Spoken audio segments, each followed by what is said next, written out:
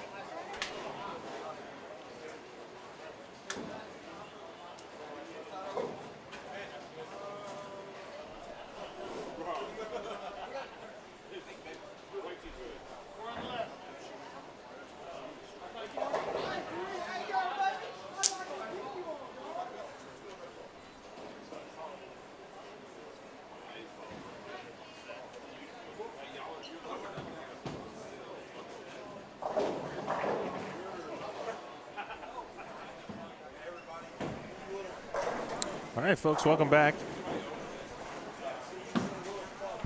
We got a winner's bracket match on 23 and 24. There's also a winner's bracket match on 19 and 20. Here in front of you, Cam Crow, Kevin Williams, Stu Williams, Anthony Simonson. Then on 25 and 26, we've got Dino Castillo, Sean Maldonado, Dio Bernard, Johnny Quach.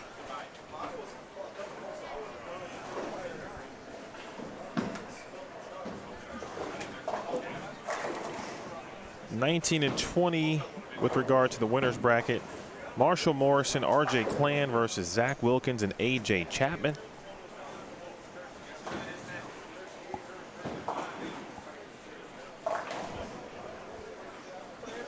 Also bowling next to them on 17 and 18 first. Kevin Roberts and Tyson Brannigan taking on George Gohagan III and Trey Sledge. That's an elimination bracket match. On 21 and 22, Kristen Hilker and Alan Riley.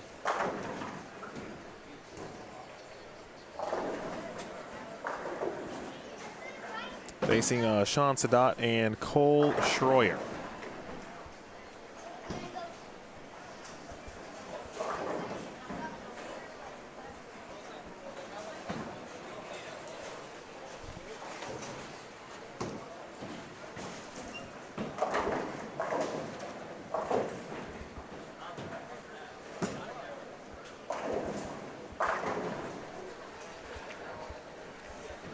It is indeed $10,000 to the winner, $5,500 for second, $3,000 for third, $2,000 for fourth. And then when you get to that tie for fifth and sixth, it's $1,500. Seventh and eighth, $1,000. 10th through 12th is $750. 13th through 16th is $600.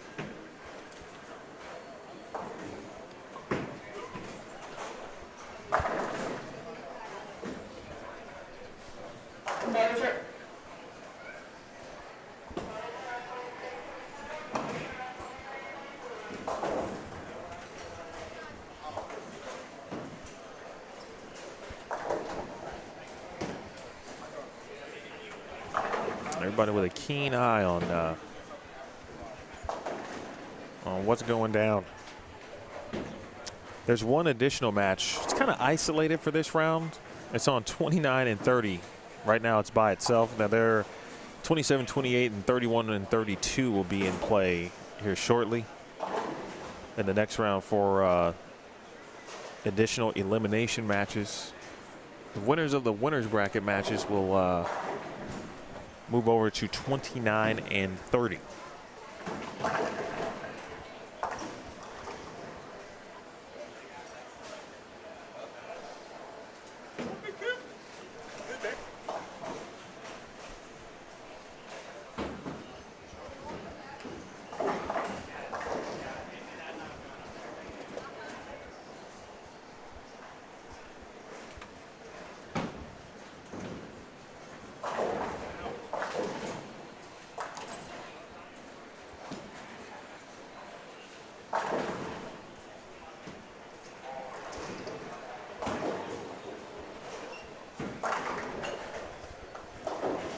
We've seen Simon be good, excuse me, just about all day long. Same thing with Stu. Now this is the fresh. And there's been some times where Stu's had battles with just ring 10s, but I feel like that's happened as the rounds have gone on with no reorder. He's been very good on the fresh.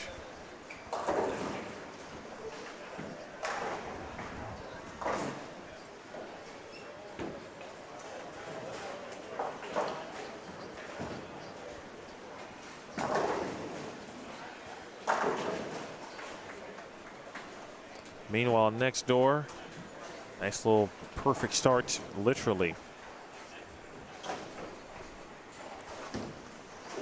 for Dino and Maldi.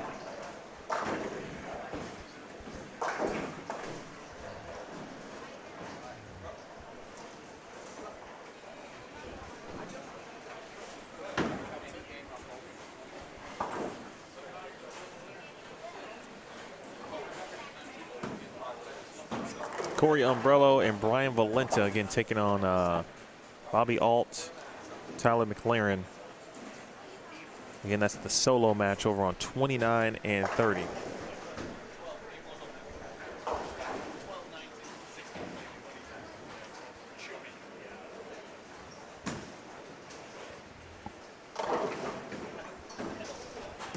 Both Cam and Kevin back in the back in urethane. They've bowled on this pair once today, earlier this morning or this afternoon.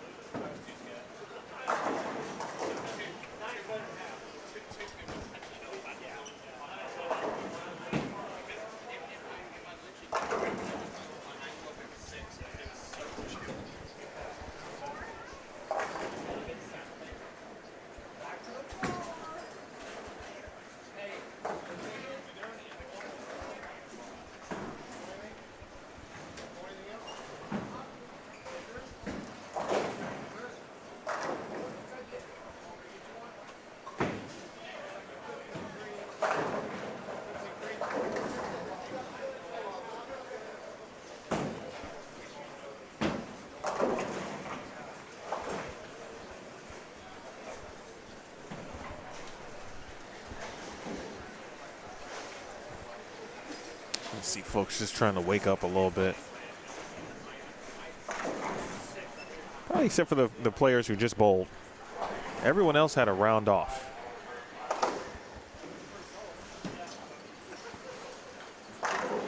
Good shot there from Simo. Showing all the tricks. So versatile.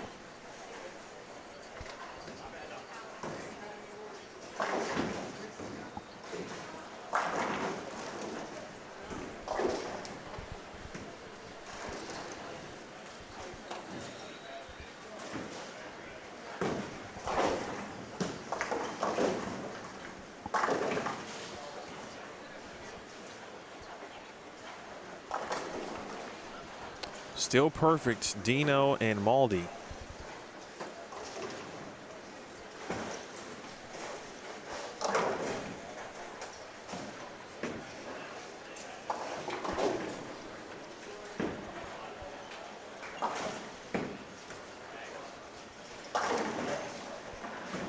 Well, that's a good break considering Castillo did not quite stick the landing.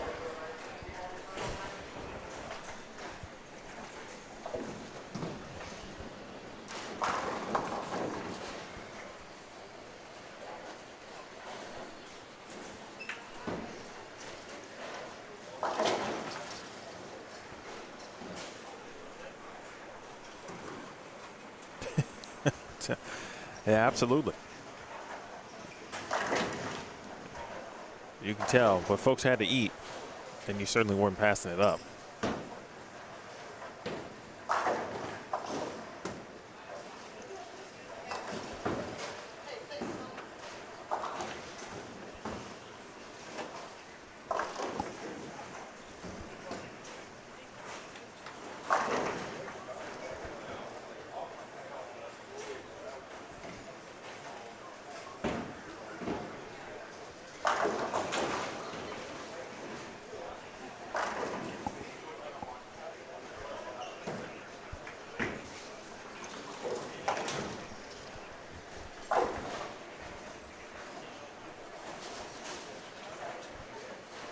Tyson Brannigan, Kevin Roberts down on 17 and 18 facing George Gohagan III and Trey Sledge. I don't think 17 and 18 will be used after this round.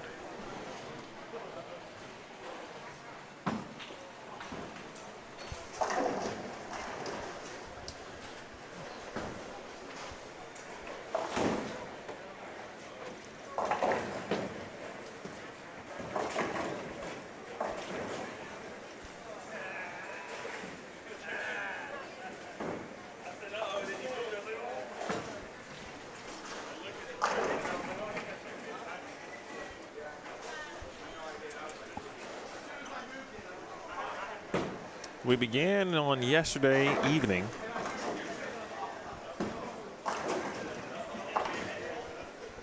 Had about, essentially it was 3 rounds, but it was a half of one or a full one, separated into, of course, 2 parts. Then the winners met late last night. Got in about, or got out the building, I think, about 2-ish. Certainly expecting that here.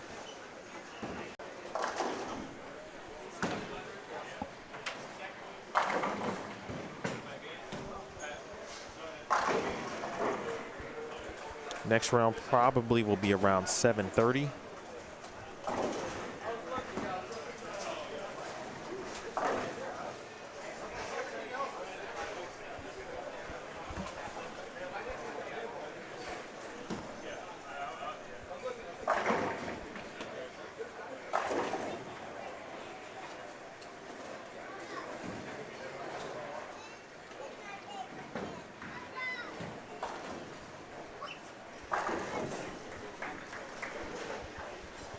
Got a little open play going down over on the low end of the building. Everything now condensed on the high end.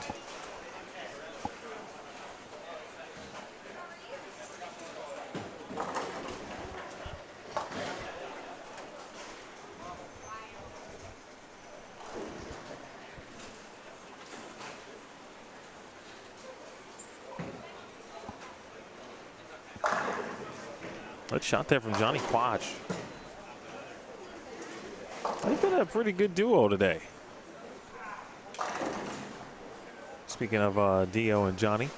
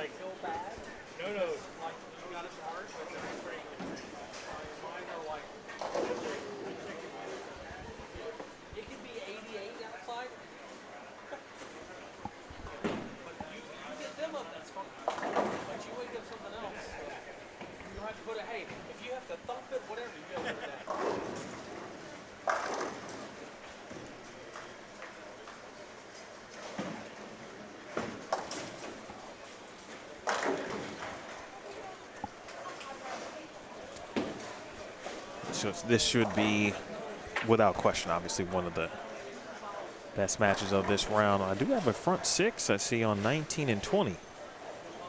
Our other winners bracket match looks like Zach Wilkins coming out the gates with the front 6 over there.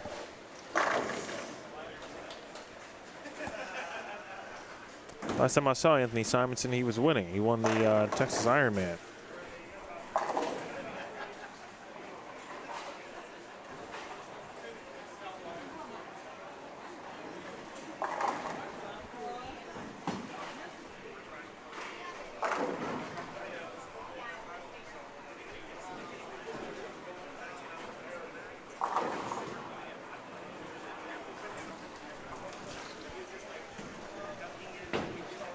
Just so everyone knows, the way I kind of switch around, once a game gets close to finishing, then I start making moves to check out the other pairs for about a full game. And obviously, unless something else changes, or like Zach Wilkins, if he's going to get to the front 9, front 10, etc., then we'll get there a little bit earlier. Get a chance to see what's happening, what's developing on these respective pairs before we move away. And then we'll return to those pairs near the end and then move around about the cabin a little more as the matches start to come to a close.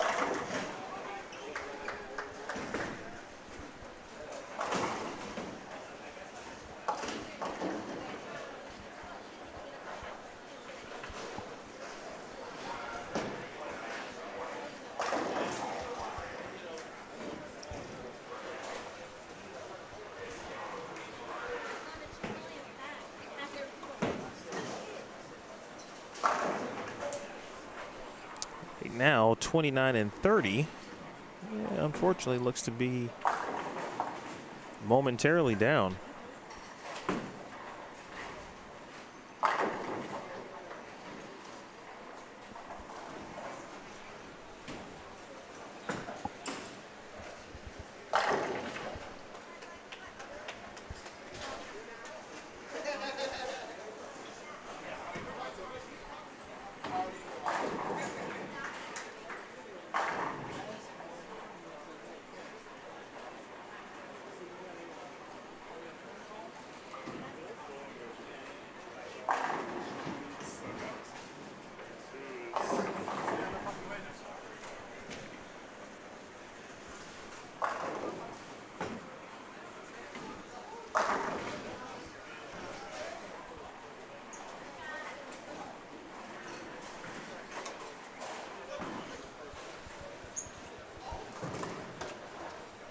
All right, so Zach now with the front 7 on 19 and 20. And he's making it look easy now. Front 8, so we'll check in full screen in a moment. Slow start for RJ and Marshall.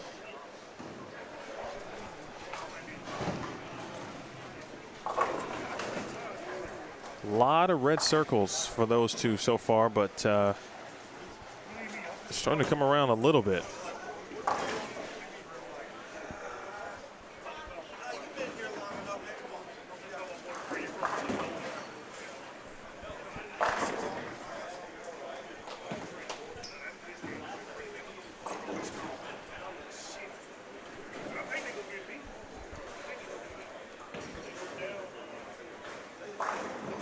All right, RJ starting to get loose.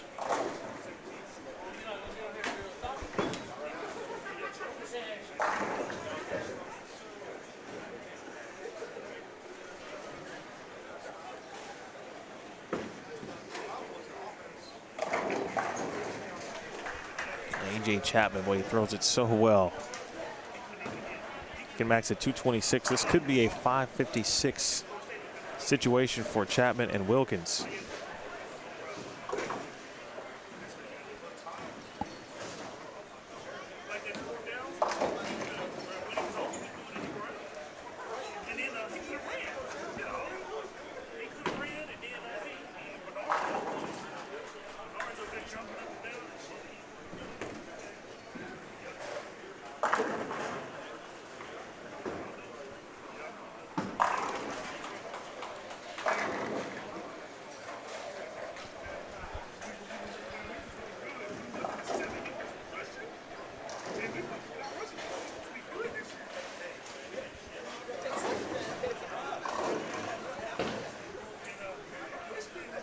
All right, the run comes to an end, but obviously great start, especially considering the struggles early from RJ and Marshall. To their left,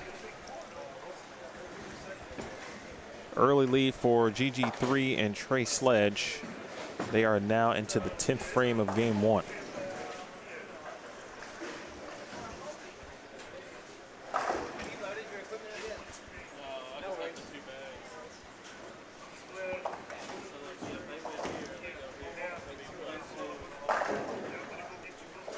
Johnny Quach off camera there. Bottom right is he doubled in the 10th, so he's going to be in the 2 teens.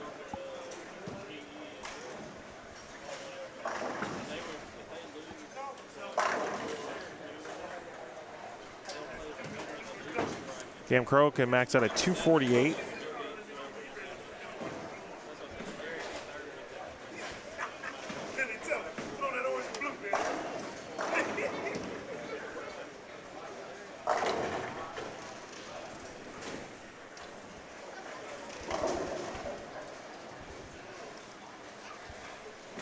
Again, double elimination, so the losers of the winners bracket matches. Still time to get to the finals.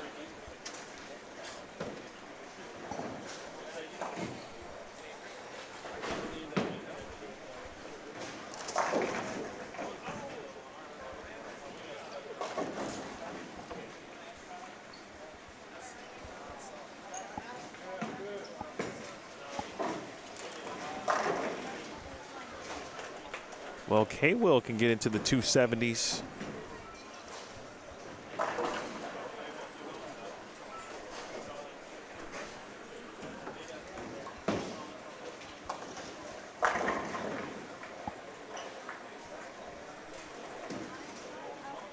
Dio Bernard a strike away from getting into the 260s. Sean Maldonado 2 strikes away from getting to the 270s. He got the first one in the 10th.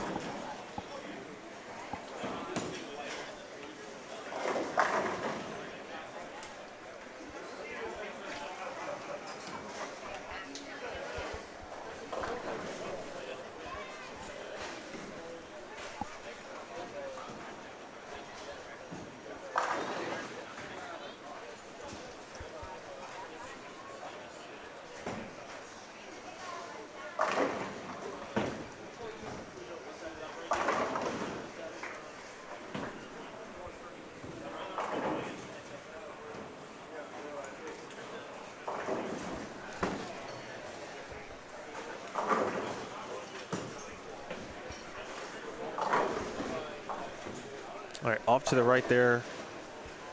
Slow start here for Christian and Allen. Sean and Cole. The last time we saw them on stream, Cole doubled in the 10th to win a very close match. And then threw the first one in the 10th in their most recent match as well. That one wasn't as close. It came down to a 4-9 essentially from Terrence McQueen on the first shot in the 10th frame. Sean had doubled at that point, and then Cole essentially put it away with a good shot on the first one in the 10th. They're on a serious momentum train that right now isn't stopping. 483, 478.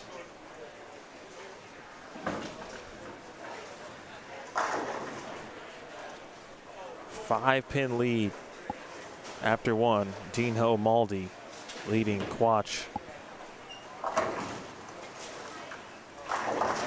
and Bernard. Looks like 29 and 30 is back on.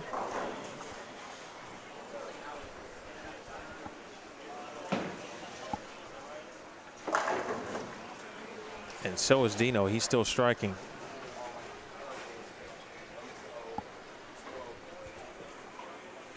Very important finish here for both Marshall and RJ.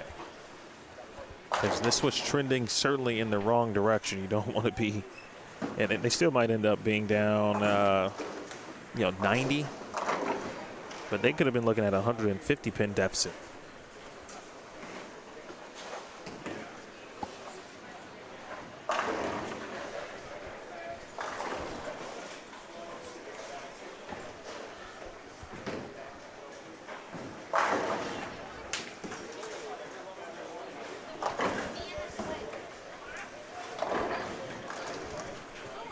All right, 479, 389. Going to keep that finish in mind if RJ and Marshall do make a run. GG3 and Trey lead Kevin Roberts, Tyson Brannigan.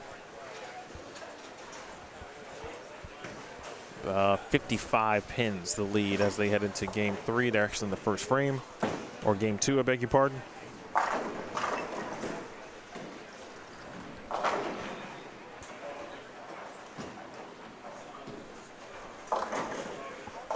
Simo gets a look at what the left side is like. Obviously facing two lefties. 228 for Cam.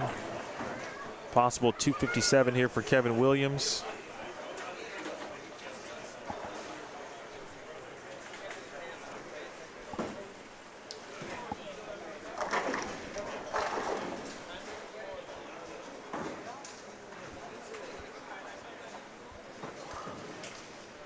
.485, 424.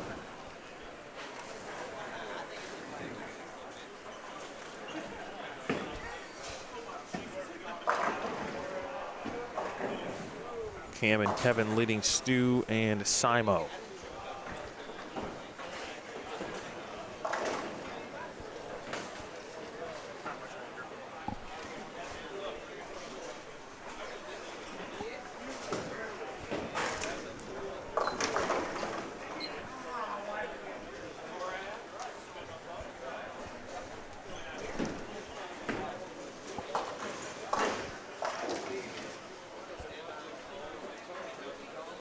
The match over on 29 and 30 after the delay.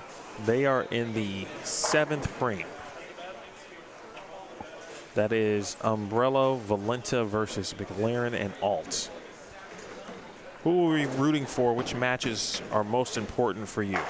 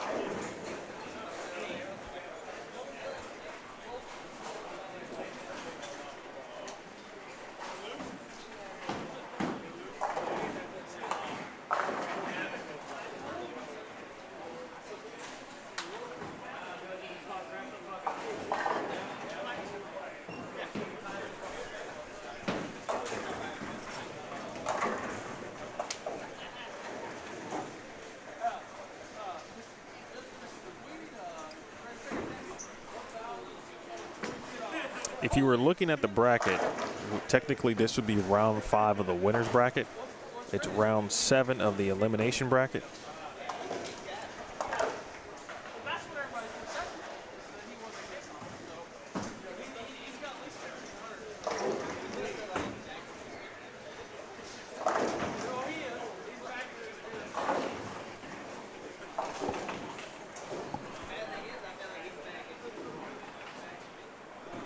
Let's check on this match again that was delayed.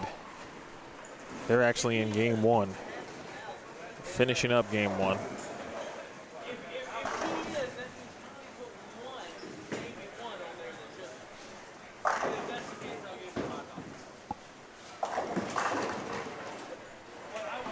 This is an elimination match. So Valenta and Umbrella, despite the delay. Right now trying to get to a nice game 1 advantage. 259 the max here for Valenta. 235 the max for Umbrella. And Alt McLaren struggling, neither has doubled yet.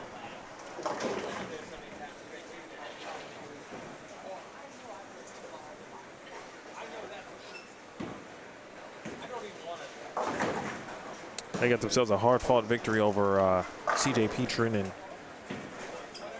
Jake DeVoe. They were toasty down on the low end.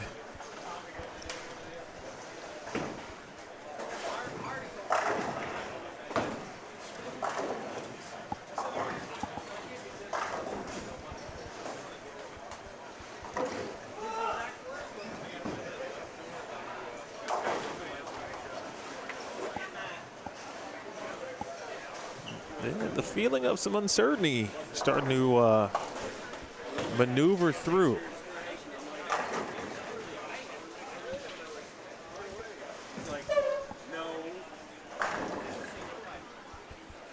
Twelve teams remain.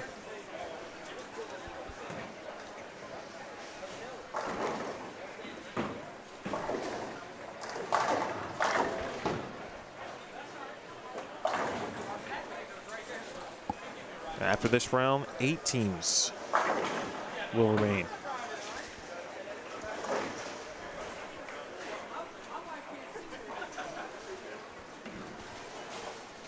Much better start for RJ and Marshall, of course, but they got a lot of pins to make up. They were trailing by 90 after game 1.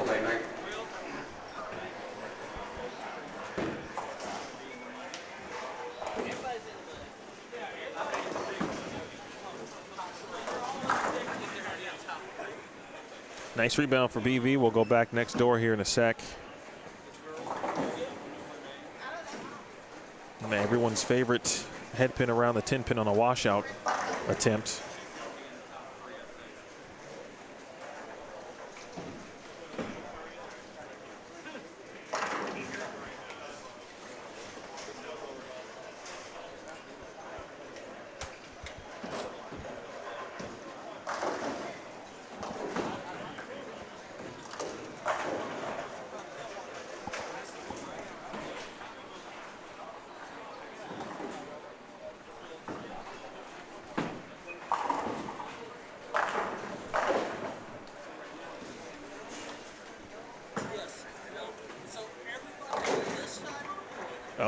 Oh.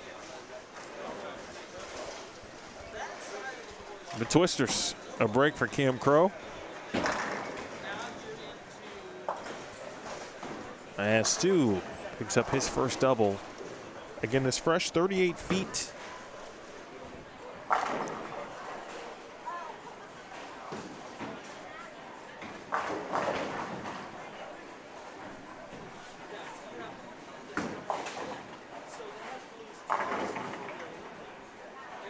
If you happen to be watching or joining for the first time and you don't know what the players are bowling on, that's the graph. 29 mils. Speed bump at the end of the pattern. But the more it's been applied, and the players really haven't seen a ton of fresh.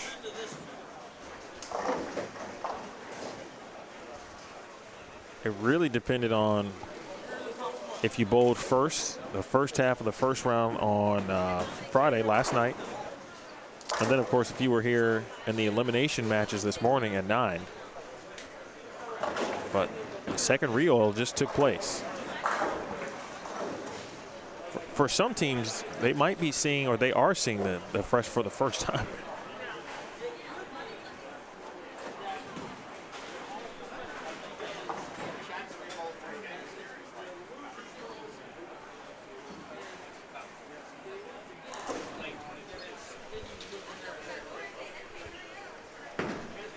Lane 23 is, I heard so many people talk about that pair not being friendly.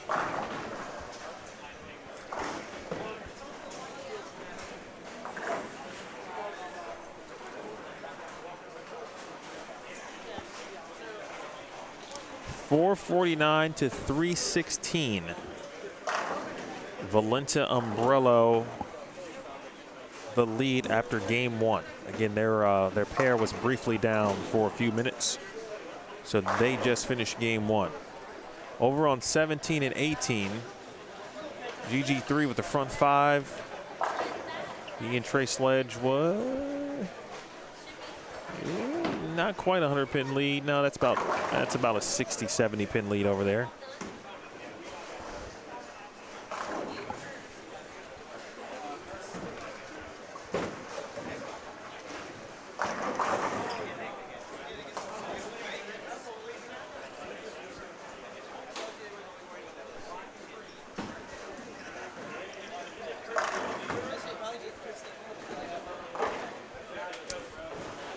Very potent duo next door, Cam and Kevin.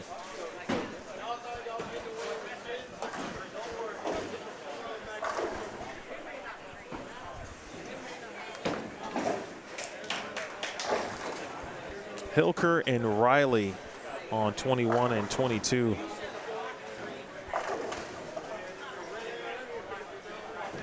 Trailing now by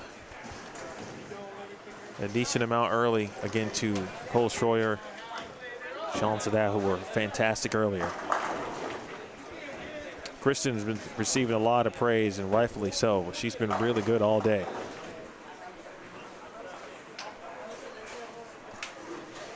Game one results for 21 and 22. Just talked about that. It was a big lead for Sean and Cole. It remains that way. And over on 23 and 24 for the moment, Cam Crow with the front six. GG3 with the front six on 17 and 18.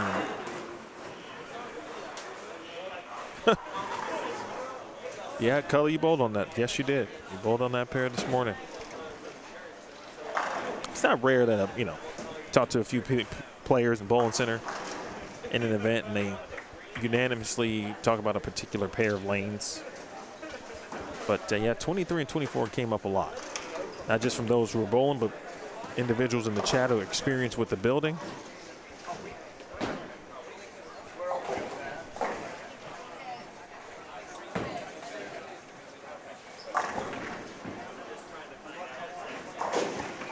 Stu over looking at the bracket.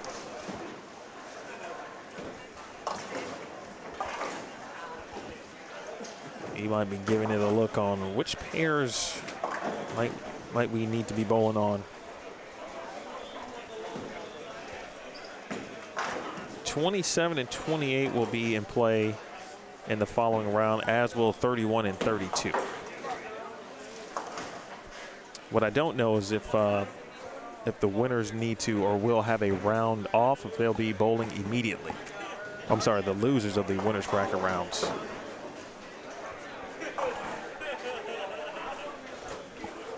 Now, Simon will try backup. I'll take you back there here in a sec.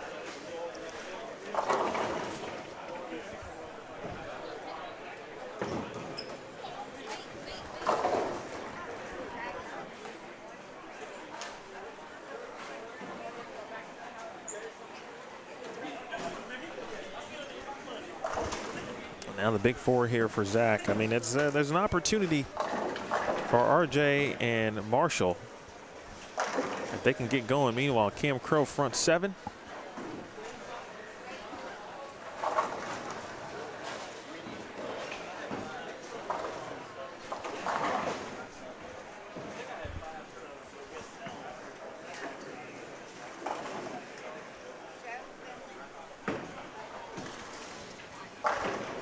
Closest match had been the Castillo-Maldi Dio Quatch match. It was about three.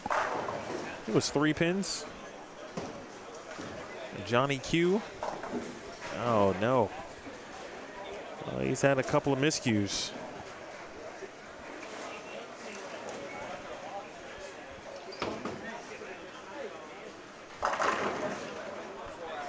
Maldi's got a couple of banners hanging up here.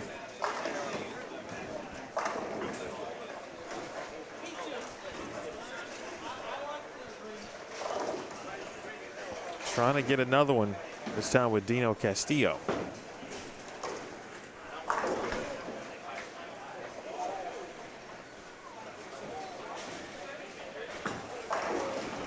Dino sending pins, so is Cam Crow.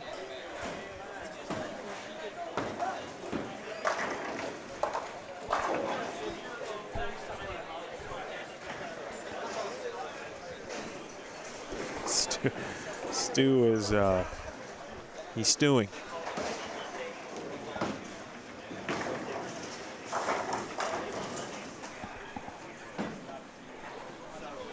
Over in our 29 through 30 match, at this point, of course, they're going to finish last. But 9 spare double for Valenta, front 3 for Umbrello.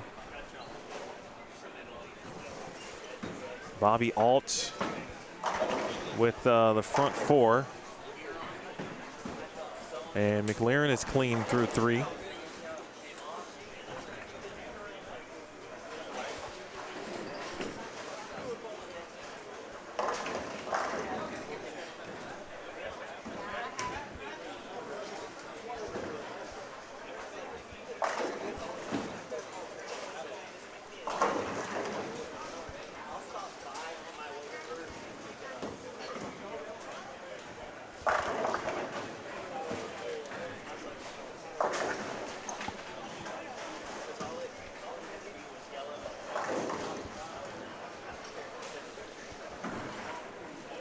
If you need to look at the bracket, it is pinned atop the chat. Hit the thumbs up if you don't mind as well. And if you have not already, please subscribe to Bowlstream TV. Trey Sledge. Let's see, that's a strike in the 9th. He's struggling this game, so he can only get to 184, but Sledge and Gohagen still with a nice 75-plus pin cushion at the moment, and they are nearing the end of game 2.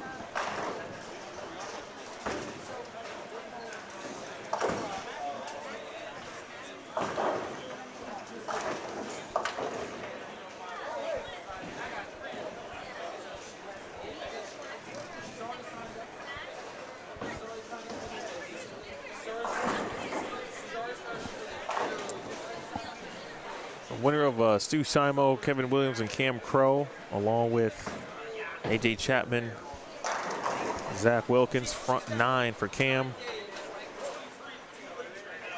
Marshall, Morrison, and Clan, or RJ Clan, excuse me, will meet on 29 and 30.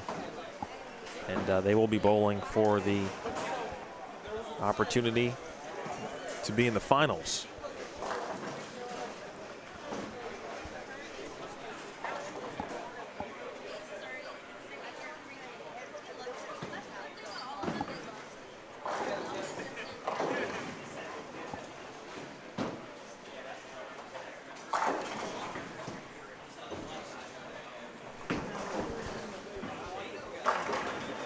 Oh, Dino.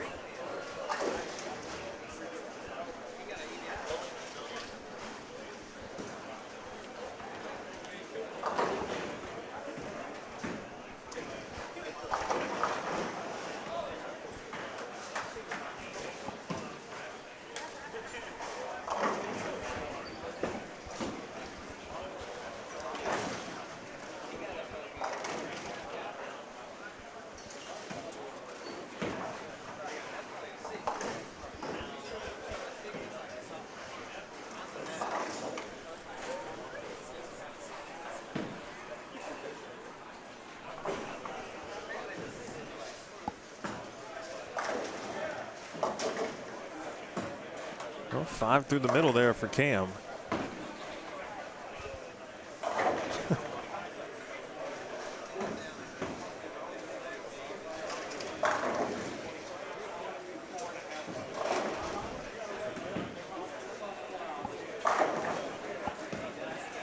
Corey Umbrella with the front 5.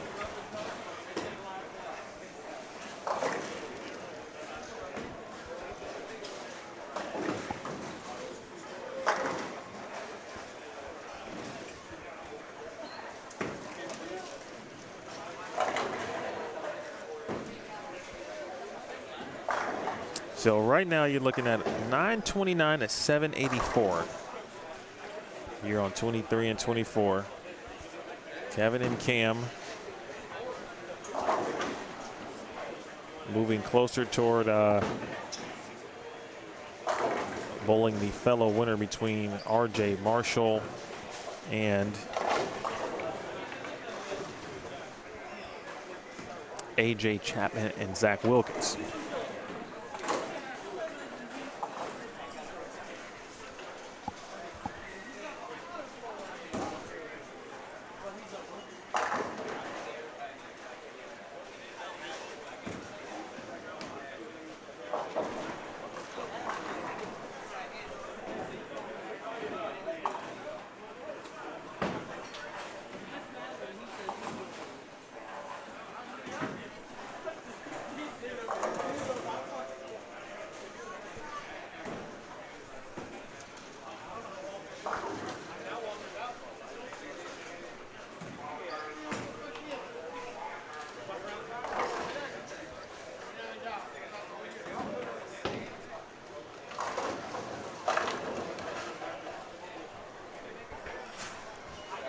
Well, GG3 can shoot 279. That's huge on all fronts, but Sledge got to 173 that game. So GG3 not only covering his partner, but now also extending the lead they have over Kevin Roberts and Tyson Brannigan.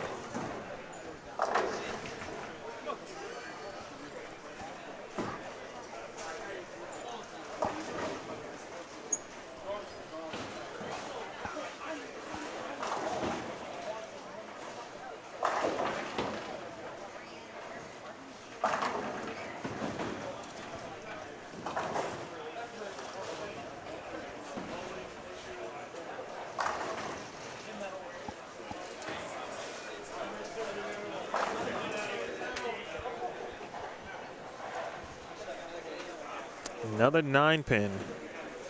But you see the score, 824 to 709. Oh, I'm sorry, 700. Marshall and RJ just did not get out the gates well. And to this point, just haven't been able to string strikes on the fresh.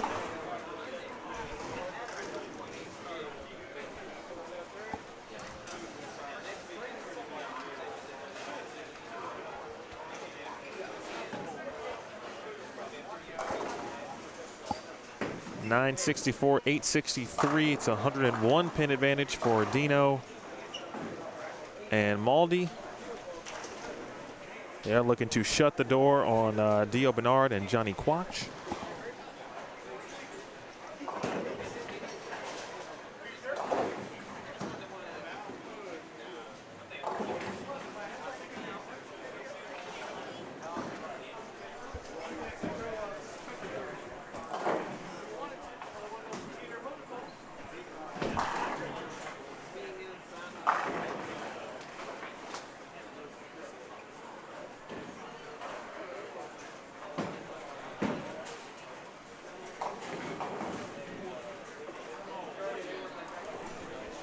Make sure you refresh the bracket too if you already had the tab open.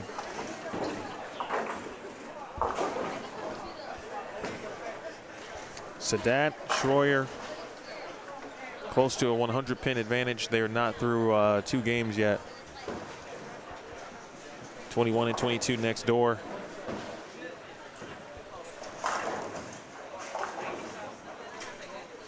AJ was trying to shut the door there with looks a double in the 10th potentially. Again, the other match that was slightly delayed on 29 and 30. 780 to 604.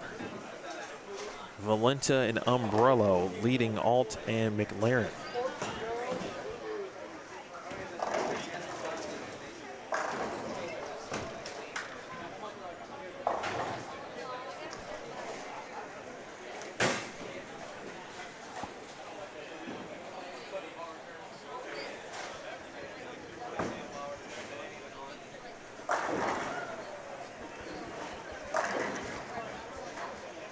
Simo about to get lined up on the left side. Having a little fun with the fellow lefties on the pair.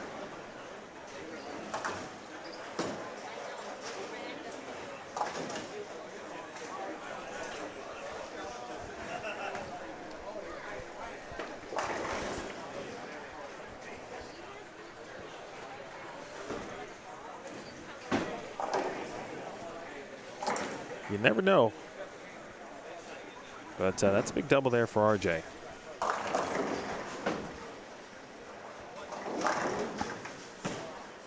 Just looking ahead to 29 and 30. I'm looking at Cam and Kevin Williams.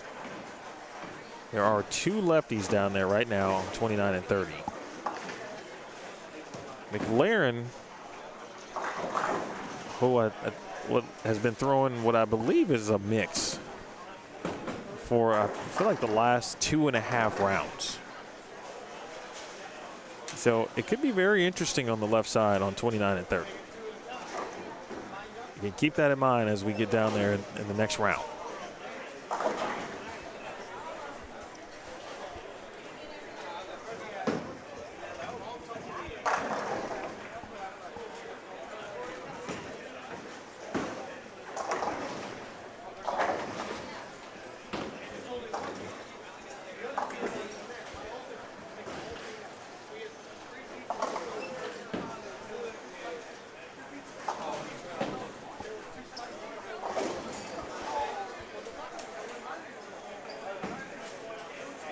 Yeah, those two needed some good to happen. I talked to RJ last night, actually, and he was saying while he and Marshall had plenty of success, they had made a deep run in the bracket, and that has changed this year.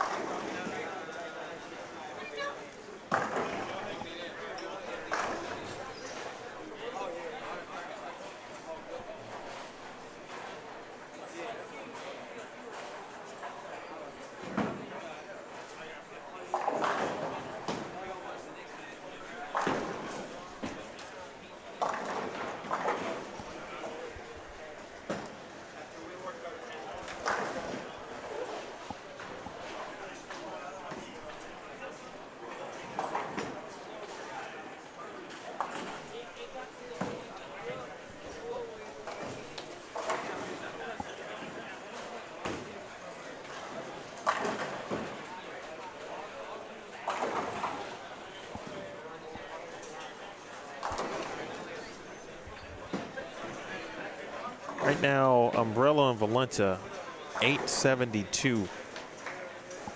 If McLaren strikes on his fill shot, they'd be at 667.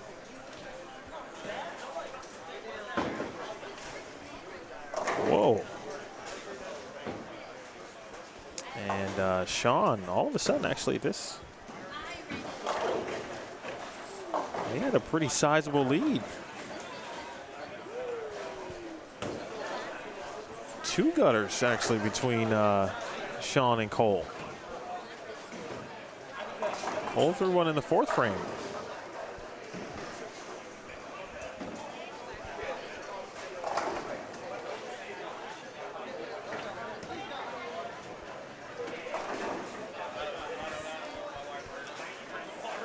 This has turned into a very interesting match here.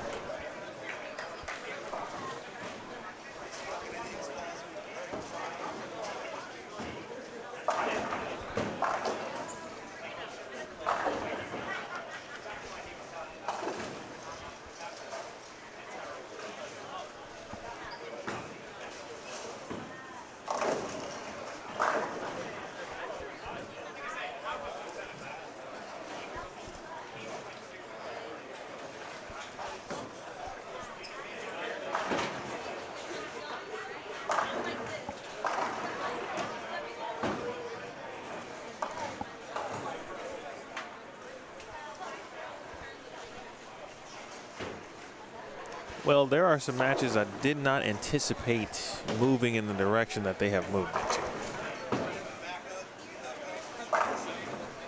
Especially with 23 and 24, but as I think it was me and Rash who talked about it in the chat last night with regard to righties bowling on that pair. And we saw it play out a little bit with the Rogers, Imhoff, Valenta, Umbrella match late on 23 and 24. It came down to the lefties. And right now it's coming down, of course, to the lefties for Cam Crow and Kevin Williams.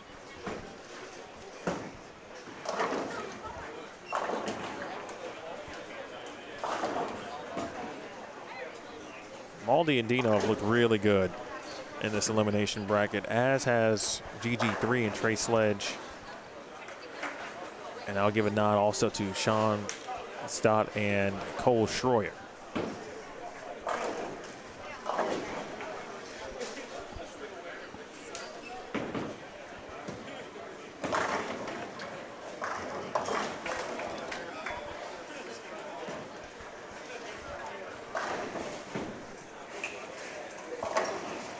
Wow. This is kind of similar to what happened in their previous match, though. They did not have a good game 2. Actually, I'm sorry, 2 rounds ago. That was on 25 and 26. And that's when Schroyer made the big comeback, shooting 279 to win that match. But we are set up for a Zach Wilkins, AJ Chapman, Cam Crow, Kevin Williams winner's bracket finale. The winner of that match moving into the title match later this evening.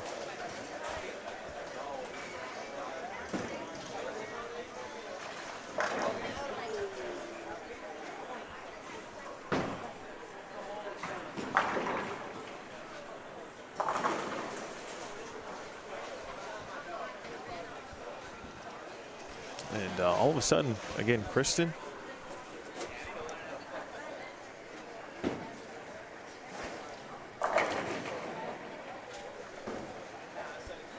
and Allen, they're back in their match.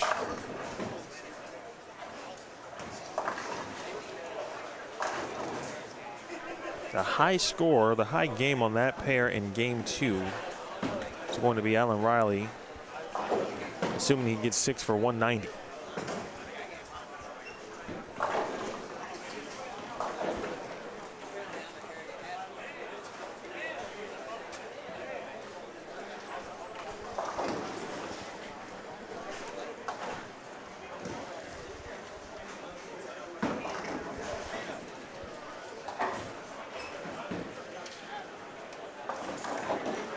$721,665. on 21 and 22.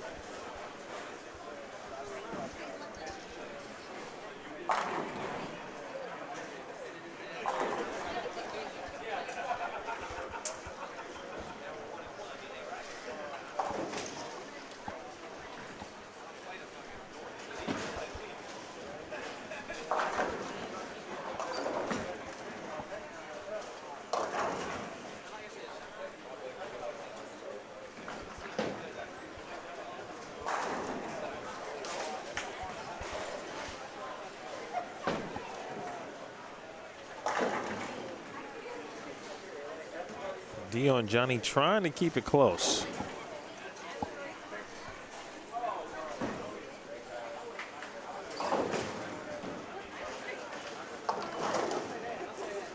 Right now they trail by 70.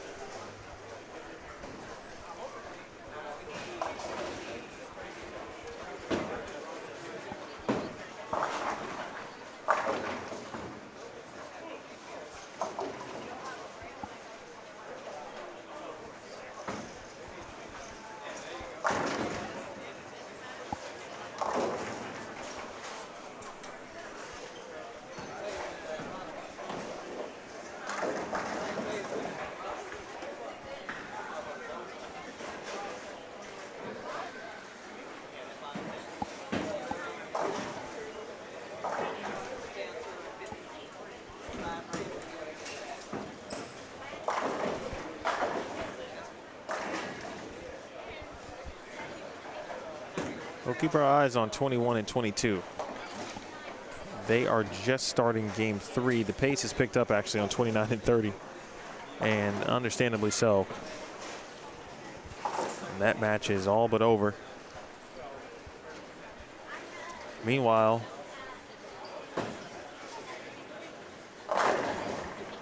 Trey Sledge and George Gohagan had the lead, but their opponents next door, one's got the front 6.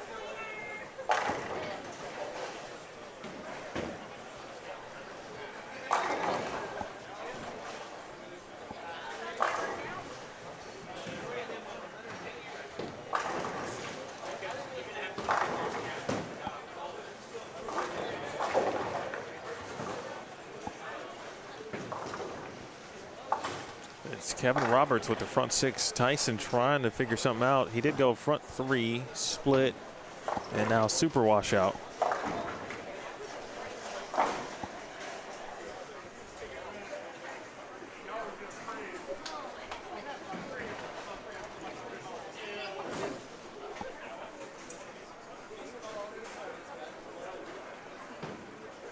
Looks, if you wouldn't mind to smash the thumbs up for me, I certainly appreciate that. All right, Dio.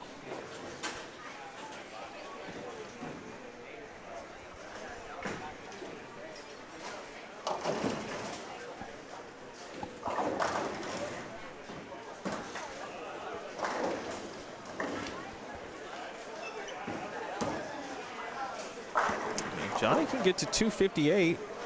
Dio can shoot 279. One's not over yet either. And the run, however, from Kevin Roberts. Trey Sledge has gone strike, spare, 4-bagger over on 17 and 18. Interesting conversion there for Cam Crow.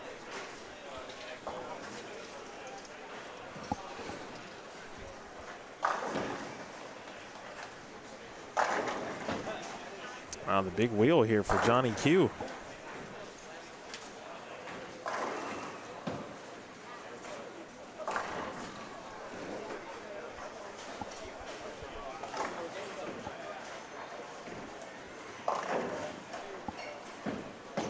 Don't be surprised if we see what Simo's been testing out on the left side here in the next round.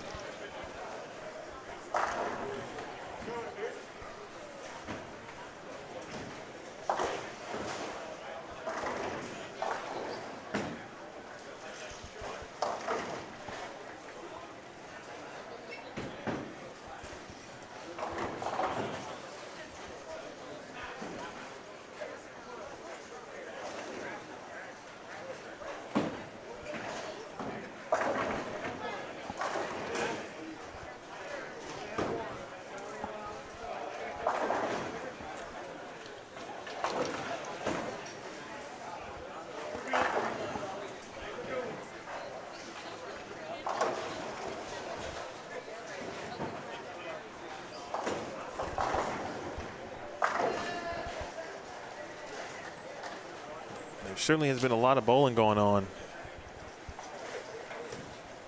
That goes without saying. But to your point, Thomas, in the chat,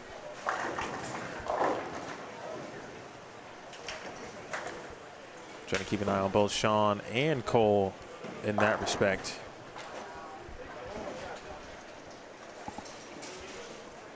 All right, Cat's putting in work. A ton of games today. And still not over.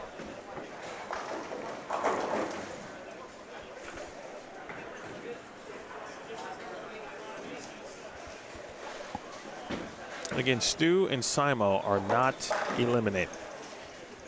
Very important to reiterate that.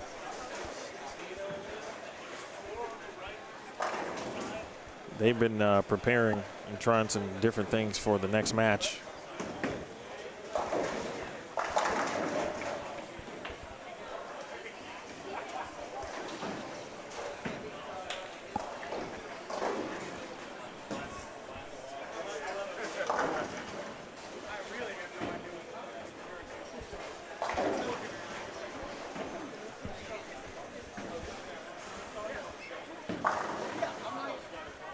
AJ Chapman.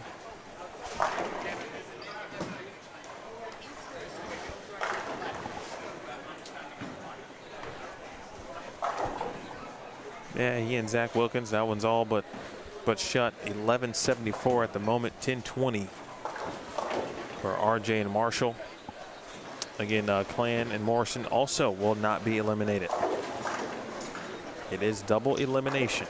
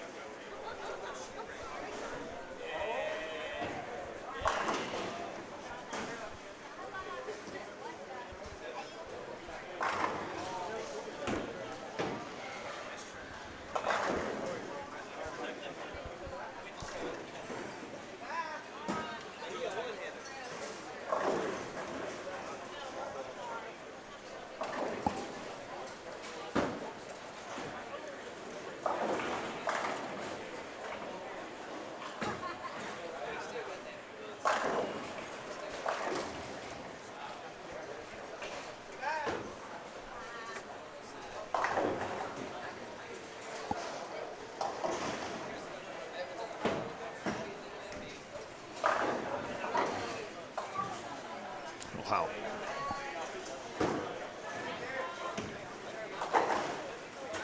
Well, Dino did what he had to do there. Still wasn't mathematical. Had 1,400 left. And Johnny and Dio. This is going to be one of the tougher matches, obviously, where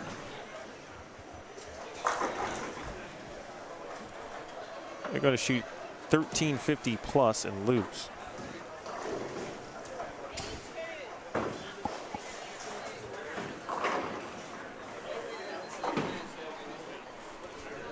Connor, he has been around and about. He was working on 29 and 30 earlier.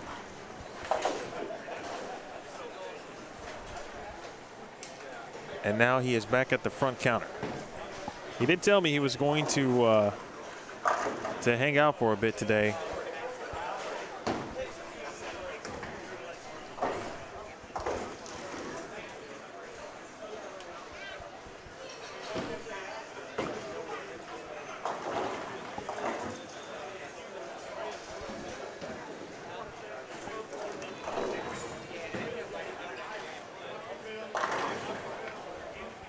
Trey Sledge was able to match Kevin Roberts and put what looked to be a comeback attempt from K-Rob and Tyson Brannigan to rest.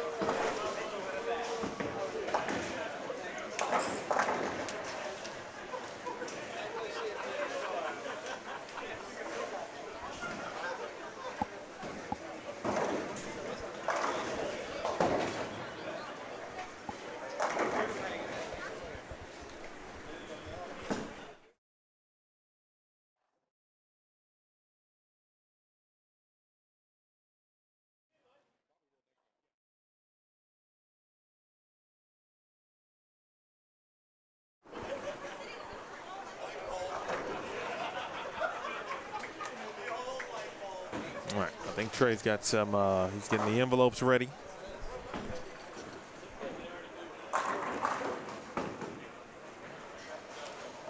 He said he might have a little bit of time coming up.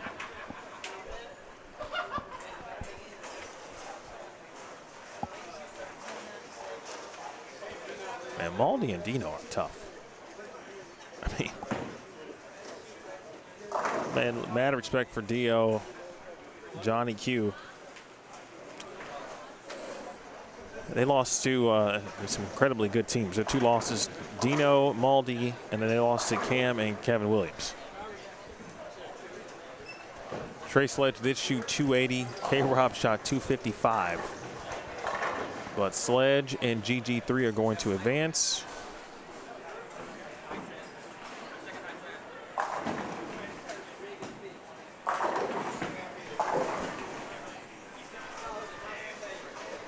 The match on 29 and 30, although there was a delay, it's complete. Again, Umbrello, Valenta will advance.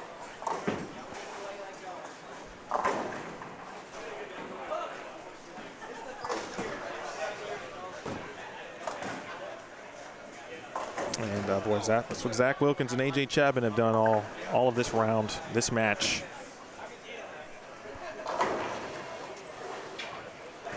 And still to be determined on what's happening on 21 and 22. Let's take a quick look at the bracket.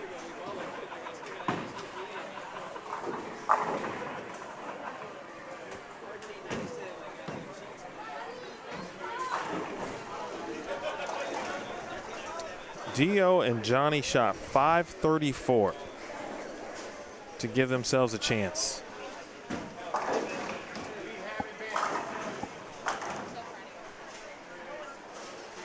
And they still lost.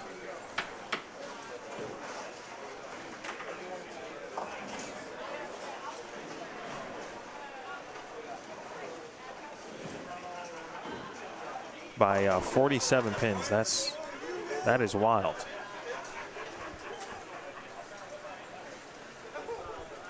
$13.58 from Sledge and Gohagen the third.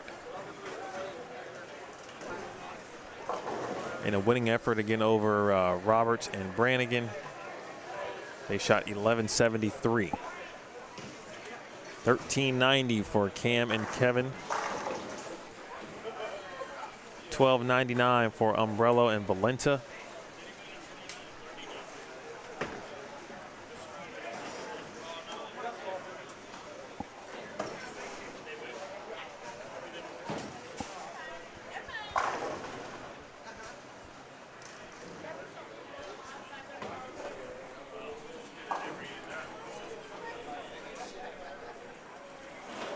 So it's going to be Dino, Maldi, Umbrello, Valenta. That's going to be on 31 and 32.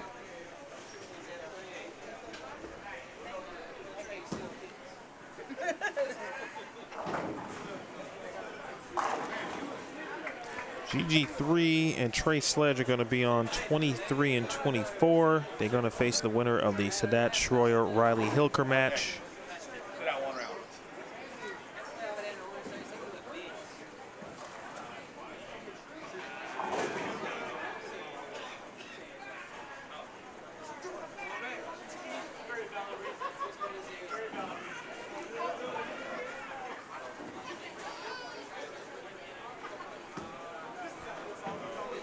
And again, in our winners bracket, which will take place on 29 and 30.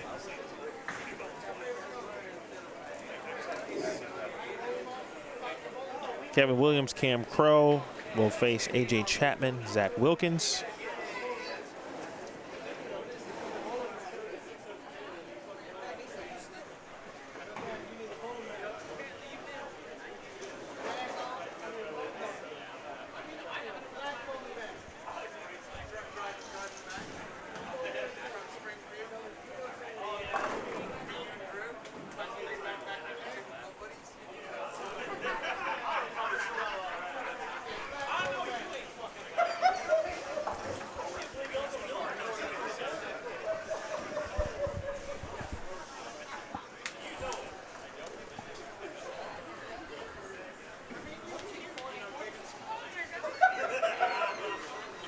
Uh-oh, let me double check what's happening on the bracket. I see GG3 going to a different pair. I'll confirm what's happening on the board with the pairs in use. Sledge and GG3 went down to 27 and 28.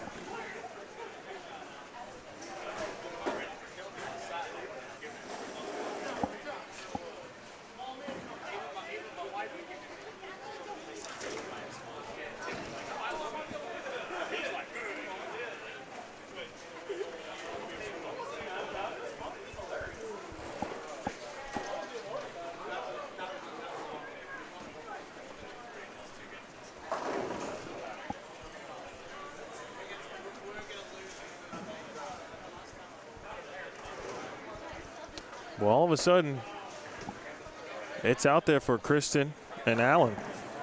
9-pin. Boy, she carries that.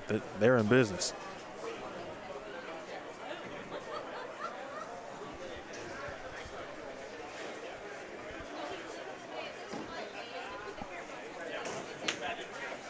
Wow.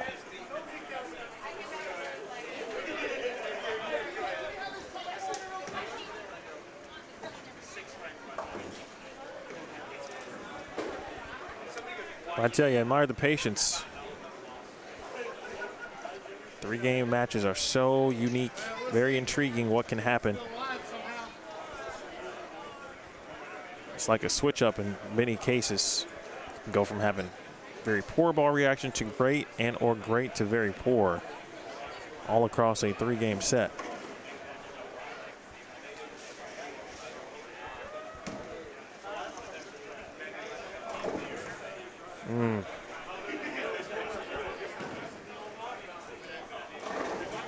Oh, wow. Oh. All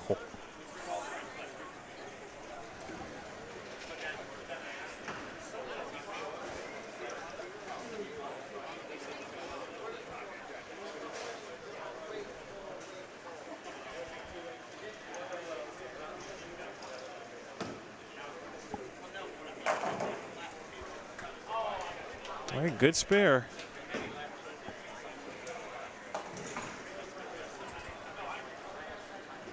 Spare for Riley, spare for Schroyer.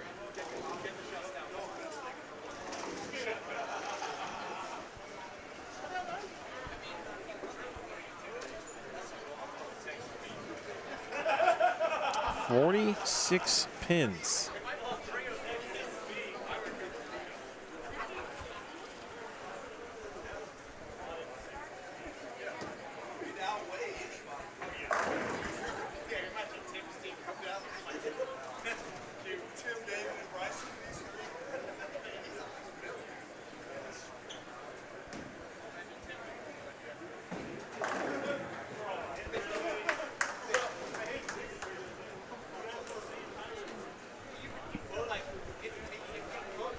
First one, a good one here for Kristen. It's interesting. I don't feel like, no one's necessarily paying attention, but there's not a lot of eyeballs right now in the building on this match. And some folks aren't seeing what we're seeing here.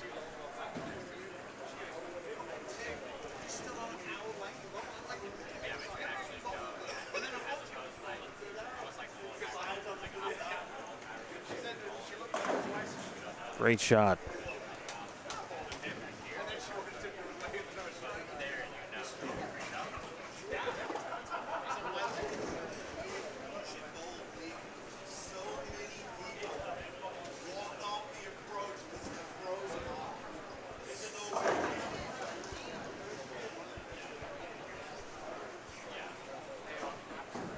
This is the final match to complete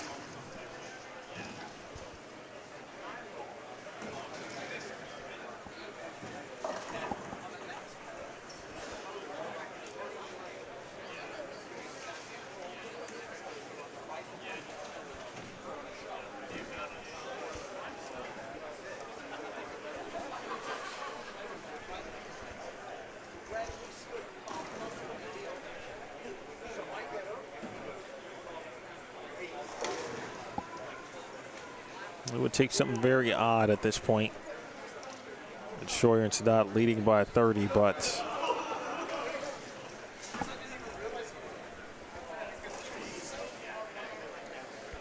Riley and Hilker, they did what they had to do. I'm sure they can have the 9 frames back. And that's going to do it. I tell you, whenever that dude needs just one, you just call up Cole.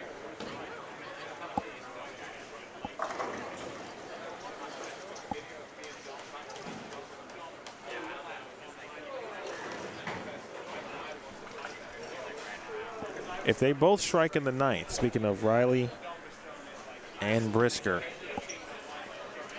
they could have thrown a couple in the 10th to win.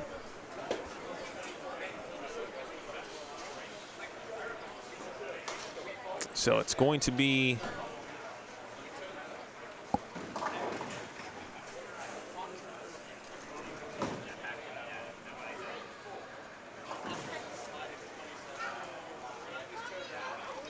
$11-19 for Schroyer and Sadat, and $10.89 for Brisker and Riley.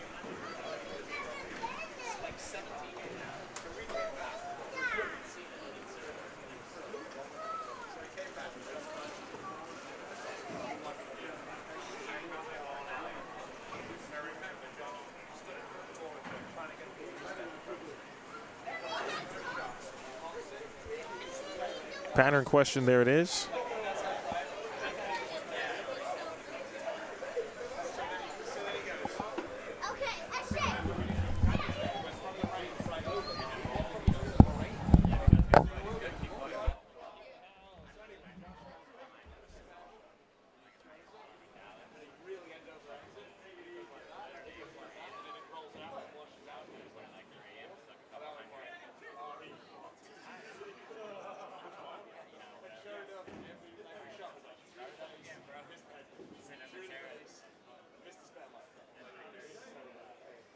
All right, we're going to go ahead and go to the next match. We have the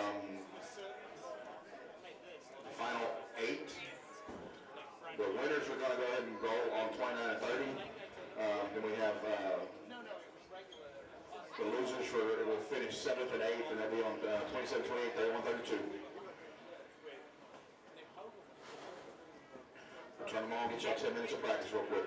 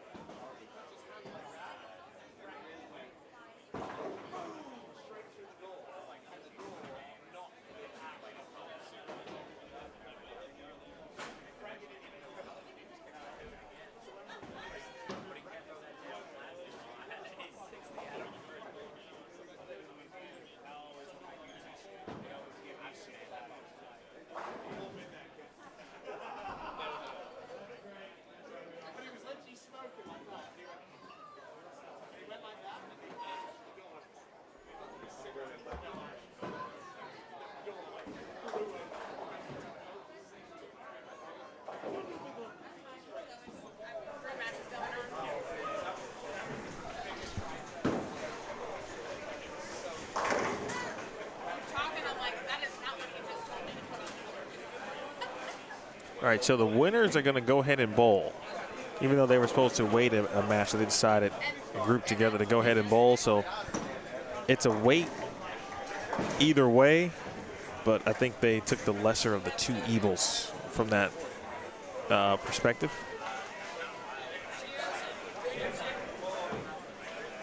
So all of the action is essentially from 27 to 32 for this round. 29 and 30 has the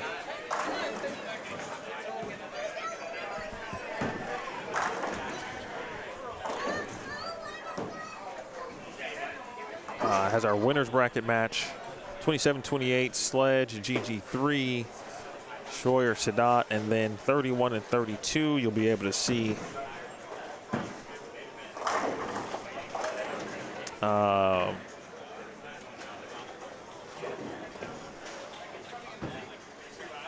certain players, of course, at a time, and then I'll have the score for you on that one. Next round is scheduled to begin at 8:30 with the winners bracket out of the way, essentially. We'll be looking at, two matches coming up at 8:30.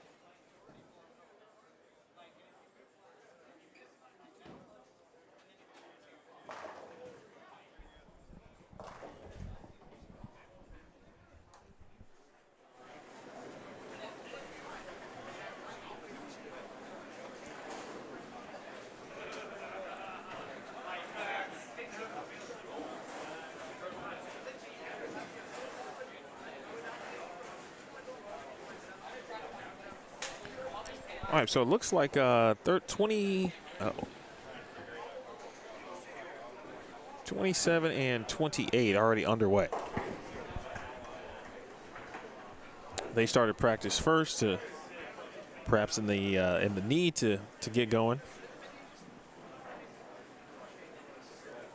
So 27-28, 29-30, 31-32. 27-28, Trey Sledge, George Gohagan III.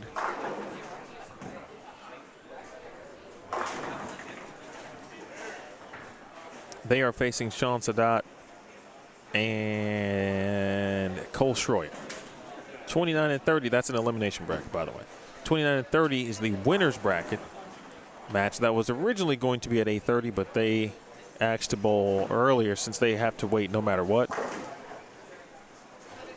Whether it was wait now and bowl at 8:30 or bowl now and then wait for the respective winners, if you will, of these elimination bracket matches. So that's what we got to. So winner's bracket on 29 and 30. The winner of the match is into the finals on 29 and 30. They're in, whoever wins that match. Then on 31 and 32, our second elimination bracket match this round. Dino, Maldi, Valenta, Umbrello.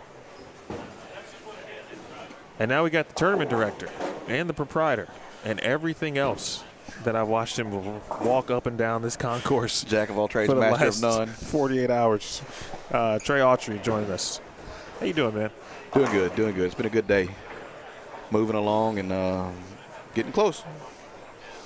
Still got a few hours to bowl, but getting closer. Anything in your experience, you watched this tournament obviously for so many years, 25 previous to this one. Anything different? I'm sure there's plenty of similarities, but the field I keep hearing is one of the deeper fields from what I've read and heard from. We've been top heavy before. Yeah. This is really even. I mean, there's a lot of top teams out there right now that still have a chance easily. None of these 8 teams are out. Normally you can pick 2 or 3 teams. They're going to be in the finals. And it's pretty easy to see. But I mean, Stu and Simo aren't in the winners bracket anymore, but they're waiting. They're still in. AJ's throwing it real good. Zach, proven. Cam and Kevin match up real well together. They feed off each other and bowl great together. And Trey and Gohagan also have been really riding some momentum.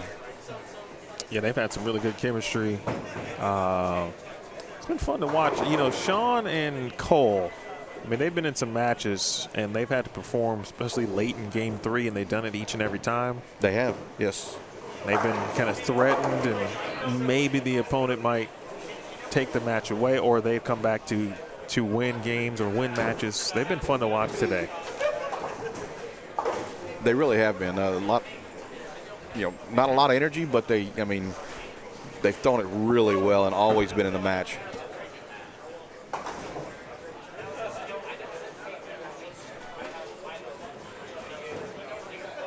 We got Trey Autry in the booth. We've got let's see, there's 2 matches in the next round. Correct, just 2. And then essentially a winner to the losers bracket, correct? After that? Does that make sense? Are we there? Will we be there yet? Correct. Real close. The winner of 27-28, I don't know who's who. One of them will bowl Simo and Stu. Right. And then the winner of 31-32 will bowl, I can't see that. RJ and Marshall. That'll be 4 left in the losers bracket. Whoever wins there will bowl each other. And then we'll have the winner basically of the losers waiting to bowl one of the 2 teams on 29-30. So why did this, if you know the answer, I'm sure you probably do, but what was the reason? Why did this tournament begin? And obviously has been going so long. Well, this tournament was built basically off of Red River Doubles used to be held at Falls Bowl in Wichita, Texas. It was a big, grueling doubles tournament. They bowled not just till 2 a.m. They bowled throughout the night. They would finish at 6 a.m. You know, kind of like your USBC Nationals do now. They don't finish till 4 or 5 a.m. and they start back with new squads at 8.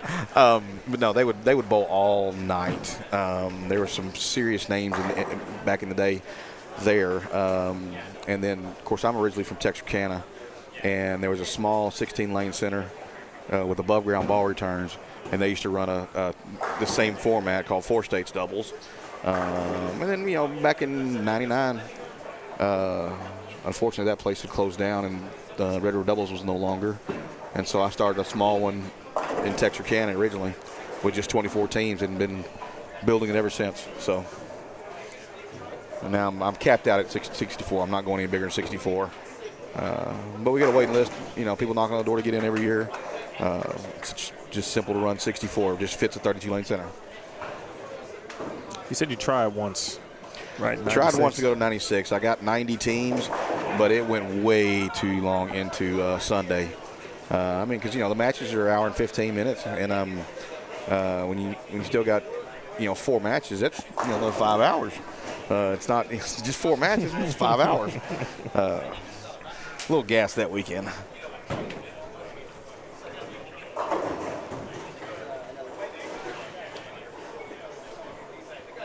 See Valenta off in the corner there. He's gone strike, spare, double. Umbrella with a 3-bagger. He has been just about money all week. D.L. Bernard and Johnny Q, they shot, 530, I think we said. And they still lost the match. Yes. They did what they had to do to give themselves a chance to win. They got back in the game, but did not quite get there.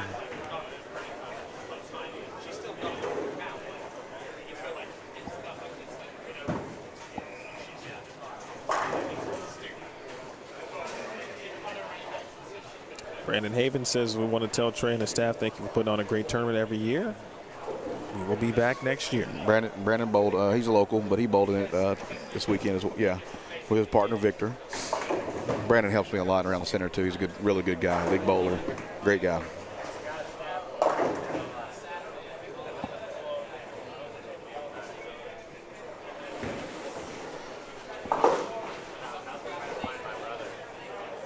Of our remaining competitors, I know Maldy has won in the past. Maldy's won in the past. Kevin's won in the past. Kevin won with Anthony Simonson. Oh, right. Yep. Okay. Dino's won in the past. That was a long time ago. 2020. And then Stu's won. Yeah.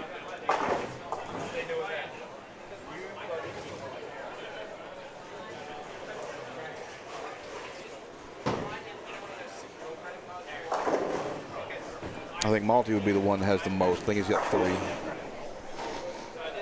That's still alive. Well, the way he and Dino have been bowling today. Yeah. 4 could be close.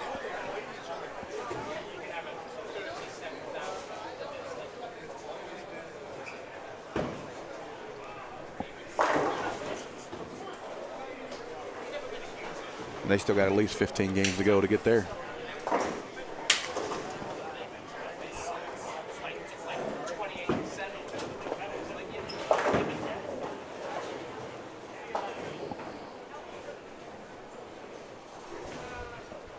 Again, if you're looking at the bracket, you see all the tabs. You can get to the point now where you can look at winners round 5 through 9 as a tab. You can look at losers rounds 6 through 12 as a tab and understand exactly where we are and how players or teams got to this point.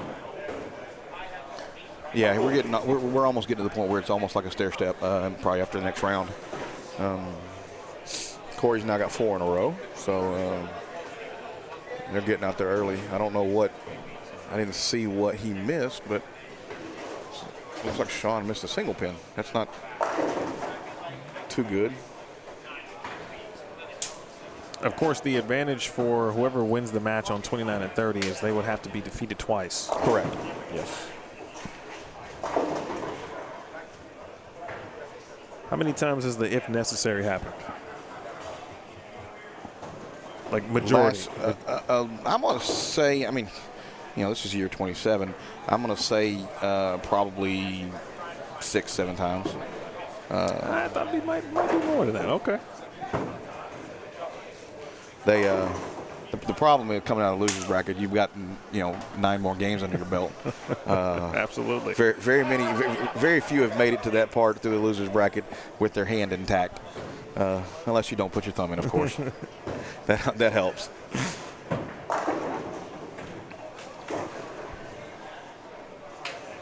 Good 3 of those individuals are doing that on 29 and 30, but of course they haven't had the ball as many games as the players to the left and right of them, respectively. Correct. Yeah, they've had the easiest trek through so far. Not because of the teams they've bowled against, just fewer games.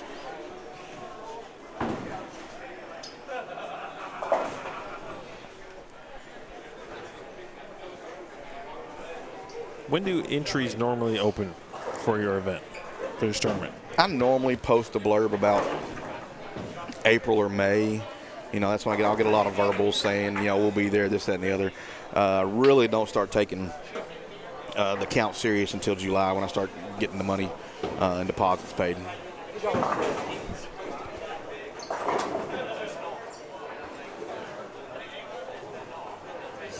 But everybody knows we always do it on this weekend. It's simple to do it Friday and Saturday. There's still a lot of stuff to bowl Sunday and Monday of the Labor Day weekend, so these guys go back to their respective areas. And Houston's got some big tournaments coming up, as well as Dallas, and I'm sure there's some up north as well.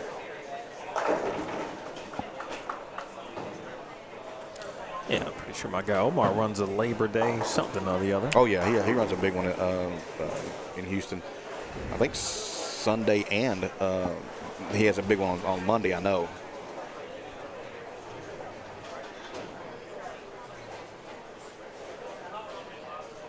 Do tournament directors in this area or this part of the country kind of, get together, and not necessarily to plan events, but obviously you're not looking to put events on top of one another.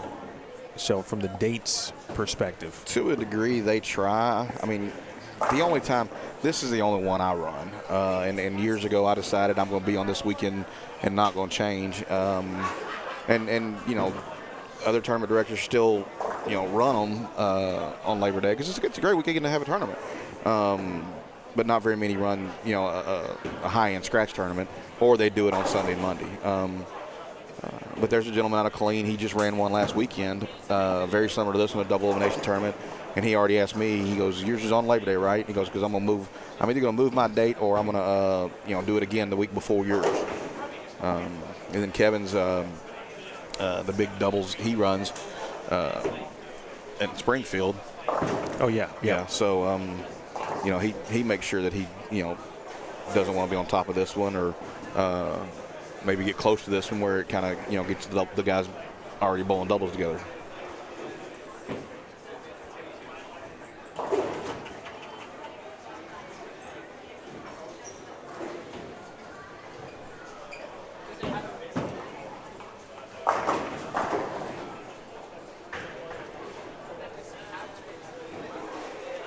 ACGG3, good bowling so far from them in this game. They're clean. A couple of splits for Cole and Sean, but obviously early in game one.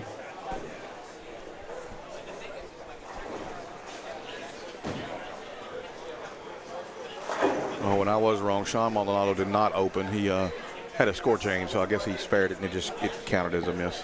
So he's still clean. Dino's got a couple of doubles. Sean's got a double.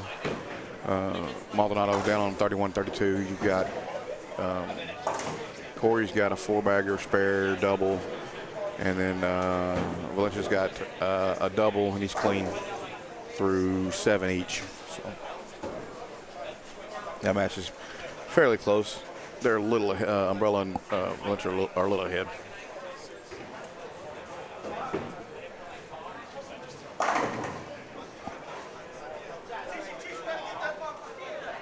Trey Sledge, he hasn't quite been on automatic, but he's had some moments today.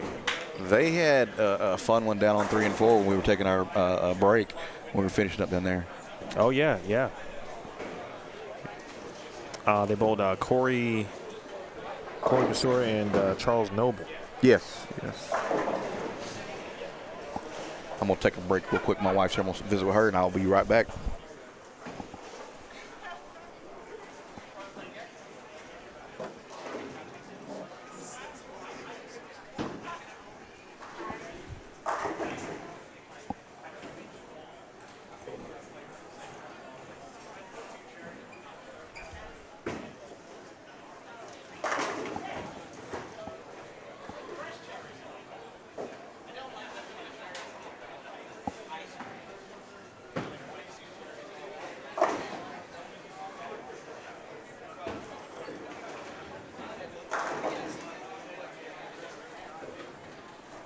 Curious for those who in the chat right now, and appreciate those who've been watching since we got going last night. I think AJ Chapman has got like a top 5 physical game. Curious if you guys feel the same way about his physical game in regards to touring players.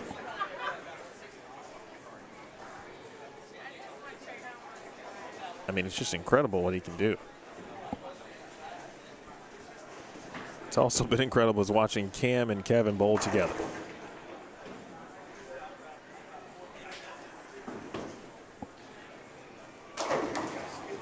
Cam had a moment. He needed to wake up a little bit earlier. He heard somebody chirping, and then that's all he needed.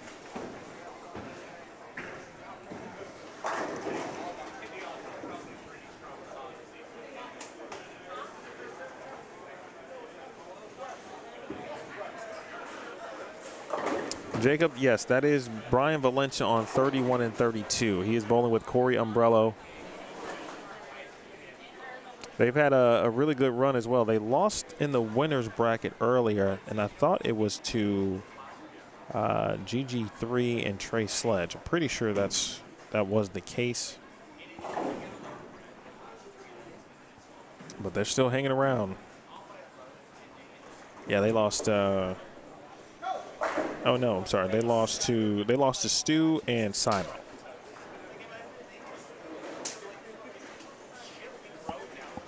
Speaking of BV and Umbrello, Corey Umbrello.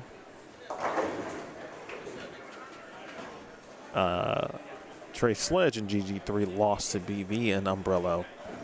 But both of those teams obviously still in it. Waiting in the wings right now is RJ Clan and Marshall Morrison.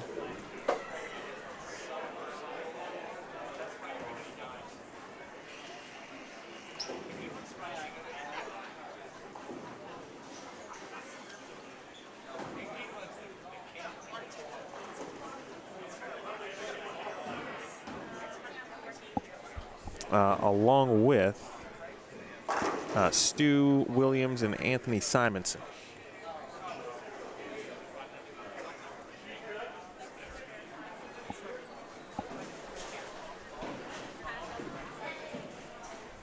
They will bowl the winners of the of these elimination matches.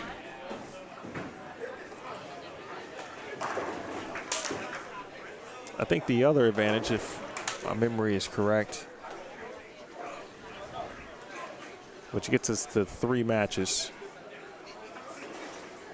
then there'd be one more match between the loser of our winners bracket situation and then basically, of course, the last team standing at that point from the losers bracket.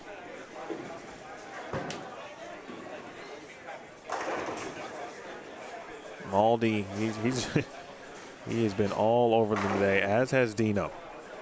They haven't missed many opportunities. But one of the more impressive things was for them to shoot, I think they got to 440 or 450, which doesn't sound like a lot. But Johnny Quach and Dio Bernard shot 534 in game 3 to try to steal the match. But they lost, ended up shooting a 1350, whatever it was. Might have been a little bit more, and then Maldi and Dino were upwards of 1430.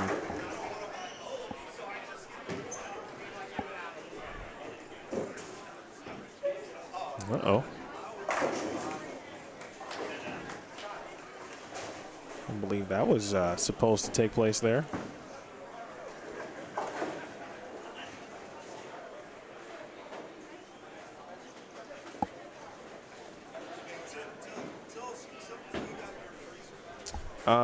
John, for me, it's the physical game, like how they get to the foul line. You know, the process or what it looks like for them to release the bowling ball.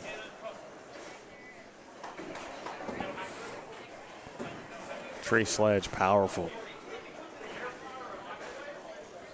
LSU on the hat, Mardi Gras on the jersey.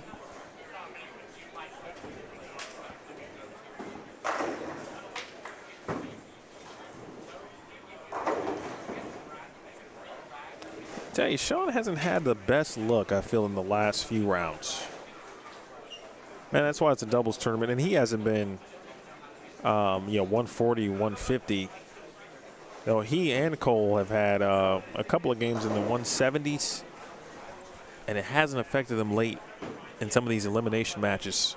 And if they were down, they did what they had to do in Game 3 to come back and win. 256 from Sledge.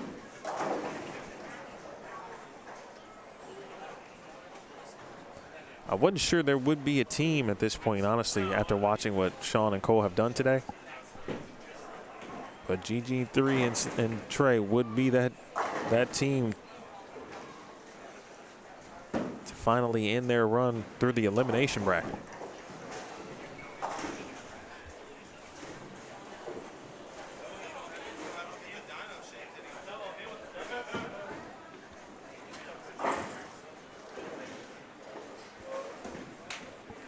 I saw some good Dalton chats. I did meet Dalton. And we had a really good conversation about basketball. A lot of things, actually. But basketball was one of the prominent ones. Talked about NBA 2K. We talked about dunk contests, favorite players. He introduced me to about 10 people who worked here on Thursday.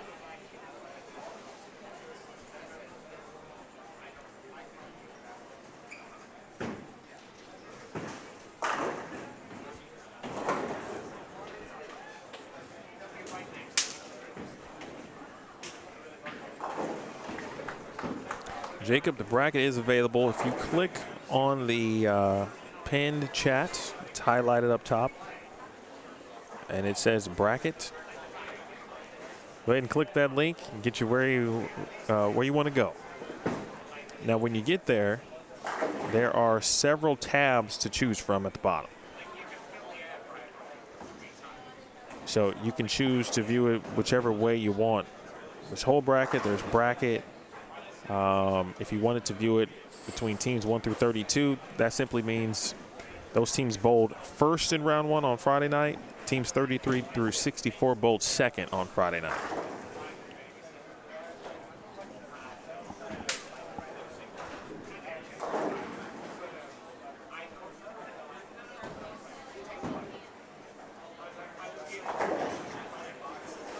.504 for GG3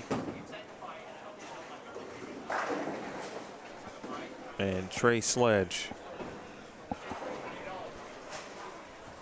They shot .515 out the gates in one of the previous matches in the previous rounds, and went on. I can't remember if they got to 1,500.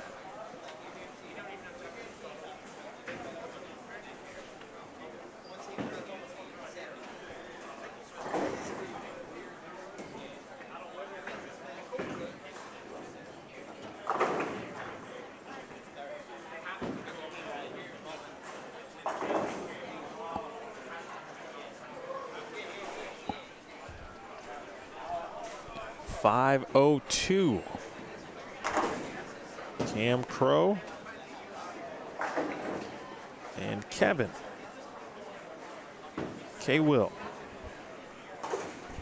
AJ and Zach Wilkins 417, 437.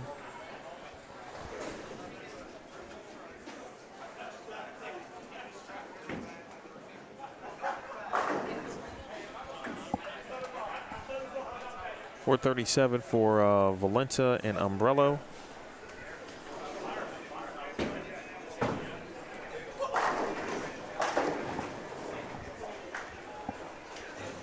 Maldi adds 239 for 473.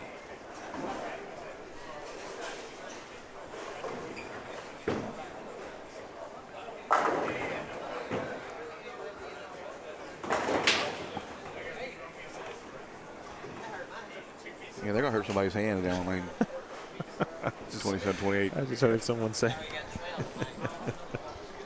It's just. I think Cam quit slapping hands with him too.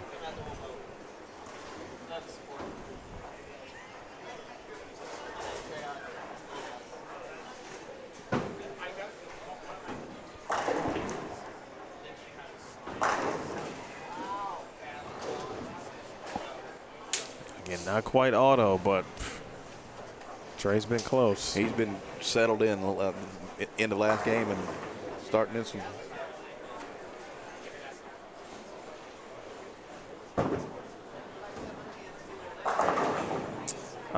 John, we were having that conversation earlier about if you lost your first match, essentially how many matches and or games would you have had to bowl today? And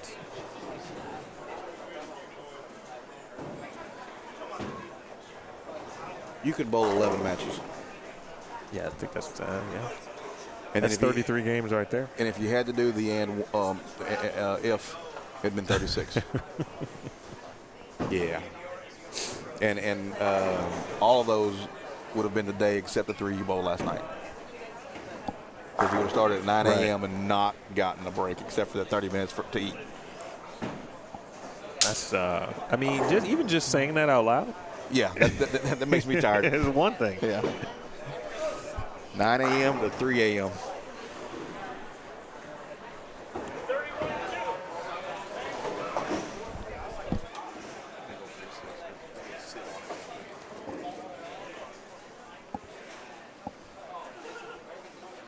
Trey's so busy. That's why we've only had to get him in the booth here just for this round. But that's the second time we've seen that duo kind of miss them all on that particular split. Zach Wilkins miscount on that. They're trying to go for it a little bit earlier.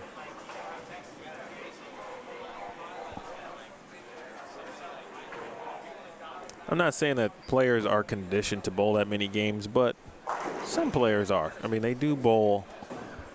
Some of them certainly do bowl a ton. Do you bowl 30 games in a day, generally speaking? Depends on the event, but normally, probably not.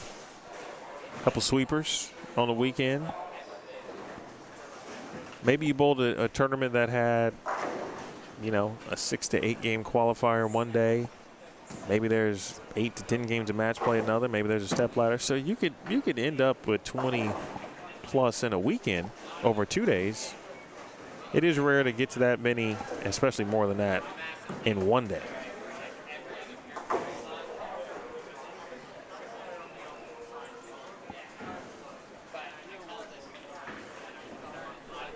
Three-game total pinfall. If you're familiar with the USBC Queens and the USBC Masters, it's the same format except a doubles version. Yes. Same number of advancers. 64, yep. Same match play format. You just got somebody that can provide a little bit of help if you happen to not have a good look. And that's, you know, none of these teams out here have bowled, you know, bad today. But occasionally one partner will slip and the other one holds you up. That's what makes it, you know, communication. You and your partner working together.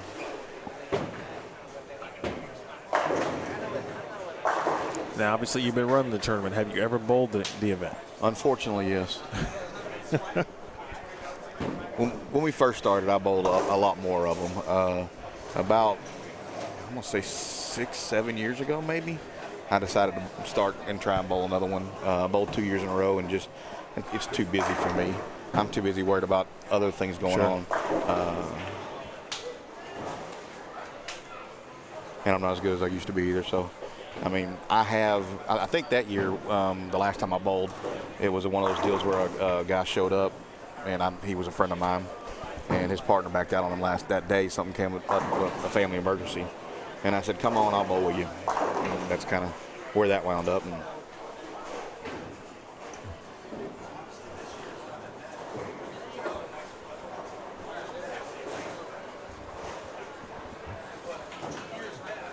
Brianna Rice says, hey, Trey, by the way. she's been here before to help run this thing and work during the event and everything, so she knows how long the weekend is. Yeah, really good staff here as well. Just want to make sure I tell you that. I was going to tell you that anyway, but they do it right from the time I got here, all the help and making sure I'm good.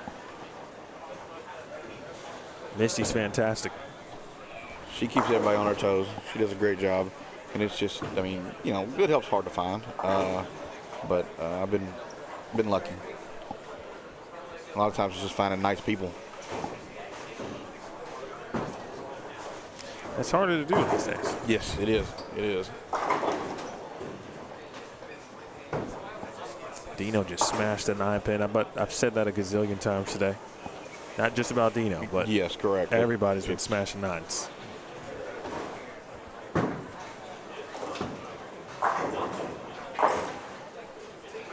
It's twister pins. They give you more bang for the buck.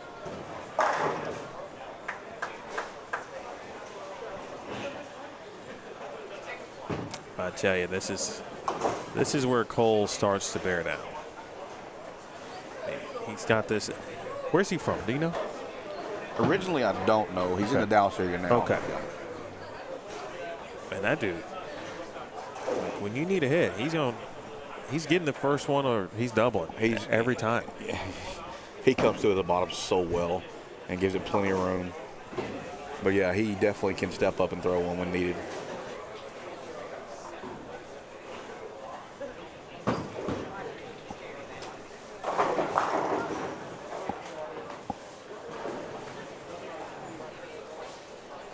I don't know how many years Kevin's bowled, but I know I think he's only missed 1 year since he started bowling. I want to say he started bowling here in like 2012, 2013, and been bowling here, been bowling this tournament ever since.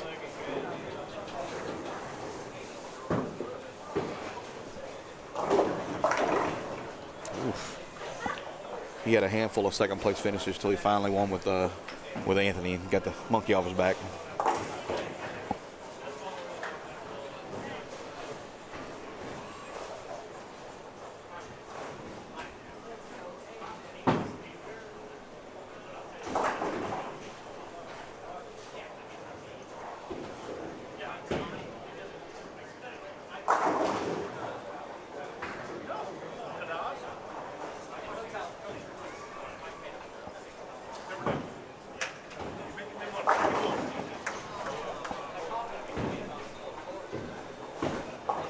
Destroyer the Destroyer. It's been money. He has. Trying to keep GG3 and Trey Sledge in a position that you make a run at it in game 3. This is game 2 of this match. Yeah, pick up a few pins here and yeah.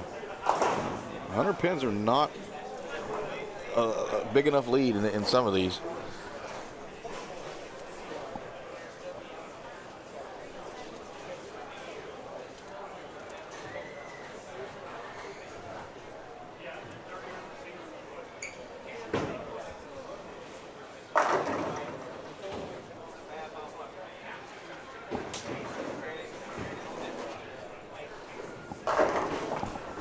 Still looking like himself. He's been solid today. In fact, in their previous match, I think he shot 260 or 270. And at that time, Trey shot 170, and then in game 3 it was Trey that shot 270 and held up GG3, which was more than enough to get the win and the advancement.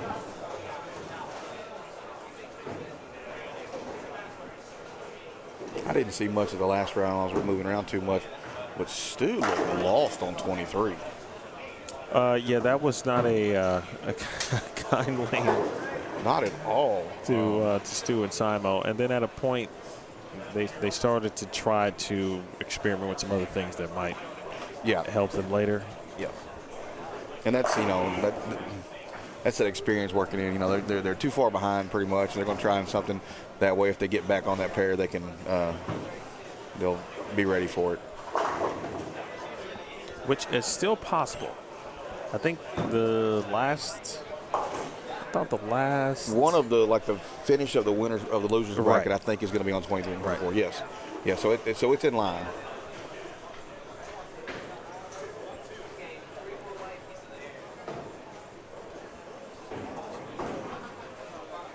Because the next round will be on 21, 22, and then 25 and 26. And I think we come to 23 and 24. Yeah. And then we're back on 27, 28 or somewhere in the area for the finals. Maybe 29, 30. 29, 30 for the finals.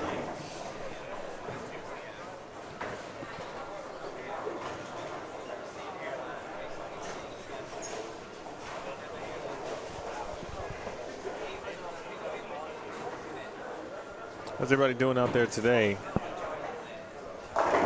We've been at it since 9 a.m. Yeah, 9 a.m. was the first round this morning, and that was an elimination round. Yes. The first 2 rounds this morning were elimination matches, and then the winners from yesterday, those who were undefeated coming into today, hit the lanes at 12:30.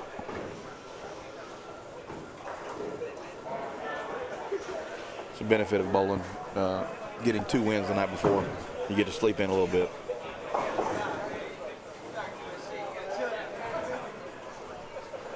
Adam, I've been trying to figure that out. When I thought it was a purple, it didn't look purple on the ball return. But it looks to be urethane. I'm just not sure what it is. I have learned, though, some urethanes, in particular, like if you were to compare to a level, you got to look for the label. But I don't think it's a level. Is the black one? Yeah, for a while I thought it was purple, but I'm like, maybe it's a black hammer. It's GBT. GBT.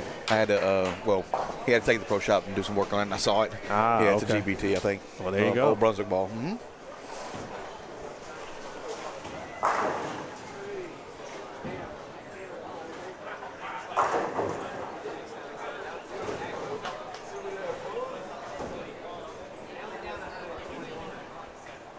That's the folks making pizzas. Okay, Taylor. I mean, if you want to share. Shout out to my wife, Shanice, by the way. She's watching. So Taylor is Misty's son. The one making pizzas. Okay, Yeah, okay. yeah. Taylor's Misty's son. He's got his own. He's GM at Domino's, store manager. Oh, he was here last night. Yeah, he's here for a little bit last night.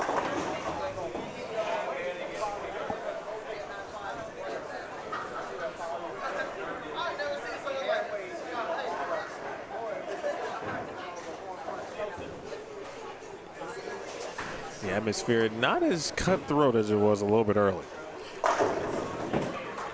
It's just a little bit looser. When they're dry and they're having to throw the ball, adrenaline shows up, and so does attitude sometimes. Yeah, definitely a little louder earlier. We are low. Oh no! Oh my, yeah, that was interesting. The lead is shrinking Quickly. on 31 and 32.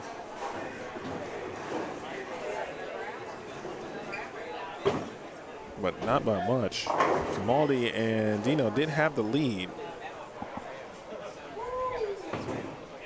But Brian and Corey have three opens. this start is actually, That's not any better.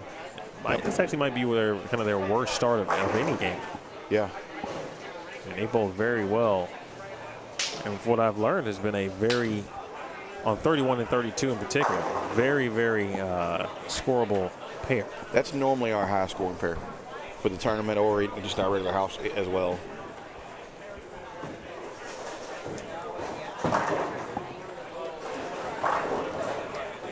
We've only had one 300. By Randy. He was right down here, I know. But I think they had 299. There was a 299. I think Zach maybe shot two. No, maybe not. And then we had we did have one 300 by Randy Hawks. Oh, there was two then. Was there two? Yep. David Bullock shot 300 on 31 and 32 actually. I can't remember if it was last night or today. Okay. But it did happen. Zach did have 299. Thank you.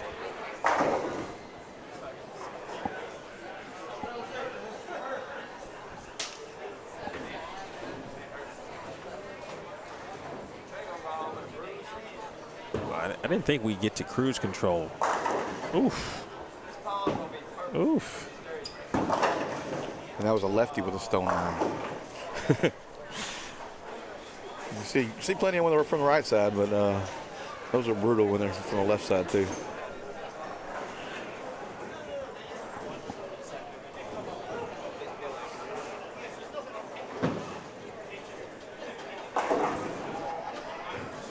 So why twister pins? Curious.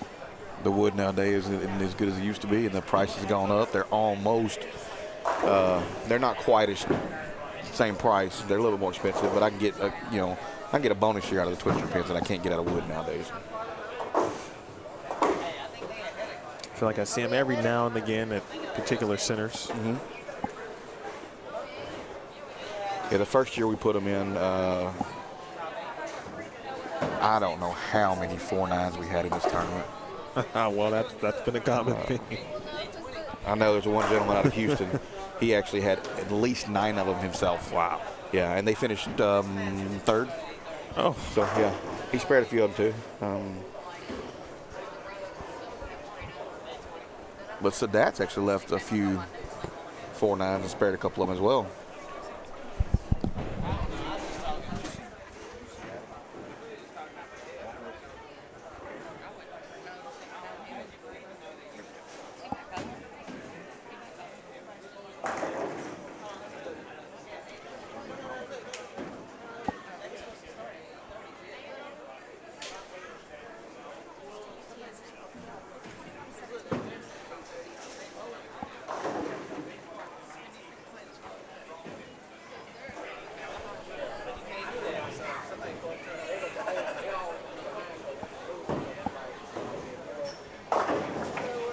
Ooh.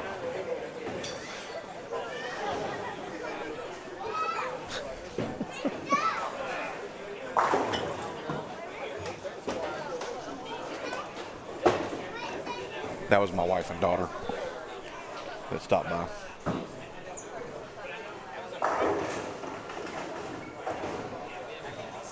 When do they typically come out to watch? I mean, obviously they're not staying the entire time.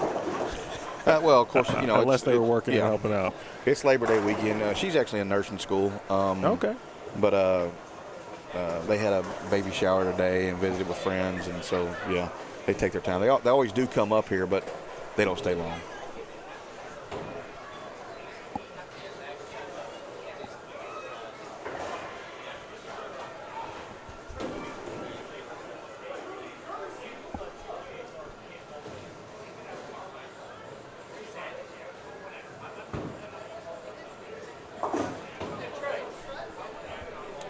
Well, yeah, BV and Corey picked, unfortunately, the worst time to have their worst game, especially when Dino and Maldi have been,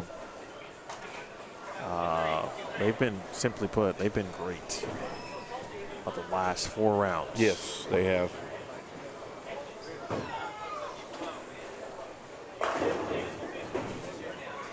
If you're just joining us again on 29 and 30, that's a winner's bracket match. The winner of that match will be on to the final match tonight. And they will have to be defeated twice by whichever team ultimately still ends their journey in the title match. But we still got several rounds to go before we can decide a winner. Now, on the surface, it doesn't seem like we'd be done at 2 a.m. on the surface. Correct. But that's when that if necessary starts to. Yeah, absolutely. Yes.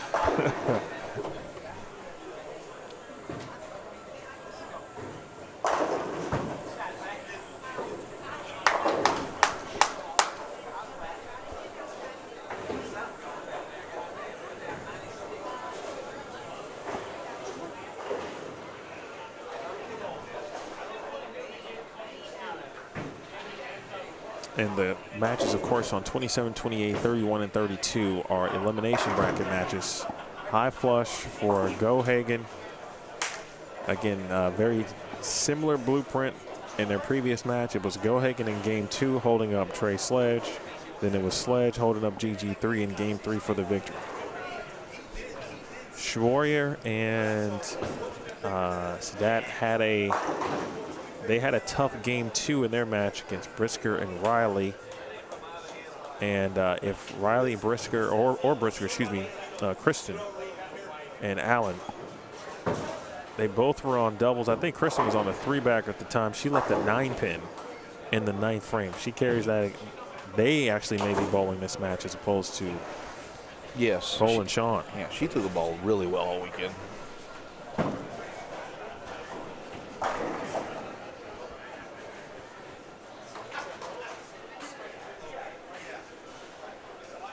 Of course, Alan is our tech guy. He's the one that's keeping up with your Google Docs and your bracket online. So yeah, we appreciate he built that for him. Yeah, he built that for us. He does a great job. He's been fantastic. Emily's been in here updating the big board in the bowling center. She said this has been this is year 5 for her doing that. Yes. In that role. She didn't. Yeah, I didn't even ask her to do it. She just, when she came that first year, she started doing it. I said, sure. And she's upgraded our score sheets and everything as well each year, so she's made it easier for herself and us. Well, one of the prereqs, if you're going to be writing on a board, your handwriting's got to be on superb. point. Yes, on point, definitely. And she's got that covered.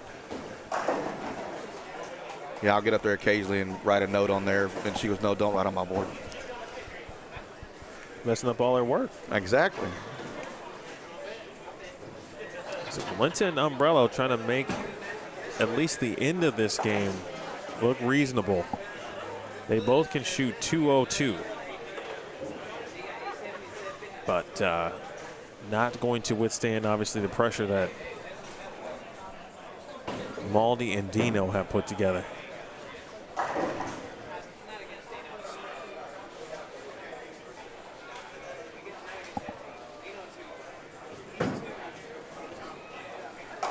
Didn't get the 7 to fall, so he's going to be in the 230s with the spare. Speaking of Dino, And Sean could be in the 250s. Yep. Yeah. That's going to be another 90 pins on top of that. Linton Umbrella had a big win over Alton and McLaren in the previous matchup. And now it looks like, unfortunately, the reverse may be happening for them. Sean is starting to look more like himself. He is having a couple of tough games, but man, this dude throws it well also. How do you get all these people to come bowl this tournament? Some of them I've never met until they show up. The word of mouth of this tournament has been great. It's been amazing. 10,000 guaranteed to the champions.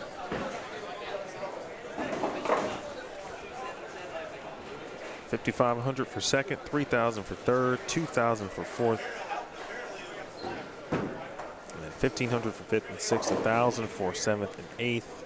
750 got, I'm sorry, 9 through 12 got 750, 600 apiece, 13th through 16th. It's not including the bowlers meeting. Which is a little down this year, but still was pretty good.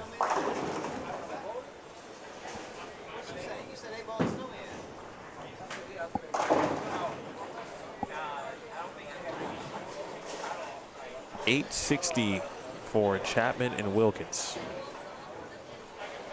So it's going to be a 100-plus pin advantage heading into Game 3 for Kevin Williams and Cam Crow. Oof.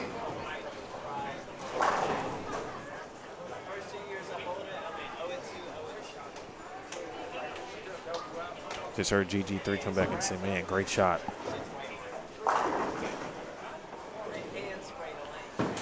So 972 for Kevin and Cam. That's 112 going into Game 3. And Wilkins was high on that for that game with 277.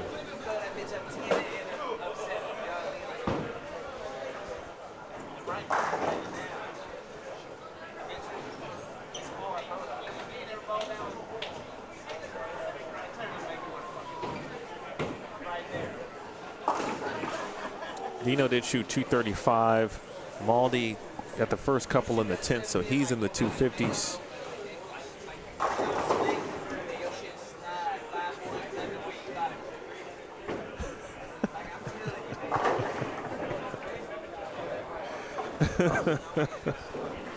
Is that 191, 181, 181 for Corey and Brian.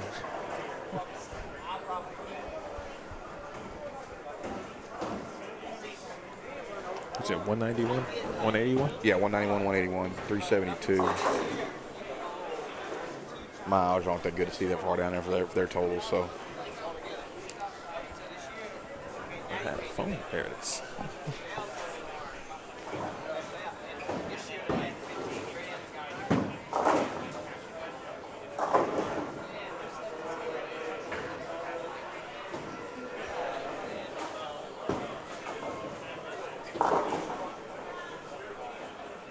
$819. Actually, it was $809 before that. And $967.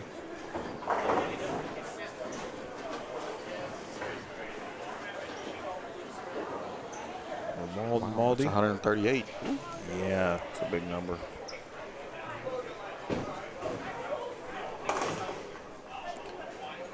Cole can close the gap a little bit with a few more pins, get it within 35, I think. Find out how to do bowling math again. Well, and that's where this group gets scary. Oh, yes.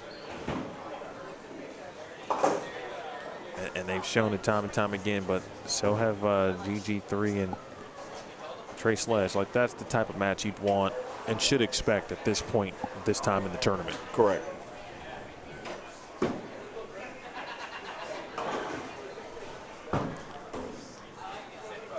So Sledge and GG3 are going to be up 48 going into Game 3.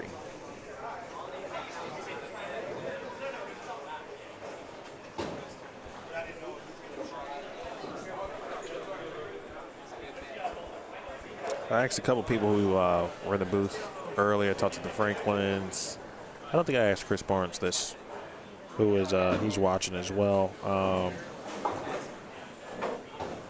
Wilder or crazier kind of stories with regard to, you know, what was happening on the lanes in the past. And it could have been, you know, somebody coming from 125 pins back. It could have been, you know, Stone 8 to lose a match, you know, whatever. Some of the crazier things you've seen. It's got to be Kevin Williams and Anthony's win.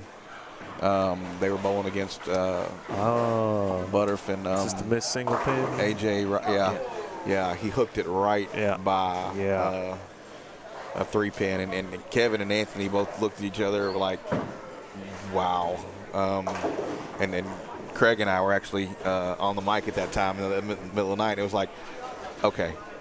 And he literally just said, okay, and then we're done tonight, and just turned everything off, and we went home. I recall that. I actually was watching that. Yeah, we literally just took everything off. It was okay, we're done, and just we just assumed we were going to and one. You know, sure, that would have been, you know, the rubber match after that, and it's just like, wow. I was, you know, in preparation. I obviously hadn't been to the tournament, but I knew, you know, Craig had previously streamed it. I knew it had been streamed before in the last couple of years, so I was just kind of perusing through and just getting making sure I kind of understood the bracket and all of that stuff. And then I came across the 2021. And then I'm like, oh, wow, I forgot about that. Yeah. A few years back, we had Jay Nephew in the booth calling it, and he was concentrating on a match on 27-28 and talking to, I think maybe Tyson might have been in the booth with him or something like that. And all of a sudden, out of the corner of the lane over here, you see the picture. Spencer Robar shot a 7-pin, and he hit the gutter, shattered the deck light, and had glass all over 22 through 25. It was late in the game, and so we were almost done anyway, so we could take that out of play. But, I mean, Jay did not miss a beat on the mic. He said, well, it looks like 23 is going to be down for a while. Let's go back to the action on 27-28. I'm like, hey, it did not miss a beat. We've had some, of course, you're always going to see some exciting moments, some big finishes.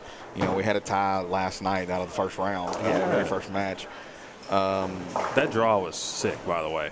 The first six lanes. First six. One through 6. Yeah, that was brutal. I mean, years ago, Matt Kabansky was bowling with Anthony Laverspar, and they were in, I think this was for second and third against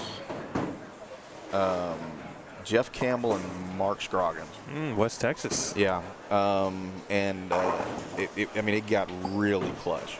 Oh, Jeff let go of one of them in the 10th frame, and 4-9. Oof. And without missing a beat, he got up there and spared it and won. I mean, that's just it's clutch when you can get up there and do that and need it.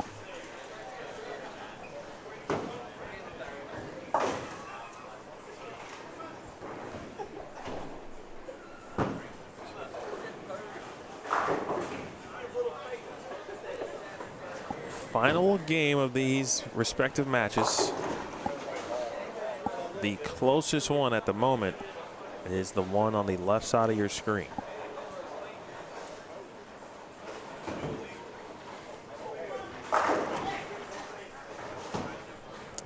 Just like, again, the last game, Sledge starting strong again. And the closeout.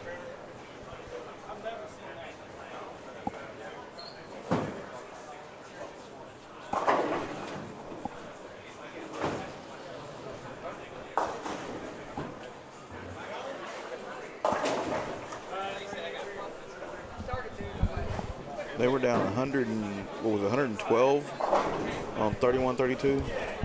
I mean, they're through 4 frames and they've got 20 of it back already. Maybe even 30 of it back already. Umbrello's got that knack for striking.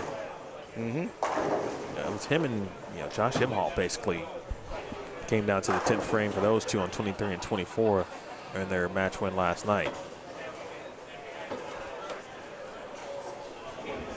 We got a nice little amount of open play down there. Yeah. How busy are you guys? Our Saturdays have been pretty busy. We been lucky. This summer here in this area, it's been too hot to be outside almost.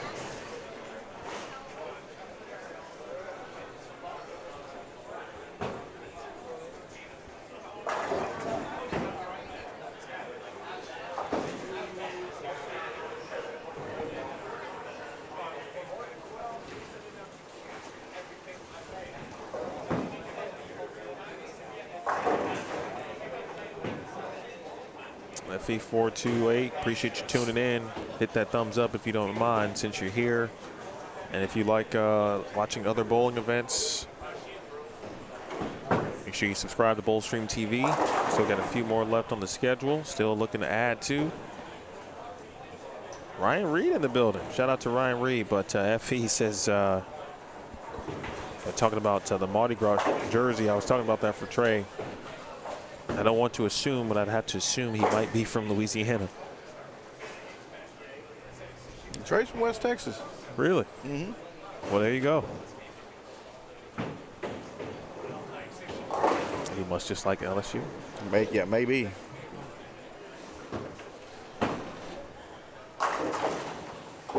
mean, he's on point, though. Jersey game is sleek. Definitely got the LSU hat.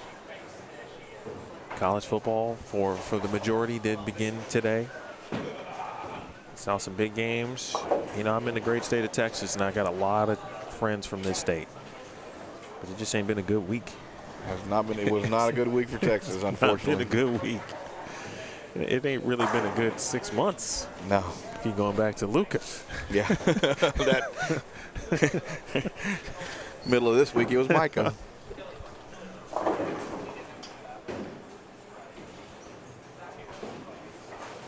Thank you, Alexis. He is from Amarillo.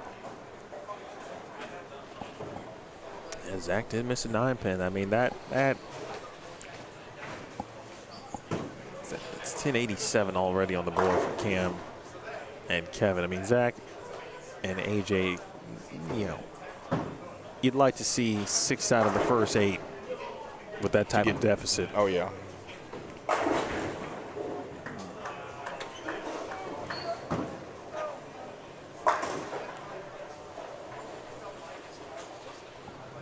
Connor, that's a good question. I'm actually feeling all right.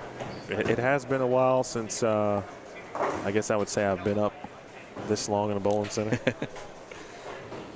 But last night I was like, man, it's been a while since I left the bowling alley too. But I was prepared. I knew what the schedule was like. But I was very much looking forward to the tournament and seeing it in person. At the end of the day, this is part of the gig. Oh, yeah. Yeah, I mean, bowling tournaments are long. I'll go home, early in the morning tonight, and I'll probably sleep till like 2 tomorrow. And you earned every bit of that sleep.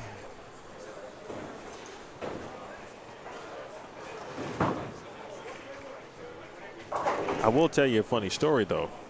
When I was, thinking about my travel, I'm like, all right, well, there's some varying times, right? Because it starts at night. So I could easily get there on a Friday morning, but I never like to chance that because, if you're taking air travel into account, sure, you don't want to take any chances. And so I'm like, all right, I'm definitely getting there Thursday. And then I'm like, well, I could not get a hotel for a Sunday or Saturday night. Yeah. And then I was like, and I think I talked to Craig too. He also alerted me to the schedule, right? Right. He's got plenty of experience, and I was like, okay, I'll make sure I stay. Got to get a hotel. I should sleep before I get up. That is a long drive, especially if you're just going to Dallas. That's still 2 hours after we get done. Correct. Yes. Yeah.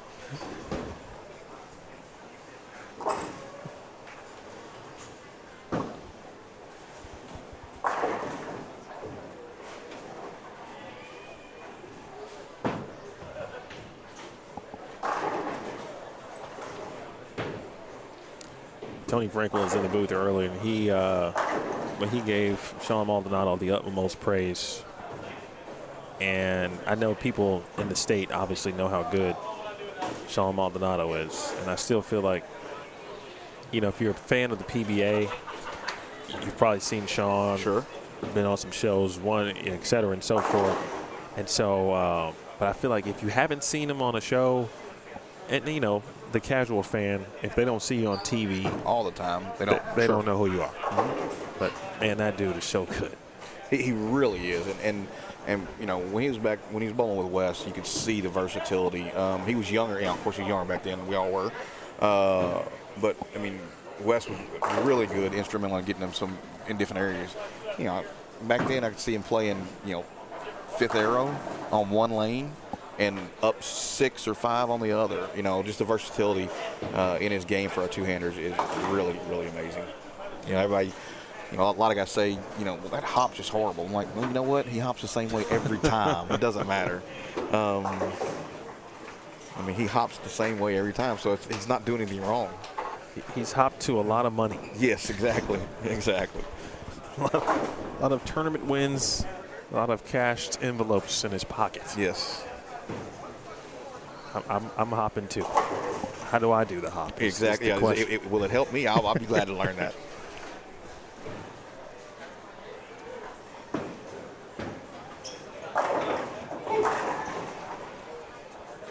Okay, Cole. This is where it starts. I feel like Cole, man, he like puts the bait on the reel, on the fishing hook, and you just kind of see it, and you toss it in, and then you'll see the momentum start to build. 4 out of 5, 5 out of 6, and all of a sudden you just see some rumbling on that. Just on that hook. in.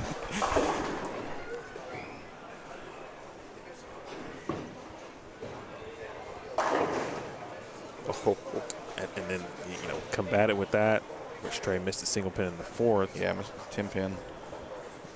And then next thing you know, you're looking at a 25 pin situation Oh, here. yeah, going on 9th and 10th and right there at it.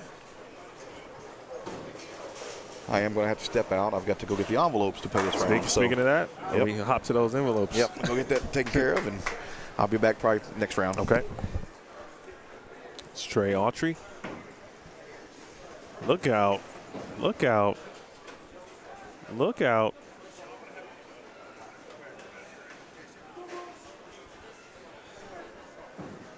Look out.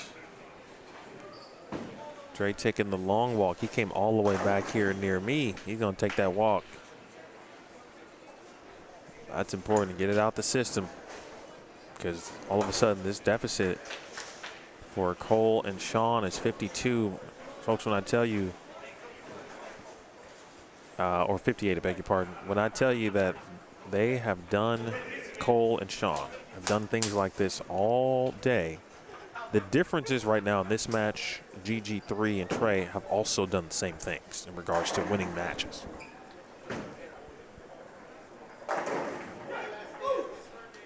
Huge right there.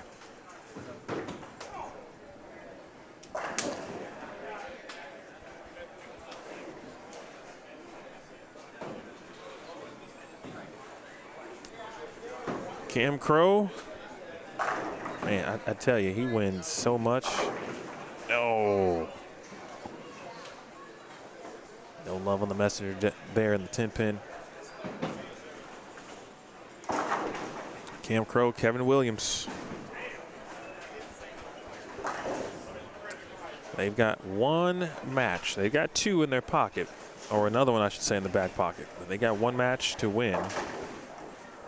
If they get it done early, whoever they bowl, we'll find that out still in a few rounds. Oh, no. Wow, they traded the gift right back.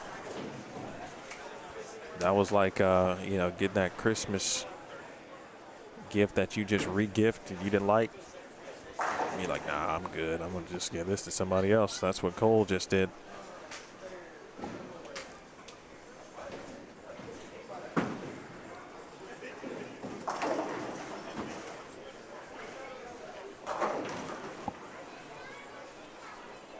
AJ over at the bracket, trying to see how long. I think they're waiting at least a round.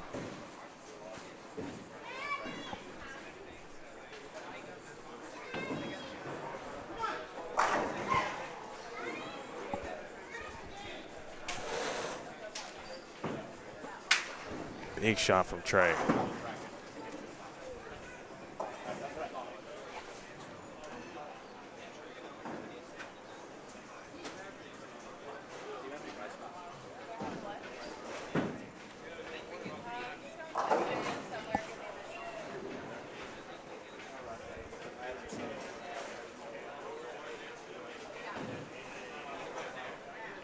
I'm not trying to count Cam's money, because that's my guy, but I am trying to remember some of the tournament wins, and I feel like he's had a couple, at least one 10K already this year.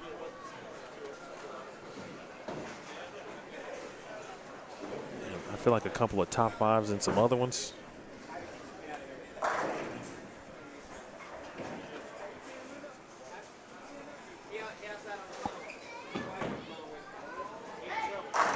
Maybe 7 pin goes.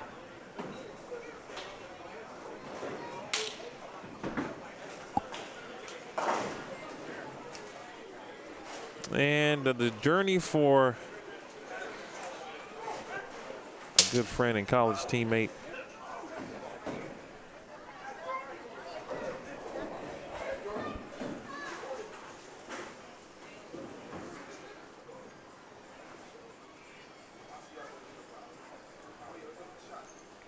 Brian Valenta. Cole heard that that round of not round of applause. I'm tripping.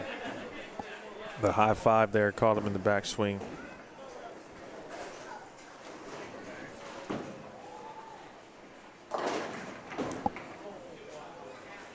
Okay. Wait, Cole and what was the? I think it was the Cole and Sean were bowling. Terrence McQueen and Sambo Butler, and Sambo, he had 270 going out, and he caught some good breaks late in the match, and Cole was not very happy about it, and he let us know about that. That was during the elimination round 4, which was during the re-oil break. It was down on the low end.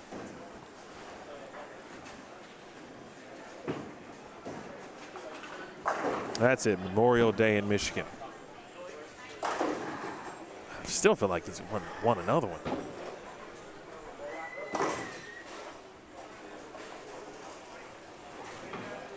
So 21 and 22 and 25 and 26 will be the pairs in use for the next round. Marshall Morris and RJ Clan will be back.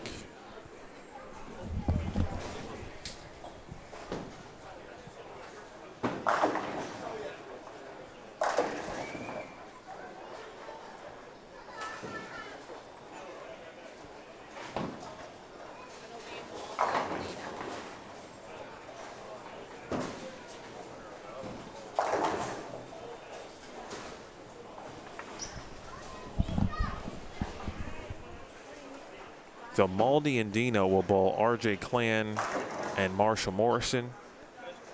And then the winner of the Cole, Sean, Trey, Gigi 3 match will bowl Stu and Simo. Bang. Sometimes you just got to walk it off.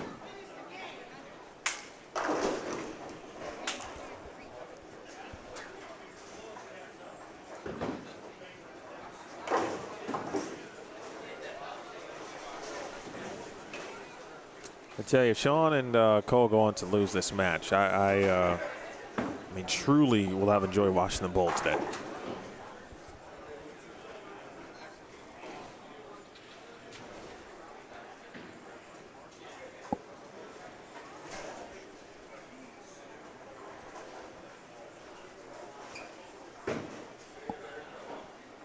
High flush.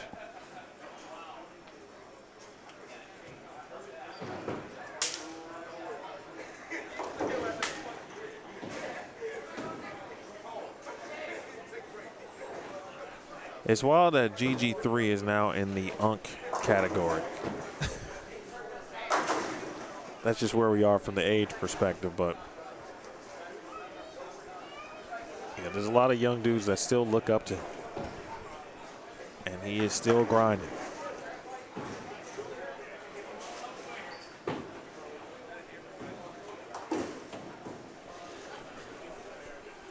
Still got to respect his grind.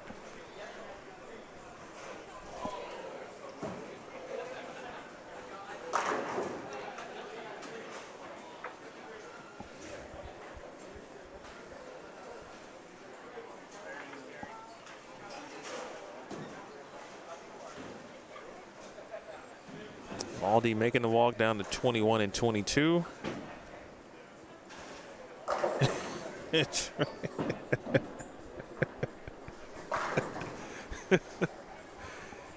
The real talk, right? So I'm 41, about the same age as GG. But I now work with so many people under 25, and one of them actually went through the whole thing about, you know, what age groups we now fall into. UNC, OG, old head, all of the above. I'm like, is that where we really are?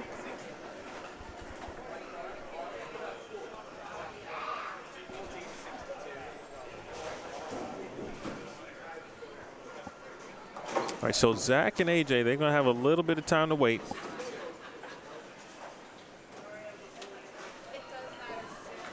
That was a valiant effort from Sean and Cole. It's going to end, obviously, a couple rounds shy of where they wanted to, but, man, they bowled superbly today.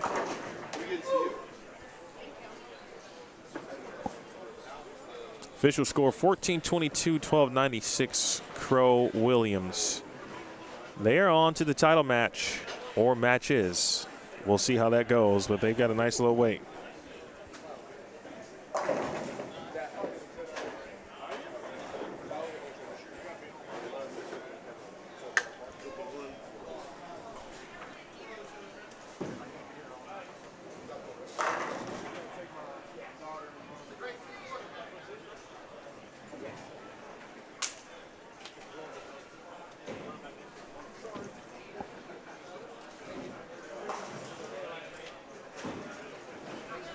I now know if I see Sean Sadat again and or Cole Shore, I know exactly what to expect.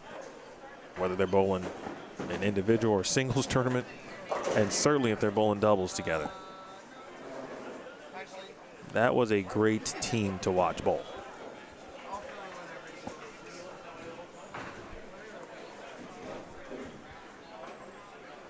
Folks, don't go anywhere. As we approach 9 o'clock, the 12th hour of Hey, you zoom in on that, Kev. All right. Zoom in on that. streaming today.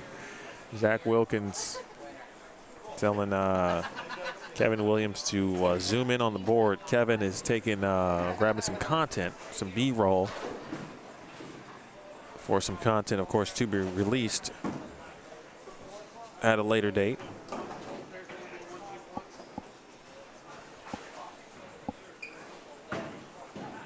But essentially, he's kind of, Emily didn't give him the opportunity to move his own name or, his team to the next round, but that's what he's getting footage of.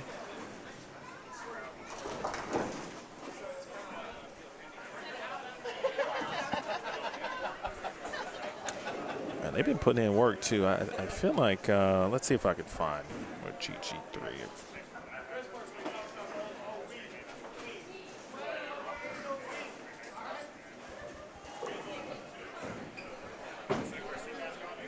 I feel like they just shot 1,400 not too long ago. And there's been a few of those today, not many.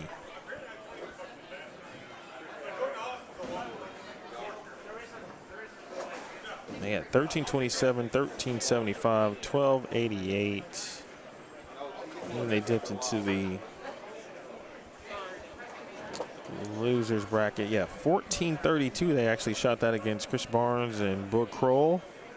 And 1244 to sneak past Noble and Masura. Then 1358 to get past Tyson Brannigan and Kevin Roberts. And now 1418 to defeat Cole and Sean here. Cole. Hey, what do they say? What is the fourth song? I got it.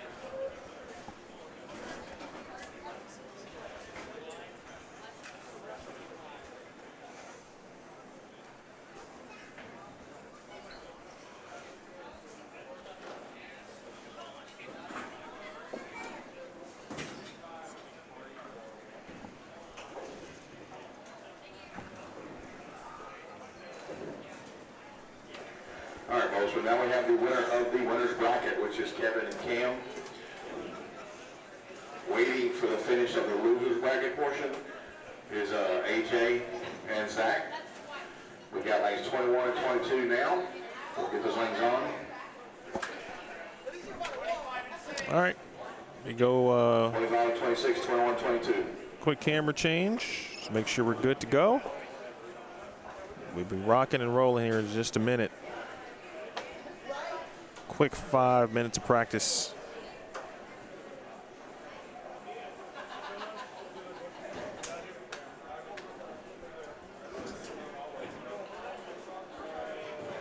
All right, some of y'all have sat for a set. I'm going to turn them on for 10 minutes. Up 10 minutes. Anytime if you want to stop and go ahead and play, as long as all four agree, Y'all can stop early.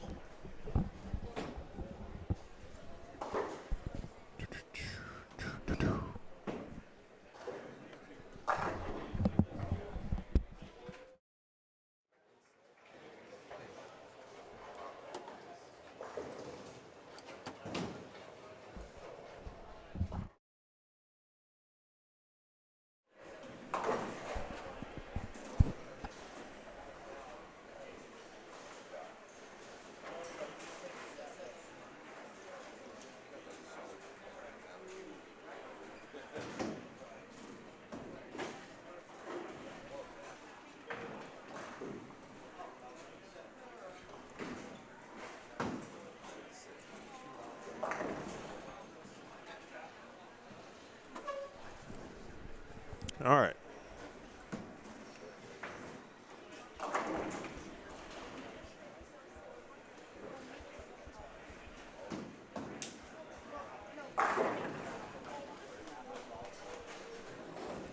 Elimination bracket matches.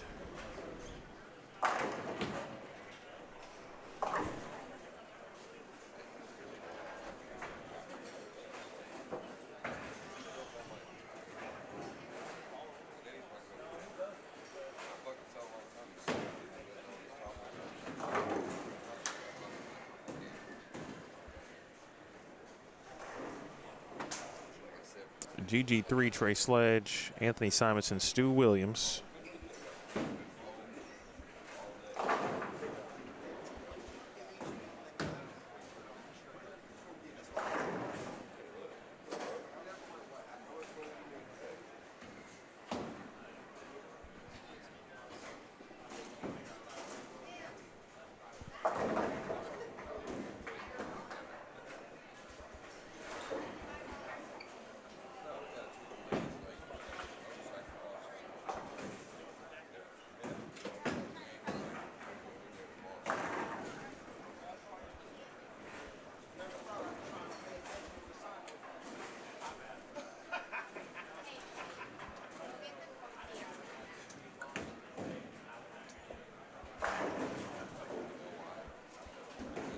I'm anticipating RJ and Marshall to kind of come out. Yeah, if this was like a, for more or less, let's just use the boxing analogy. They would come out aggressive, even if it was some other sport where you'd want to come out first quarter, throw the first couple punches, etc. Based on how they started the previous round. And they've done exactly that. We'll go over there in just a sec.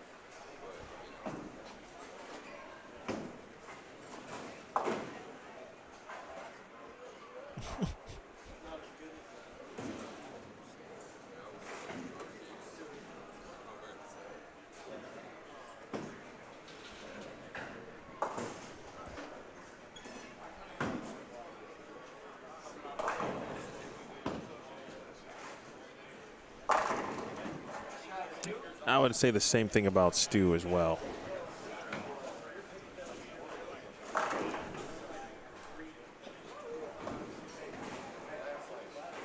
Man, RJ Clan. I still remember watching him for the first time as a student. He went to Lindenwood University. I was there still there completing, actually, no, I was in my first year of grad school when he was a freshman. Effortless release, and he still got it.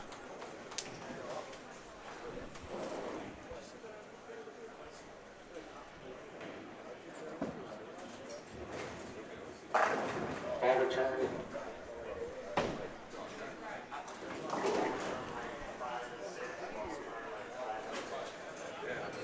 Ball return on 5 and 6.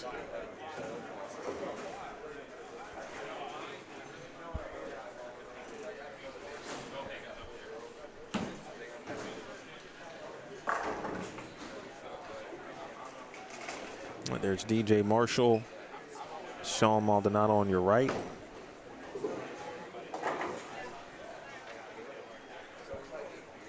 Make sure you click the bracket if you have not.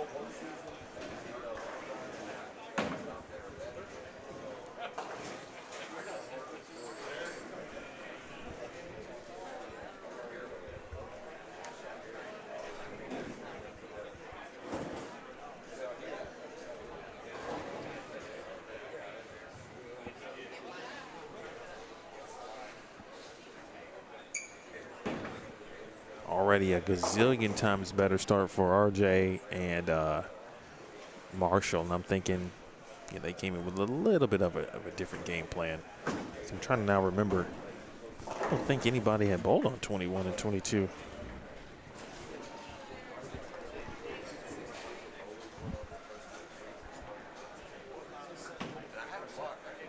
I guess that's not true. I guess it's been a while. It's been a match on that pair.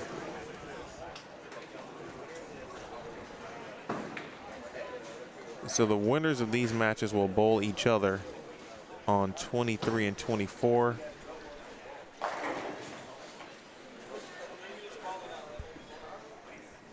Then the losers bracket finale essentially will be on 25 and 26. And then the championship match will be on 29 and 30. So this round, then on to the winners of these respective matches. That's the next round, followed by the winner of the match to determine who's going to face Cam Crow and Kevin Williams. That's where we are currently.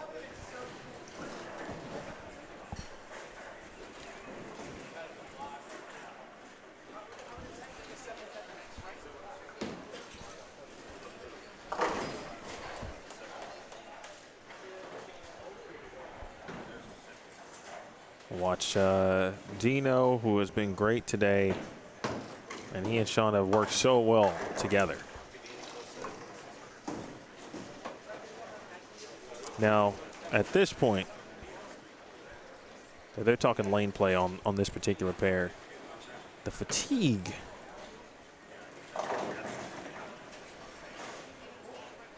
be playing a role to a degree.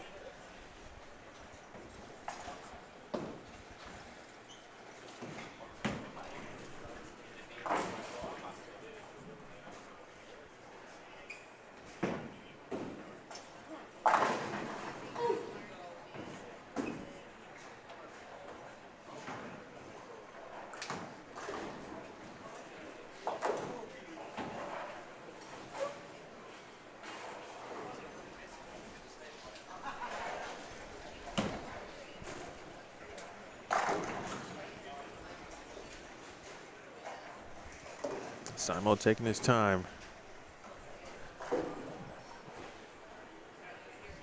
Should allow Marshall to go first.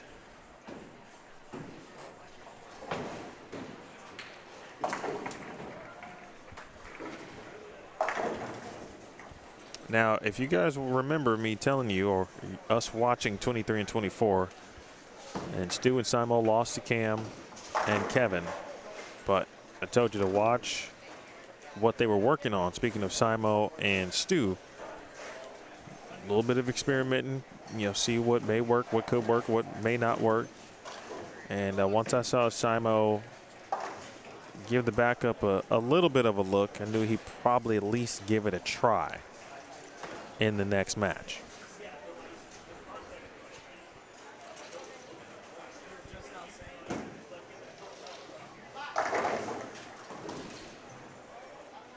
And again, if they are to bowl Kevin and Cam again, speaking of Simo and Stu, they will also have to bowl on 23 and 24 again. Wouldn't shock me if they get to that match if Simo does throw the backup specifically on that pair based on what happened earlier. Bang.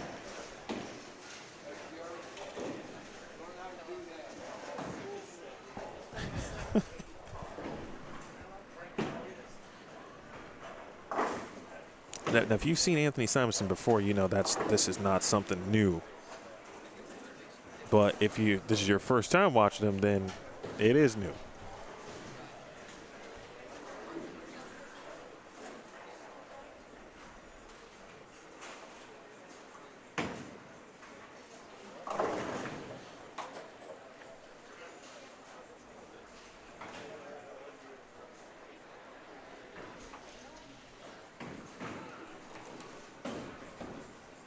All right, I'm going to ask a question to see who's been watching today.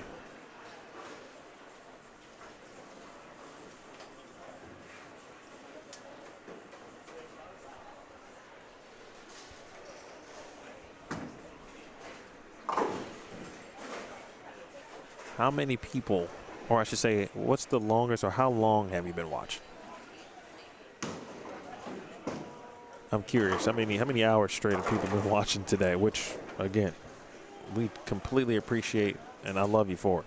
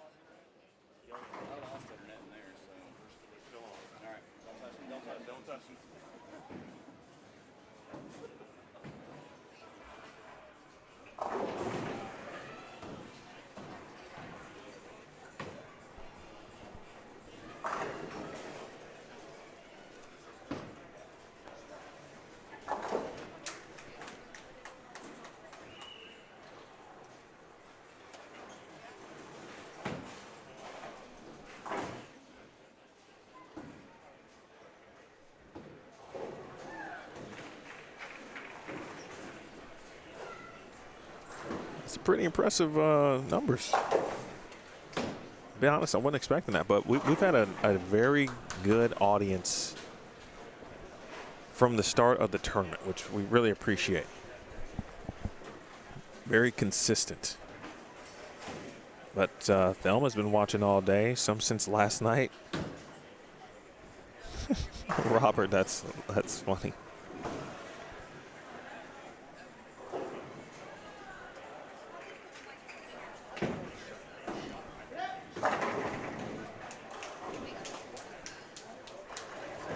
Chris is in for 9 hours. Jerry sits since 9:15. I don't know if that's 10 minutes or 9:15 a.m. Actually, no, Jerry, you've been watching since this morning, too. I didn't even get a chance to really check out the Lucky Larson. I know it's not over, so I'll have a chance to watch a little bit. All right, so this group, as you can see in the 9th frame, big opportunity for RJ. I mean, this would mean a ton here if he can shoot 270 out the gates. It's been a while since I've seen RJ a little. He got a little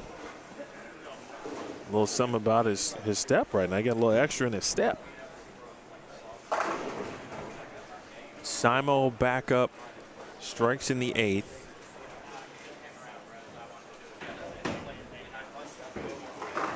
Oof, another one. So many 9 pins.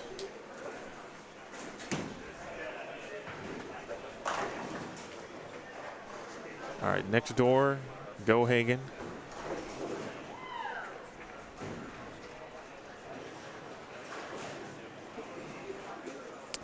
William, we were talking about you earlier.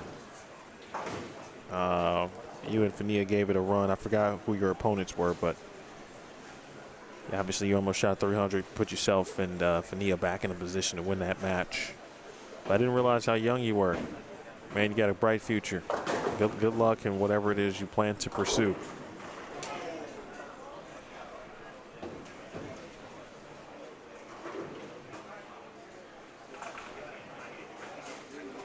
Well, Mario, appreciate you, man. It's always, things happen.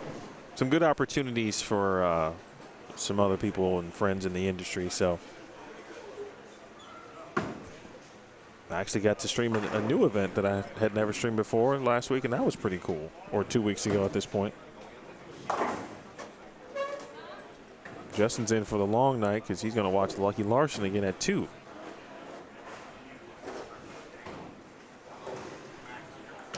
But simply said to thank you to all of you for, we're not done yet, obviously, but thank you for watching here on Bullstream TV sincerely.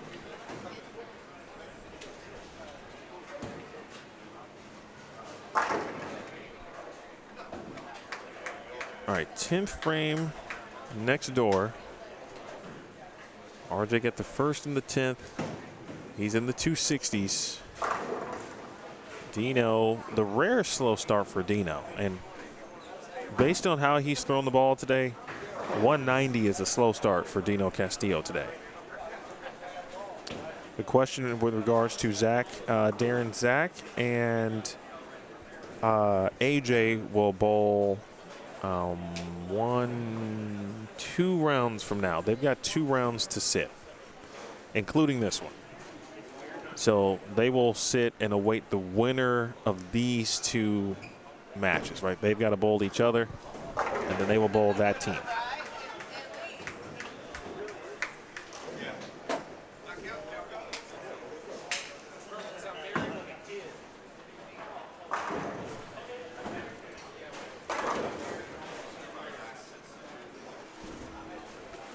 That's a huge 190.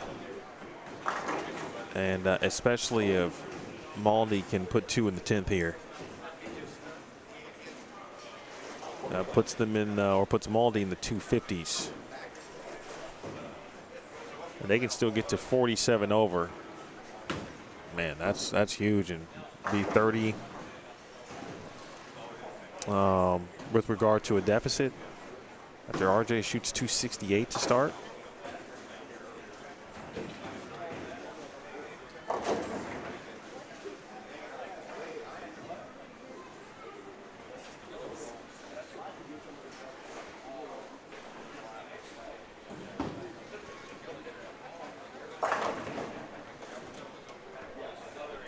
Watch Maldi's second shot here. Then we go next door. The sledgehammer, boy, he has been phenomenal today.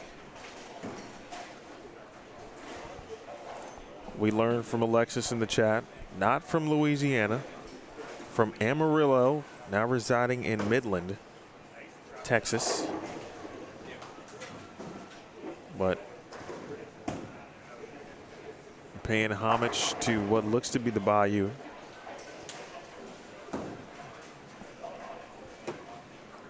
I don't want to get too sad, you know, because we've had a good day. We're just talking about Louisiana, et cetera, and so forth, and it's the 20-year anniversary of Katrina. There's some documentaries and such. Spike Lee, you know, he had one, I think, a few years after it initially happened. There's an updated one essentially after 20 years or so. It's very good. I encourage you to check that out. 471, 446.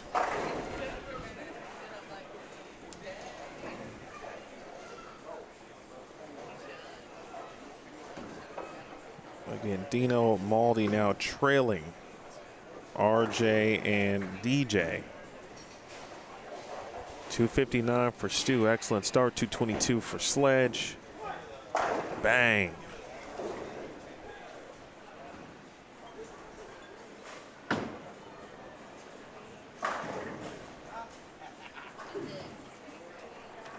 Oh, shoot. What's up, Ricky? How you doing, man?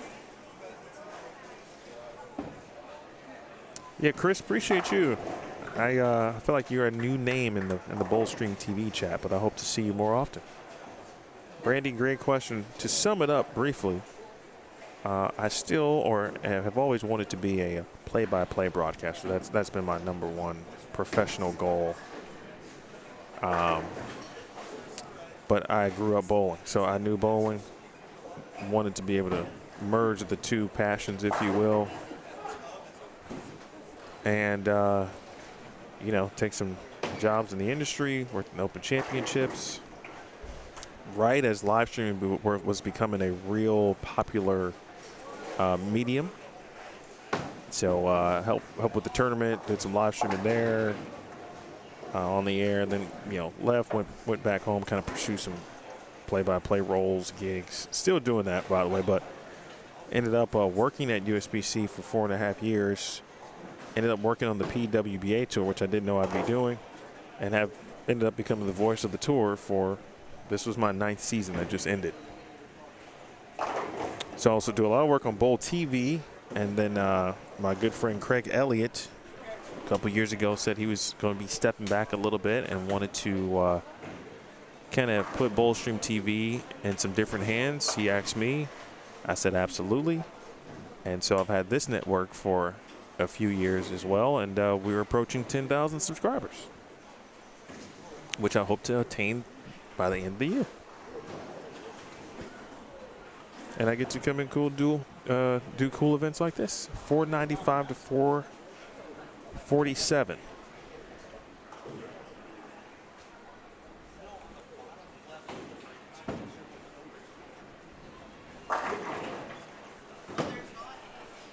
I tell you, if you could put a quarter in the piggy bank every time Stu left a wrap 10 this weekend, you probably have about $5.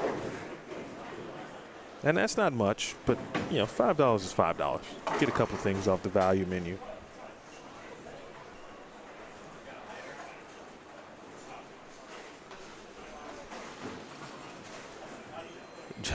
John, I want to ask a lot of people in Dallas.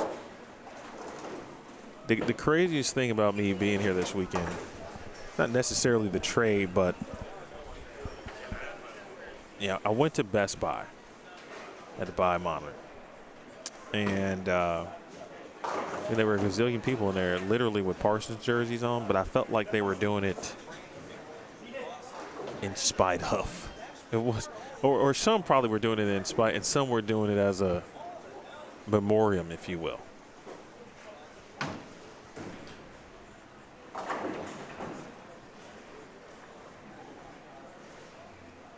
Brendan, I remember you actually. How you been? A lot of folks checking in out the woodworks. This is cool.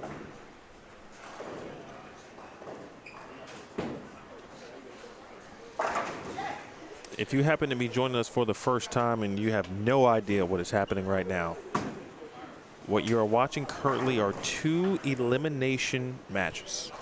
Okay? We'll go back to our left, RJ Clan and DJ Marshall taking on Dino Castillo and Sean Maldonado. All right, elimination matches for both. The other that we just watched, obviously, Stu Williams, Anthony Simonson versus George Gohagan III and Trey Sledge. They have whittled their way and battled through the elimination bracket. Neither of these teams lost early in the tournament. They won several matches before falling into the elimination bracket at some point this afternoon or earlier this afternoon. So not quite the longest haul, right? They're not going from New York to LA, but, you know, it's kind of that sneaky Chicago to Vegas or Phoenix type flight where it's a hard 4 hours and you're like, man, I just forgot how long this flight is. That's kind of what they've been doing with regard to the amount of matches and the games that are starting to kind of pile up.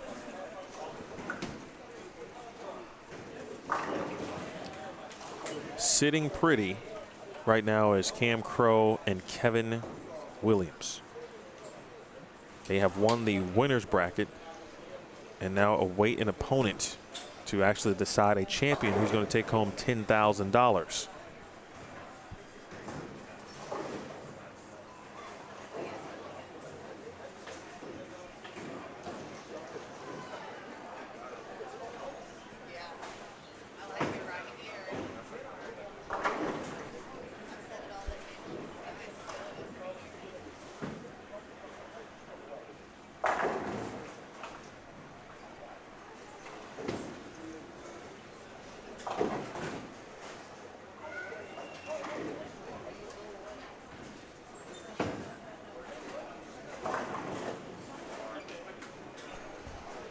John, I'm working on a new one, and but the next event for Bowlstream is going to be the Oasis Invitational. Shout out to the Urabari family in El Paso. So I'm going to El Paso in shoot a couple weeks now. Actually, that's the weekend, September 20th and the 21st. I believe there's plenty of sweepers on the 19th. I'll be there to set up that day, and then get a chance to again have a new event.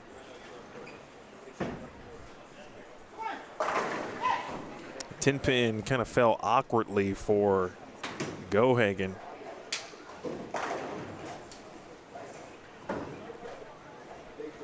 ways to know that GG3 is on a run, feeling good, striking. All you got to do is just listen. If you hear that high five, it's going down.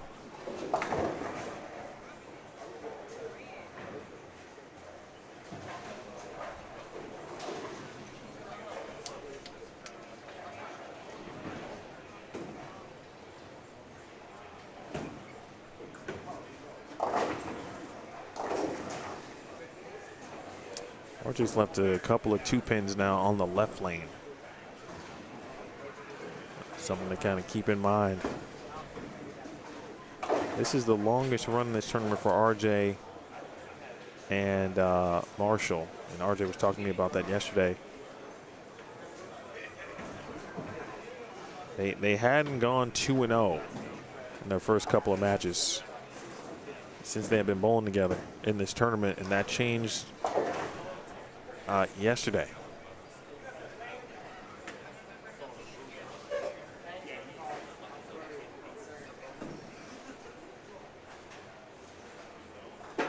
And the thing about it too, for this particular match, you know, Dino shot 190.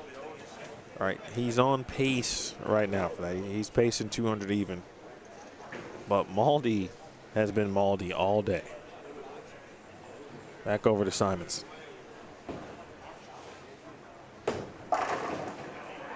Wow.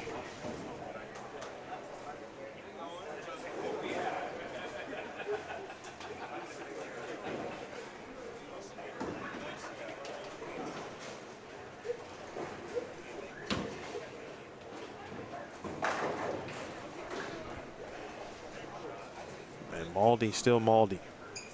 He's had his whole family here, or a good portion of it. Same thing with GG3. His wife is here, who celebrated a birthday recently.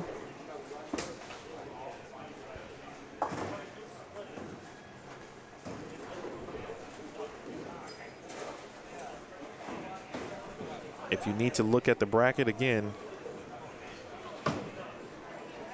it's pinned atop the chat. First strike on the board for either Stu or Simon. You don't say that very often. And now RJ on what certainly was his good lane. 3, 6, 9, 10. Both lanes starting to transition over there on 21 and 22. Big thank you again to Trey Autry for reaching out. Nice spare. Forgot what was that? Was that a 4-9? We had just talked about 4-9 makes. But Dino remained clean and still on the strike spare train. That's his pattern.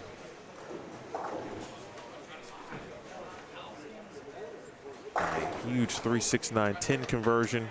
First strike now for Anthony Simonson. We'll see if Stu and Simo can get going. Meanwhile, GG3 just continues to put X's on the board. Live from Oil Bowl in Longview, Texas. Good break. The 27th edition of the Longview Doubles Tournament.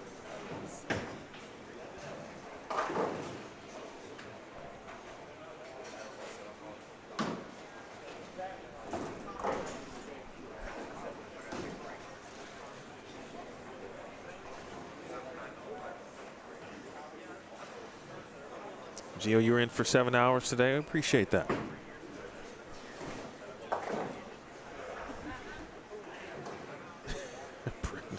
That's actually very true, bro.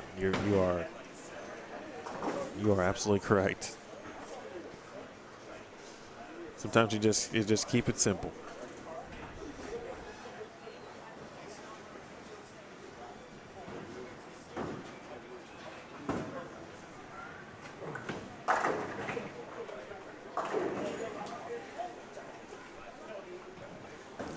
Brendan, go ahead and you too, Rick. Just send me a message on social, just so I know where to find you. All right, back to Sledge here. Oh, okay. There have been a couple of 5, 7, 10 leaves. And I did see one with my own eyes. And it's from my dear friend, Brian Valenta, and yours too, Brendan and Ricky. Brian Valenta left 5, 7, 10 on 23 and 24 yesterday.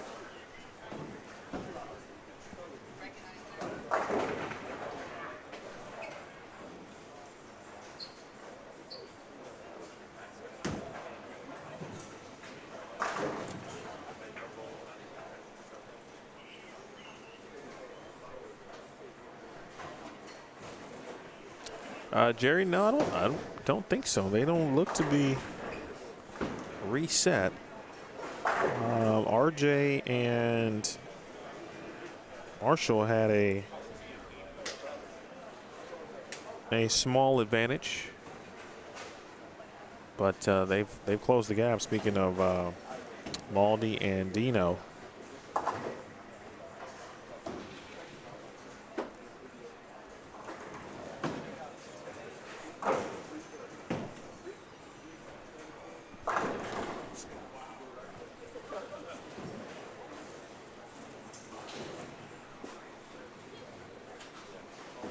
Both of these matches, though, they look like they're going the distance. And what I mean by that is in this scenario, of course, it's 3 games total pinfall, but this one might come down to the final ball, both of these matches. And that's, again, what you'd expect at this point in the tournament. Get him to wiggle.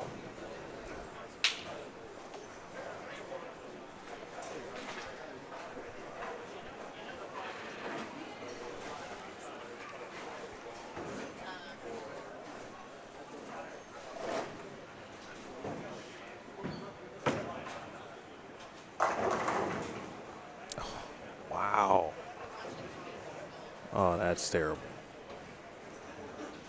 Now, I can't say I haven't seen one of those. Plenty of 4-9s. Not a 7-9.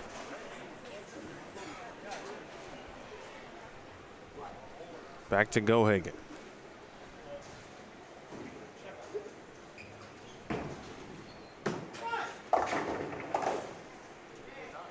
That ball actually read early. Maybe not his best shot, but that one definitely read. Marshall finally struck, but he's yet to double. Meanwhile, Maldi holding the team together right now as he continues to strike.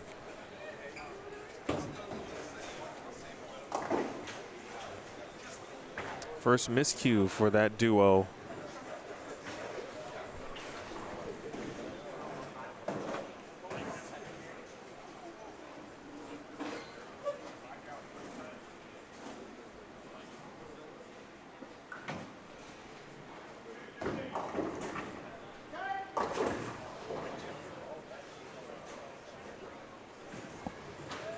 Uh-oh.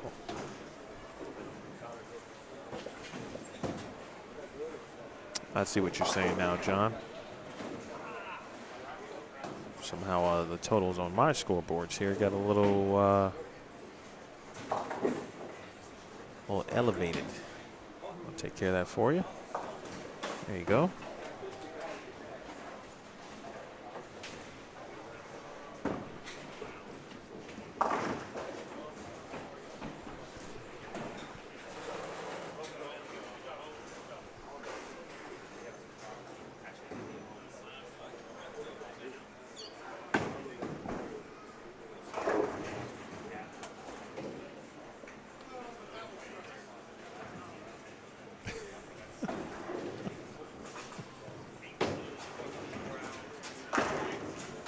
Ooh.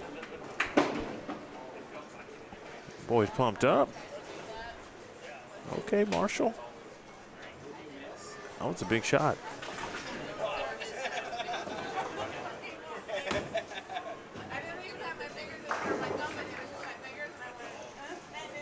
I still haven't seen like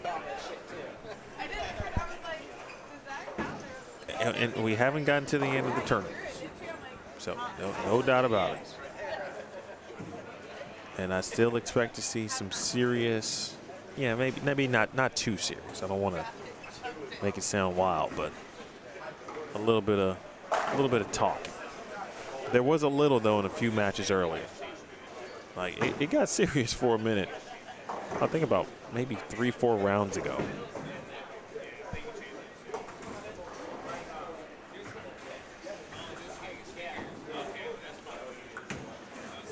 Tenth frame, Clan, maybe? Oh. The now avid hockey fan, RJ Clan.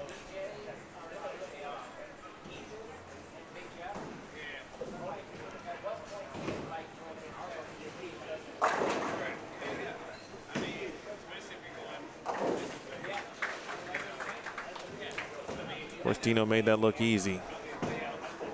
Phil puts him at 188.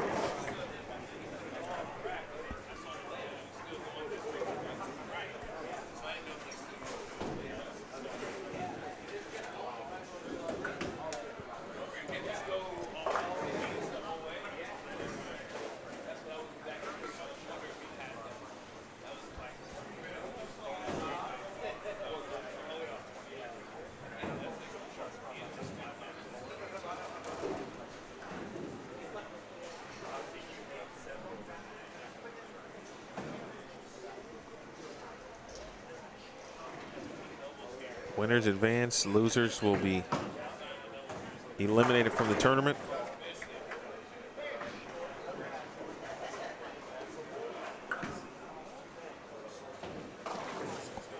Oh, RJ shoots 214. Oh my.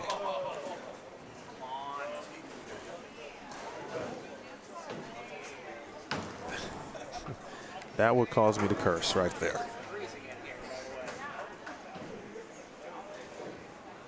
Wow.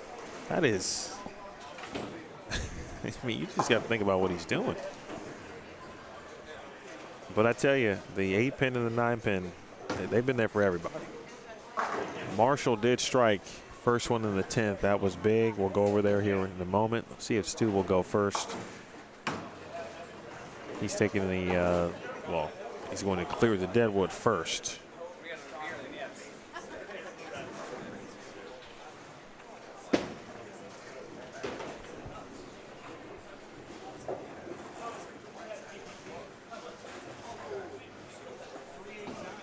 This thing's still close.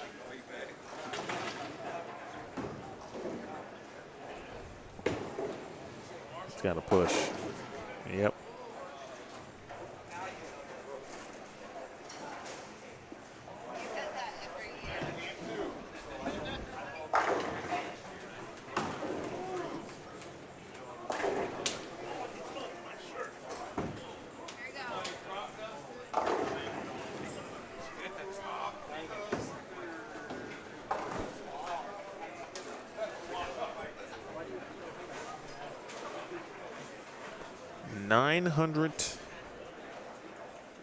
Again, 900 to 881.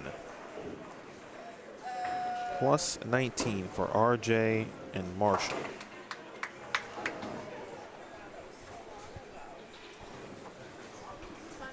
Now completing game 2 here of the 3-game total pinfall match.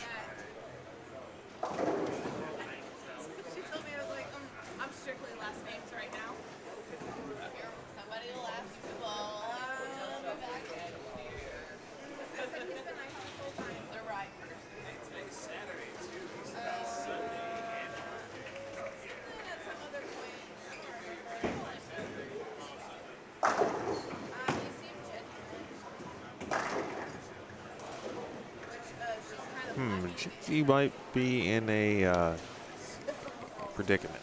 He might be slightly now in between. And RJ just made a 4-9 over there.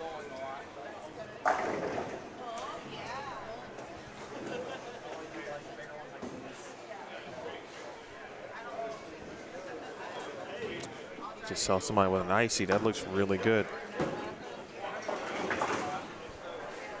Might have to obtain one of those. Maybe towards the very end, the final match before the. I don't need the sugar crash right now.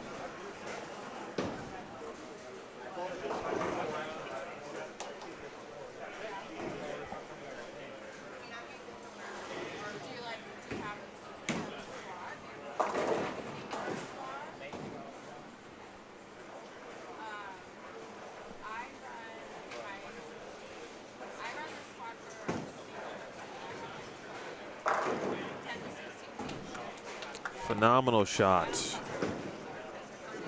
from the Englishman.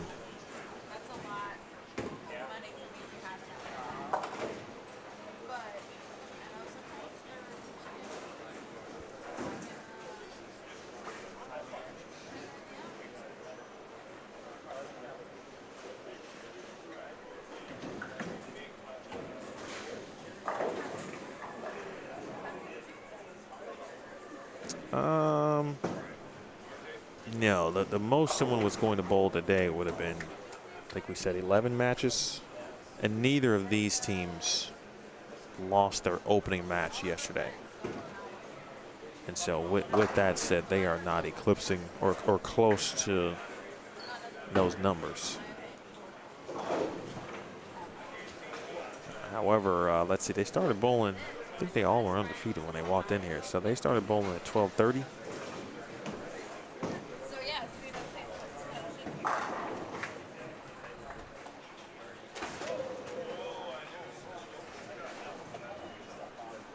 But some now with 6 matches, some with 7, because these are elimination matches for, you know.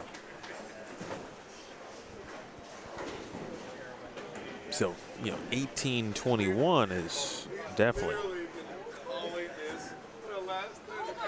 If you knew that it was there, why didn't you pick it up? You're persistent. You're persistent. If I knew it was there, I would have picked it up.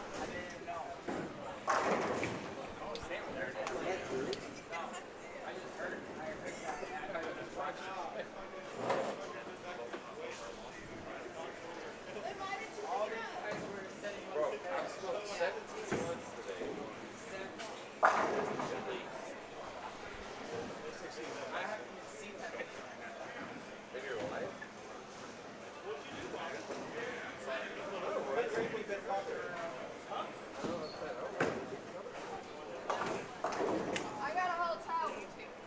Literally. They did like a little rag. That is the whole last one.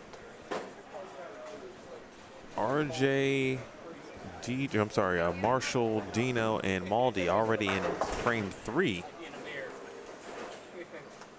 Speed bowling right now in comparison. It's going to be 2-0-2-0 here for Sledge and GG3.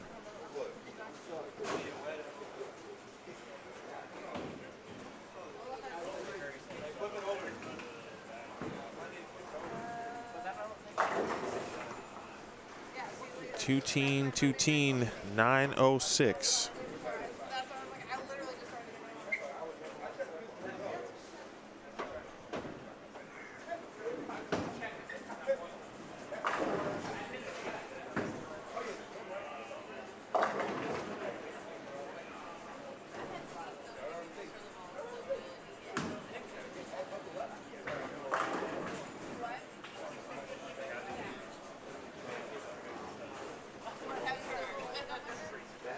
.407.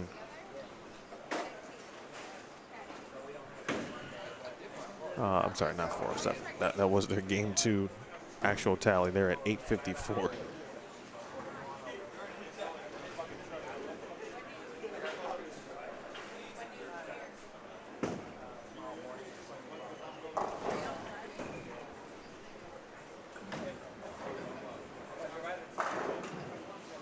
Oh, RJ starting to get a little energy.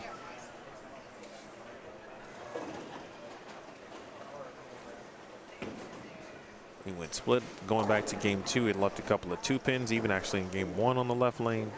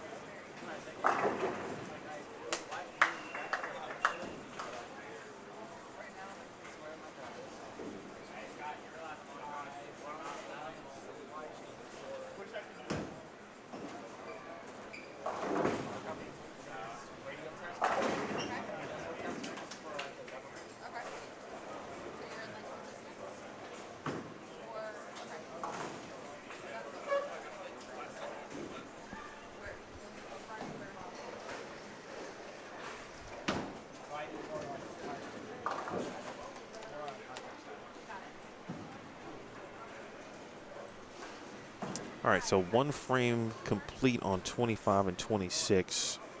In this bracket, again, we're going down to,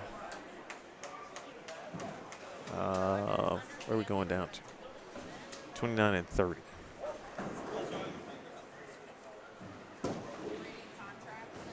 That's where our next pair is going to be, 29 and 30.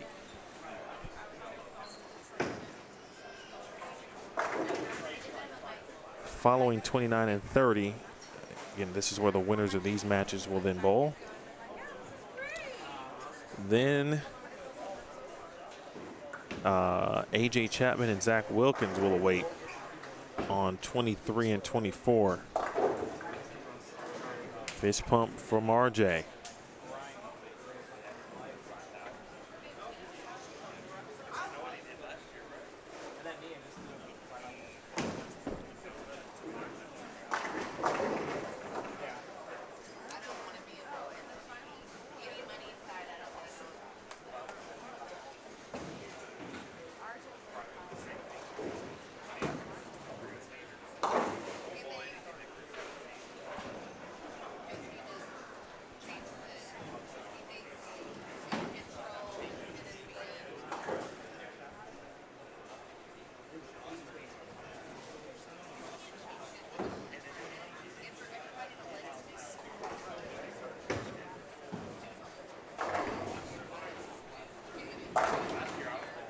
Big double off camera from Sledge.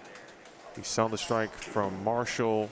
RJ about to step up looking for a 4-bagger as the lead starts to slowly, very slowly, increase. It's currently at 33.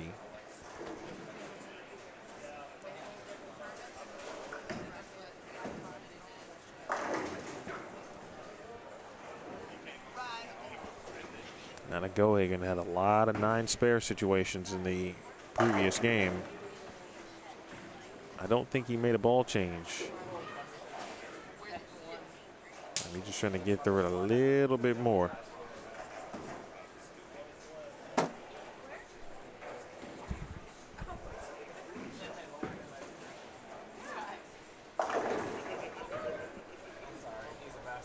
Ladies and gentlemen, Kevin Williams has taken a seat. This is the only way I'm gonna be able to stay awake for my 3-hour wait. I was like, how am I gonna like handle this? Like, it's so weird. It's not like in the middle of the day where you could go take a nap and then wake up and get back after. If I go take a nap, I'm not waking back up. So I might as well just talk about bowling and stuff and try to stay awake. So what's up? First of all, good bowling so far. Thanks. You're in the obviously best position of any team or duo at this point in the tournament. Yes, sir. How did you get to that point? What was what's been working for you and Cam? Well, me and Cam have had a slow start to our doubles career together because a couple events we've bowled have been bad, like bad. We just don't see the lanes the same. Well, typically we don't because he throws it so much harder. The trick that I do is not the trick he can do and vice versa. But this is the first event where like we saw the lanes the same. Like usually it'd be like, man, I got the right lane hook in 2-1. I'm like, what? I got it 2 tighter. And this is the first time we're like, we're reading them the same. We have similar adjustments. So if I see his ball do something, I can say, hey, this is what I'm going to do. So things have been clicking. He's actually shaping the ball, like urethane balls, a lot more than he typically does. And that's what I love to do. So a lot easier to bowl with your partner when you guys see the lanes the same. So that's kind of where we're at right now. How many doubles events now would this be? What number is this? Well, we bowled this last year, and we had a couple really bad beats. So we bowled, but he didn't bowl the greatest last year, but we bowled a tournament in Detroit one time, and I think I finished dead last as a partner, and we bowled holiday doubles and this again. So I think 4 events. But we were 0 for 3 in making cuts, and that's tough. I couldn't even make a cut. So we were due, really, honestly. I was like, dude, it was bound to happen. We were bound to bowl good together. Like, we weren't just going to keep bowling awful. So here we are. That's wild. I mean, I think people would, especially from the lefty perspective, would just assume that if you just put any 2 lefties together, it'll be instant success and everybody's good. It's funny because you know, when you talk like left to right-handers, just because of like how bowling is, right? There's so many right-handers, so the game transitions to where like right-handers don't have a choice but to play the parts and lanes they do, right? Like when there's so many people bowling, like this match right now, everyone's going to be at 20 at the arrows because they have to be. So games that might not look similar when it comes to mechanics and stuff become similar because the lanes are making you have to be similar. Does that make sense? Yep. Left-handers, not the case. So like on tour, when you talk about tour, like every guy is so different from one another, and the lanes just don't transition to where it's like the one thing works. So 1 week you have Jesper who bowls really good, and then you have like Russo who throws it way slower, way less, whatever. And it, like there's no formula to the left side. So just to have two lefties does not always translate to like, oh yeah, if the left's good, it isn't like that, you know. Just because there's so many different ways for lefties to get there than righties. Because the right, you know, again, it just transitions into like, well, I got to figure out how to strike from 20 or whatever the lanes are asking of you. Where it's like Cam could throw it 100 up 4, and I'm slow hooking it from 18. You know? So it just feels good that we actually kind of put it together and we saw the lanes the same. At one point in time, I think Cam was hooking it more than me with the urethane ball, and that's never happened. For maybe like one game, though. I couldn't let him do that to me too often. Well, I'm curious now. You know, you don't need to share too many secrets, but just the tour talks, if you will, between you and Cam, and just helping him get through the learning curve that is obviously tour life, because things are certainly different. You know, the big thing with Cam is like he's such a natural just bowler. Like he's got a trick that when it's good, it's great, and that stuff just comes to him natural of what he likes to see. I've been trying to teach him more about the bigger picture of being a tour bowler, not just the bowling. For one, Cameron, if you know, which you do know, he's the most confident dude ever, and that is the reason he's so good, but also that's his downfall sometimes. That delusional confidence, you have to have it to be good, but you got to also know when to be a realist and be like, okay, this is where I need to take a step back or whatever. And I try to give him that balance a little bit. Like, hey, dude, I know you think you're the best to ever do it, and I don't ever want to take that away from you, but you're going to get humbled on tour. And he'd be like, no. And then end of tour season, he's like, all right, these guys are good. And I'm like, you think I would lie? These guys are legit. So just the bigger picture of like the mindset of tour, not necessarily how the bowling goes good or bad. Having the personal brand that is Cameron Crowe. He's one of the next up for the generation to come. And, you know, becoming a Pre-BA pro where there's going to be fans and kids look up to him. I talk more about that stuff than the bowling. The bowling is what it is, right? Like, competing's hard. You're going to win, you're going to lose. What we do is such a roller coaster ride. But what you can do consistently every day is, like, you know, like, bring the right attitude to the game, you know, be an ambassador to the game, and make sure your personal brand is what you want it to be. You can be consistent every day and be a good person.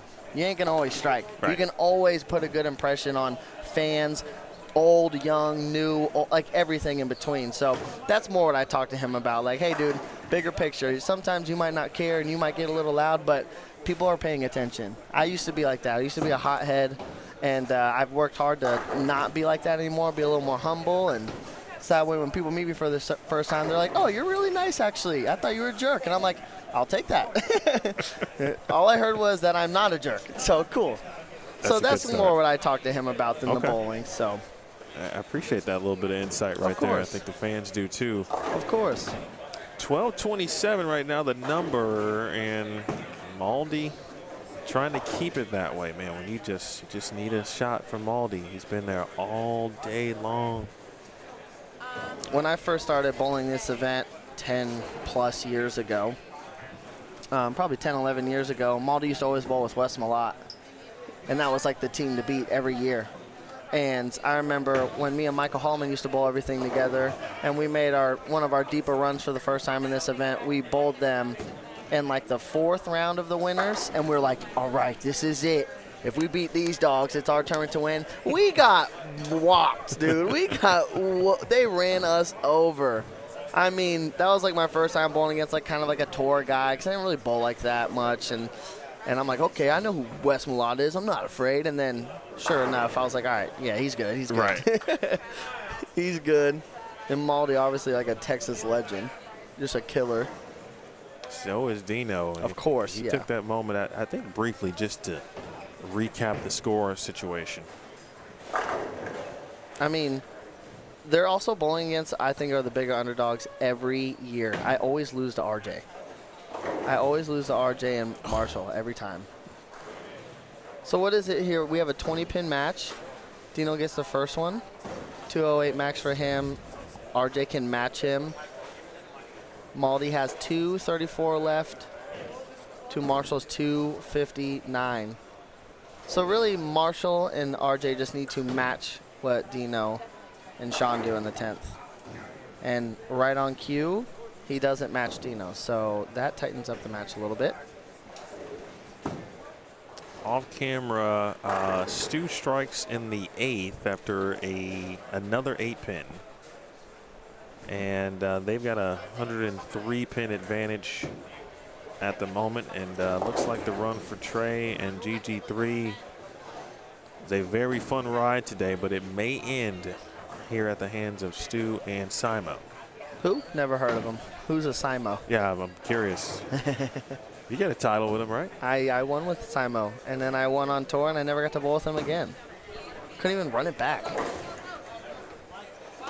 Too much success. Tough. I mean, you know, would I rather give up my PBA title to bowl with Simo in the doubles? Or I think I'd keep the PBA title. I think he'd understand.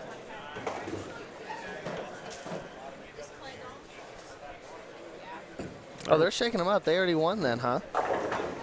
Is the match not closer? And I think Maldi and Dino are shaking them up. So, yeah.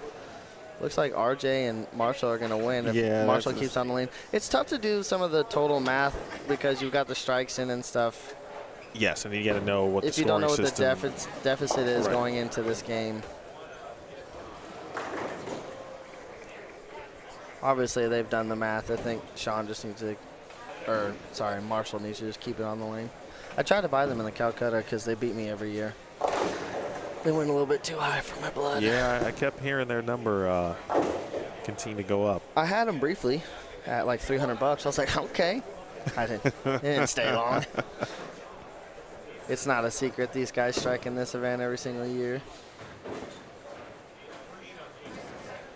Trey hooks past a 4-pin. Yeah, it's going to wrap it up for them as well. So the winners of these two matches bowl each other, right? Correct. And then the winners will catch Zach and Chapman after that. And then the winners get Sleepy McGee me. Yeah, I was about to say, when you say it out loud again like that, yeah, you do got a little bit of a... Yeah, so like, yeah, I mean, that's all right. We'll figure it out. It's worst places to be, you know. It's funny because, like, the break, if it was at like 2 p.m., it would be fine to take a nap, but I can't go take a nap at 10 p.m. I won't wake back up, so I went to Andy's Frozen Custard, and I got some ice cream because I felt like I deserved it. Always a positive experience when you go to Andy's. I just felt like I earned a little bit of Andy's to keep me up a little longer. And then I thought, well, if I go to the hotel and relax, I'm going to get so tired. Yeah, that's not a good idea. Yeah, so I'm just going to watch bowling. And I'll call bowling with you. I appreciate it. Till you kick me out of the booth. No, you're here.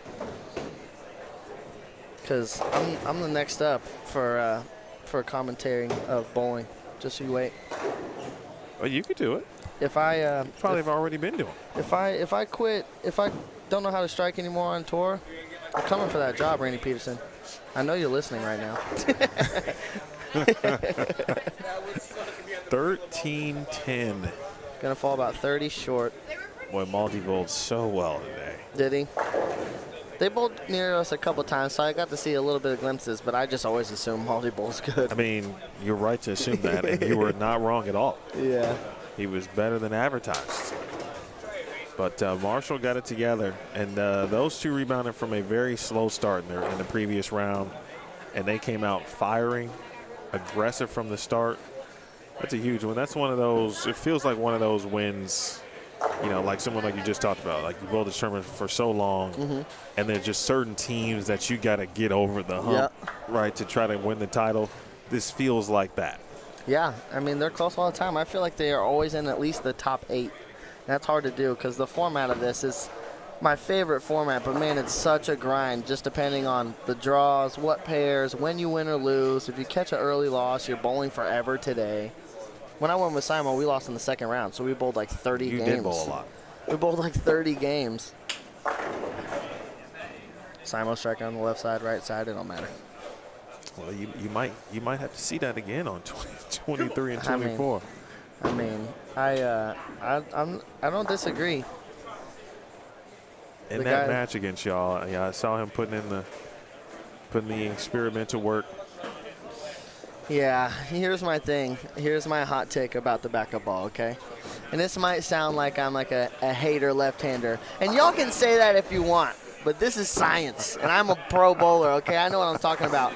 We see glimpses, and I'm not taking anything away from my boy Simo. We know he's the most talented guy to throw a bowling ball. When it comes to tricks, he has the deepest bag. But my hot take is that the backup ball is a fluke. And I will explain why. He did just bowl 250 there, and I don't know what he bowled the 2 games before. But usually when the left side is nice enough to where a right-hander might want to throw backup balls, they can't keep up because the ball roll is not efficient at all. Because when you throw a backup ball, your ball roll is so funky. Your tilt's like way down, and it just like it doesn't flare a lot. So when I see a right-hander trying to throw backup balls to keep up with us if we're striking on the left, I welcome it because I'm like, I just know you'll get tapped a couple times. Yeah, you might hit the hole a lot, but like there's no way your ball roll will keep up with like a lefty's normal ball roll. And so that's why I think it's a fluke at times. There's some guys overseas, I think, that, like in Sweden and stuff, that where they hook a lot more overseas from what I've seen in videos and stuff, where guys throw backup balls, like, all the time. Right. And it looks good. But for someone like Simo, who can do anything on the right side of the lane, you think he would go through, like, his first 15 tricks before he went to a backup ball.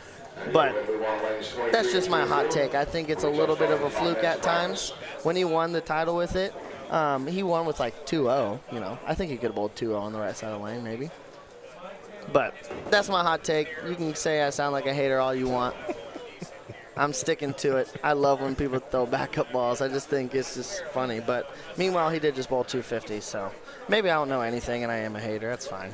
Well, I mean, I appreciate your take. You don't agree with my take? Well, I think if someone wanted to argue it, and you just talked about the talent level of this particular individual. Yeah. I think that supersedes maybe some others. Yeah. Who might fall into the hot take category. Yeah. Like he's the one of one, and then everyone else is kind of like. And that's the thing. He wouldn't even be the example because let's say in an alternate universe, right? I'm like Simo's one of one ball rep, and he just pays me to ball rep him, and I'm with him on tour. It would take a lot for me to say throw the backup ball. I would be like, what about tricks Sure. A, B, C, D, E, F, G? Like I would go through the whole alphabet because he has all of them before we go to the backup ball. But then randomly you look up and he makes it work, and it's like, yeah, do what you want, dude. You got it. So I just like, when do you see it? When do you see other people do it efficiently? And I think it's a more overseas thing. I think a lot more people do it on the other side of the pond, from what I hear at least, versus here. So it's a fluke. I tell you what's not a fluke. Marshall, RJ, Simo, and Stu Williams. I got to go change a camera real quick. Okay. Do you want to stay here? I'll or just do you stay here and also I'll want- talk All to right, people. bet. I got it, dude. This is my first time in a booth. What's the chat talking about? The sample says I agree with Kevin that it's a fluke. Bro hating on Simo. Don't do that. That's my guy. I got to win with him here. That's my boy. I'd never hate on him. I praise him more than anybody. He's a GOAT.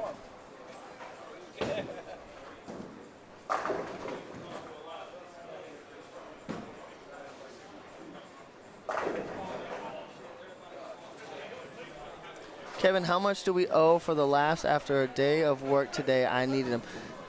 Them laughs are free, my dog. I will gladly hand out laughs for free forever. Free subscription, free 99. If I can make you laugh, I'll make you laugh for sure. If I can't, I'm going to try. Simo would beat him throwing back up like, bro, shut up. Damn, Jace is mad at me, guys.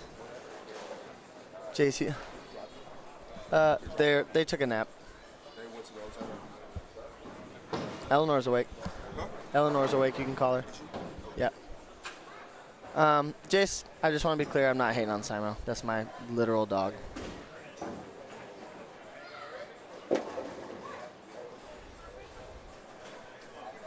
Adam Martinez. I know that name. Brandon, that's a guy that bowled, like, this is me kind of guessing. Didn't he bowl, like, junior gold, like, back in the day, 10, 12, 15 years ago, and was, like, a stud, or maybe even longer than that? I think I know that name. I didn't really bowl like that to pay attention back in the day, but I'm pretty sure I know what you're talking about. Kevin, who is the best lefty on tour? It's Jesper this year. Jesper and Graham. I mean, they bowled unbelievable. Graham got a win. Graham made the playoffs. Jesper won twice. So those two were in a class of their own this year. They bowled really good. Even whenever we thought that the left wasn't the greatest, they still found a way to make it happen.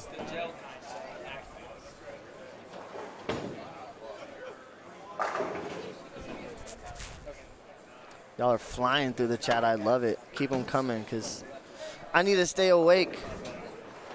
Did you rap with Dalton? I did not rap with Dalton. Get your money, Big Kev. Hey, I'm trying. I'll take $1 from you, though. If you want to send it my way, I'll send you my Venmo. Just kidding. 100% agree with you on the physics of it, but Simo is a freak of nature. 100% he's a freak of nature. Literally the deepest bag in bowling history, and I stand on that. So, but, you know, it's just a hot take. It's just like it's a fun debate. I would love to have debates about stuff like this. You know, it's not in any negative light at all.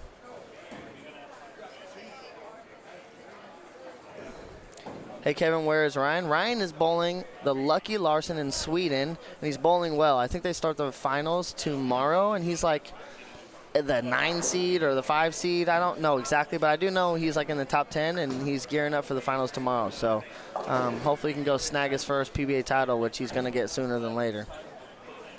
Kevin, do you have a hot take on urethane? Tanner, what would you like to know on my hot take on urethane?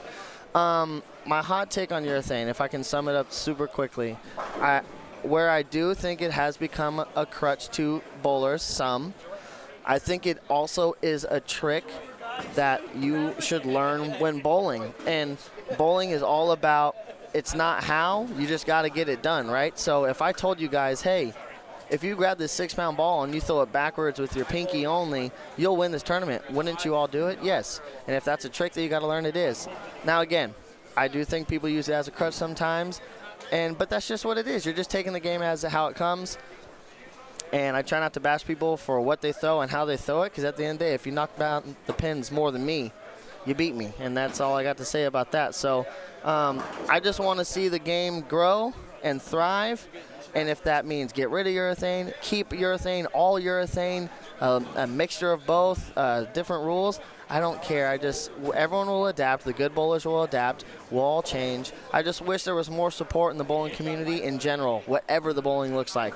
If it's with a certain type of ball, if it's left-handed, right-handed, two-handed, one-handed, you just want the game to grow in a positive light. So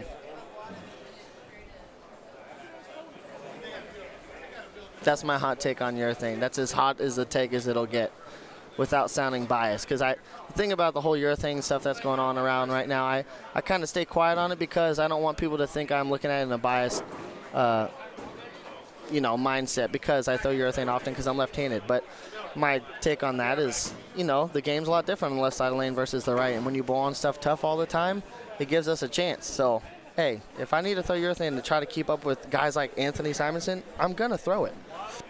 So, do I want to have to throw it every week? No. And sometimes we throw it too much, and I agree with that. And that just is what it is. As we're getting some scores up, as game 1 begins with Simo, Marshall, RJ, Stewart.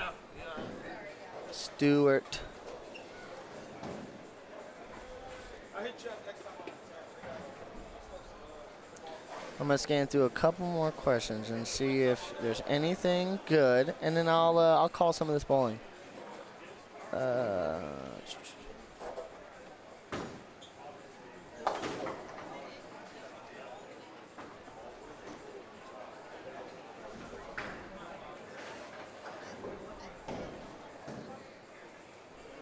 Kevin, who is your kryptonite? Myself. Is that a good one? The kryptonite is myself. That's the best answer I can give you right there. Bowling any leagues this fall, Kevin? I'm going to sub a little bit at Plano Super Bowl with my dog, Chris Turner. Here and there. But league isn't my favorite thing ever to do. What's the odds on this match? That's a question I've been waiting for. Let me think about my degenerate mindset real quick, and let me break down some odds for you. Obviously, the favorite is going to be a Stu and Simo, two titleists. Simo, arguably the best bowler on planet Earth, against some underdogs, some would say, who are vets at this tournament. I'm going to go if I was the house. Now, guys, I'm not the house because I don't got money to pay you guys if you made these bets with me. I would say that Marshall and RJ are plus 185. Plus 185 to win. I think that's a fair bet. I think that's a fair bet because they know how to strike in this building. They're in the same exact position as Simo and Stu are right now. And also, this pair is the perfect pair for them to be bowling on because this is arguably the worst pair for the right-handers in this building, or one of them. And you have a all-righty duel right here. And Simo's actually the only two-hander as well. Andy's on the left side of the lane going backup ball. But this is a tricky pair. We bowled our first match on this, and we only bowled 1270 and won pretty handily. So I'm going plus 185, Marshall and RJ. Do you agree with those numbers, people? Do you agree with those numbers? I think those are fair. You think that's pretty good? Yeah, I think that's. And betting is wagering is not my forte, but I know enough. That's fair. When you get this late in the tournament, you can't give them the crazy odds because obviously they're bowling good. What are we down to, 6? Are we down to 6? 1, 2, 3. No. We're at 4. We're down to 4. Okay. We're down to 4. So obviously they can't be AJ and Zach. Yeah, we're just waiting. and us. That can't be. They can't be that much of an underdog at this point, you know. So plus 185. I'll bet someone $1 on that.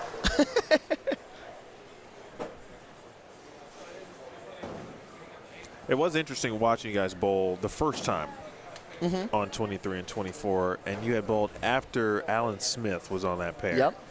And I was curious. I'm like, oh, okay, how are they going to navigate that situation? And you got through it. I mean, that's what you do in this event, obviously, to keep on trucking. But the contrast and what you look like then on the pair versus what you look like earlier today on the pair. Yeah, it's crazy. We bowled on that pair twice, and they were miles different. Miles different. So that's the beauty of the event, though. You know, understanding the pair quick enough.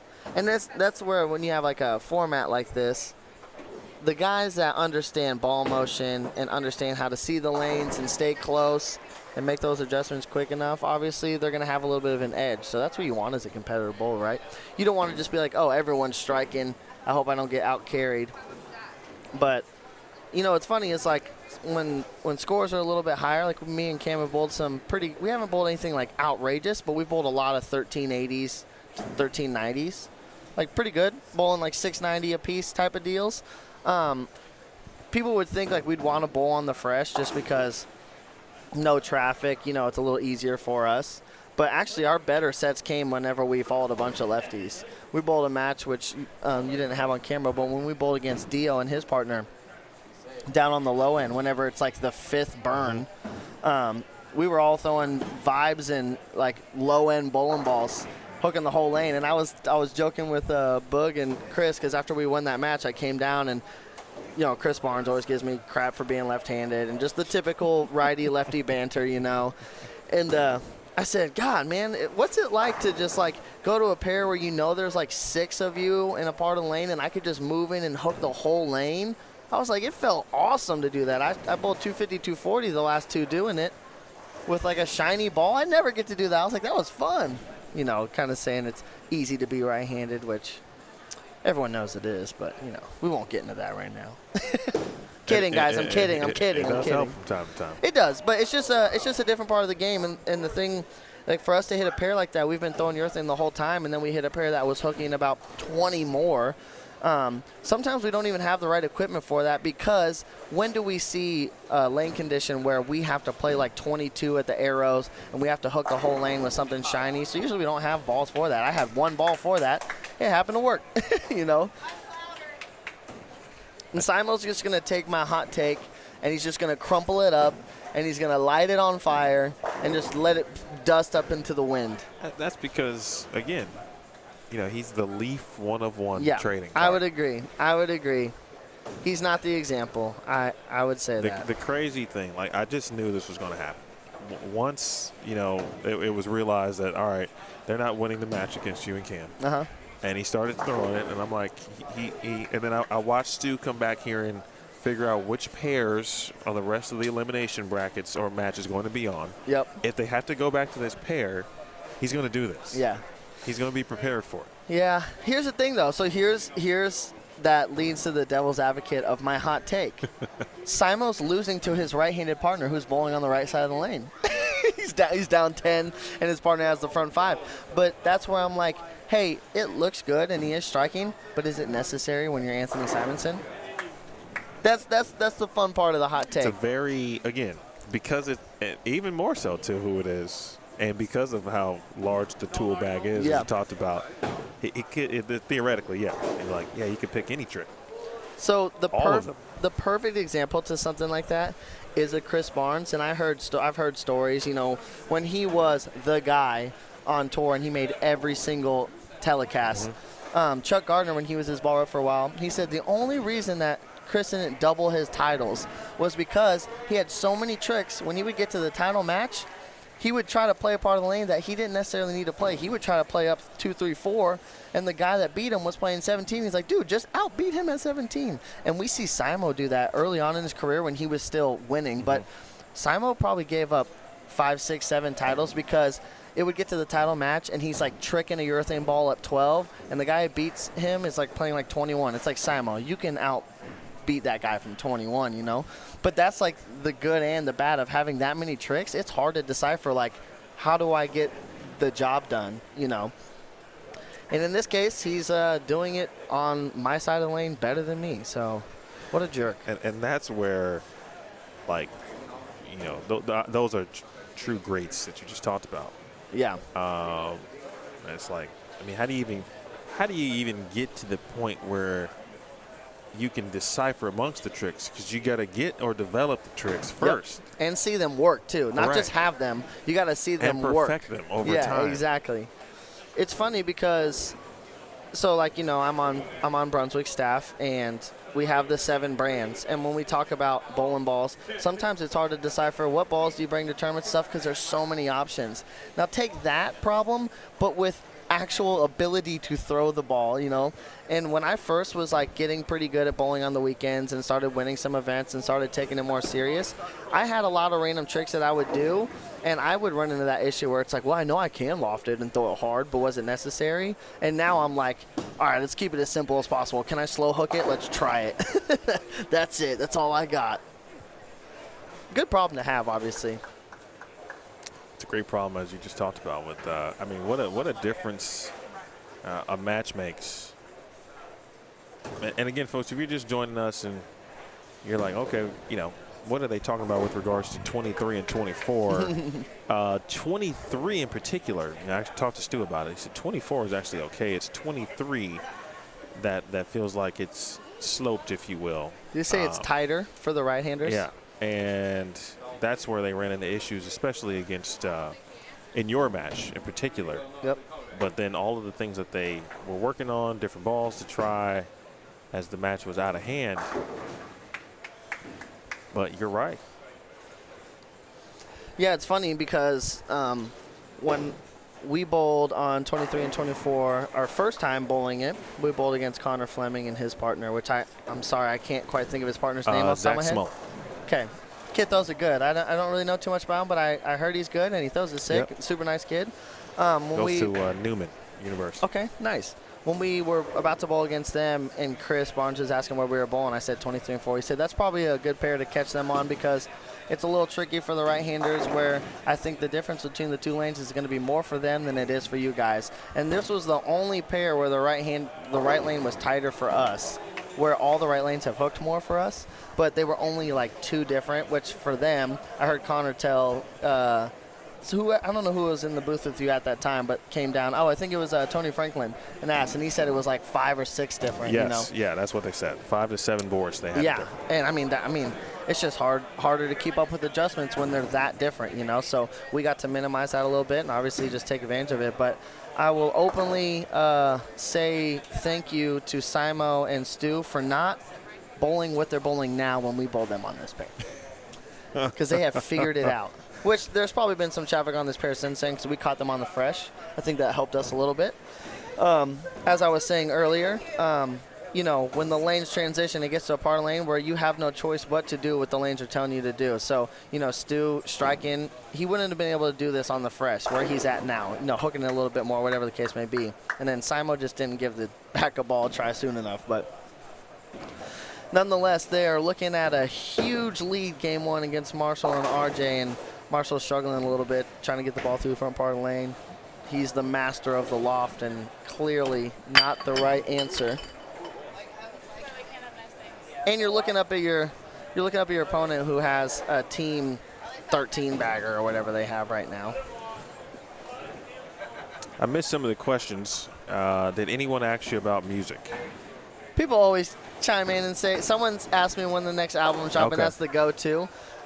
It's hard to live the double life. I wish I could release more music more often, but I do have plans to release a couple singles and just have some fun with it. There was a point about a year or 2 ago where I thought it was going to go a whole different route than it was, and bowling was not the priority for a little bit. Unfortunately, I was supposed to be signing with a record label. It fell through. Then I had to revisit, okay, I need to get back to bowling. I'm just going to release music for fun, and if it does something cool, it does something cool. If not, then the people that listen to it, thank you for listening to it. So I actually have a single that I hopefully am going to release next weekend. I can't tell you what it is and what significance it has, but I'm very excited to release this song, and if you guys follow along with my journey, you'll know why it's special to me come next weekend. But yeah, I just got a couple random singles I'm going to release and have fun with, and maybe one of them pops off, and then I don't have to bowl on the weekends, you know? That's the goal. That would be dope. That's the goal, but until then, I'm just going to do it for the love. I just love music. It's just my outlet, and easy to express myself and share some art with the world, or the small world of mine at least.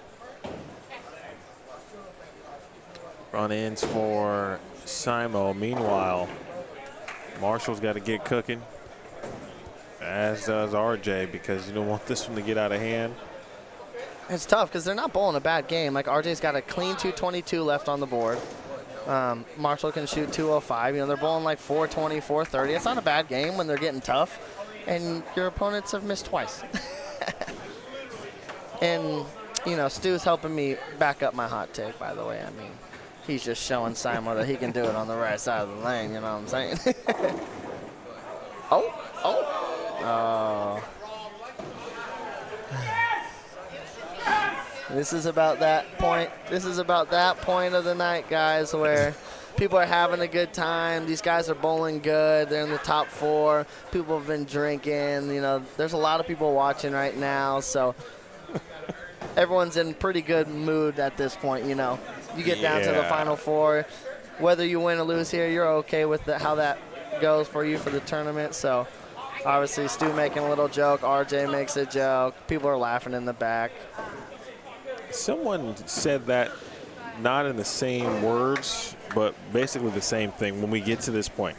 Now, of course, me seeing it for the first time, I've been waiting for almost like not quite cutthroat, but a couple of more matches that maybe there'd be a few more talking. Yeah. You know, there'd be a little chirping, back and little forth. chirp, you know, a couple of walkouts, and I only got a little bit of that. Yeah. And there was kind of disappointed. And there's plenty of teams that do it too, like a GG3 and Trey. They'll let their opponents have it. That's why I love this event so much. As you guys hear the crowd of the trip 3-pin forward, everyone's laughing. That's why I love this event so much, because the head-to-head matches, every match matters. You know, round 1 to round 50, whatever round we're in at this point, like however many matches have been bowled. But when you're bowling head-to-head, obviously you just got to beat the people that are in front of you. So, you know, it gets loud. You hear hooting and hollering the whole weekend from frame 1 on Friday night to now. So you want this match to be a little closer for those reasons, because Marshall and RJ will give it to him a little bit, but I mean, it's tough to look up and you see you got 279, 269 left. Going into the 10th for Stu and Simo, showing everybody why they are superstars, as they would say. The big pick of the litter for the Calcutta as well.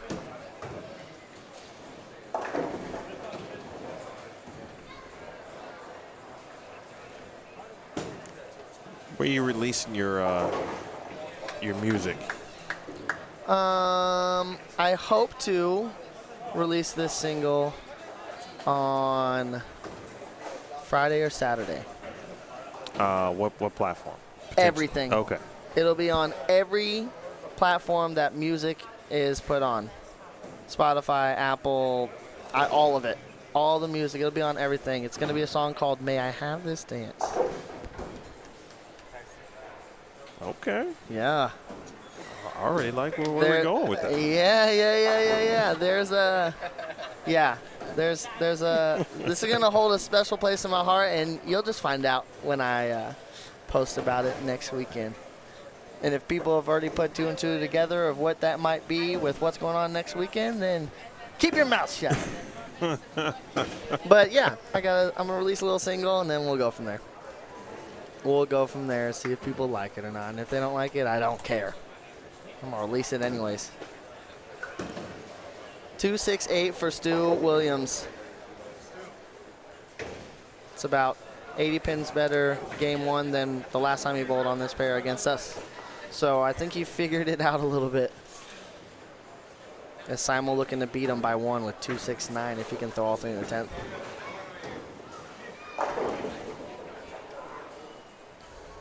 That right there is a perfect example of my hot take. Good shot, directionally good, but your miss room and your pin action, your ball motion through the pins is going to be so minimized with just how the ball roll is, throwing the backup ball. Where that, like, pretty good shot, but like the mega clack 7, and then he hooks past it. If you're going to miss a single pin in the 10th for 237, it's when you're shooting 505 and your opponent's got 390 left in him, or 380, whatever it is. So, big lead going into game 2 for them.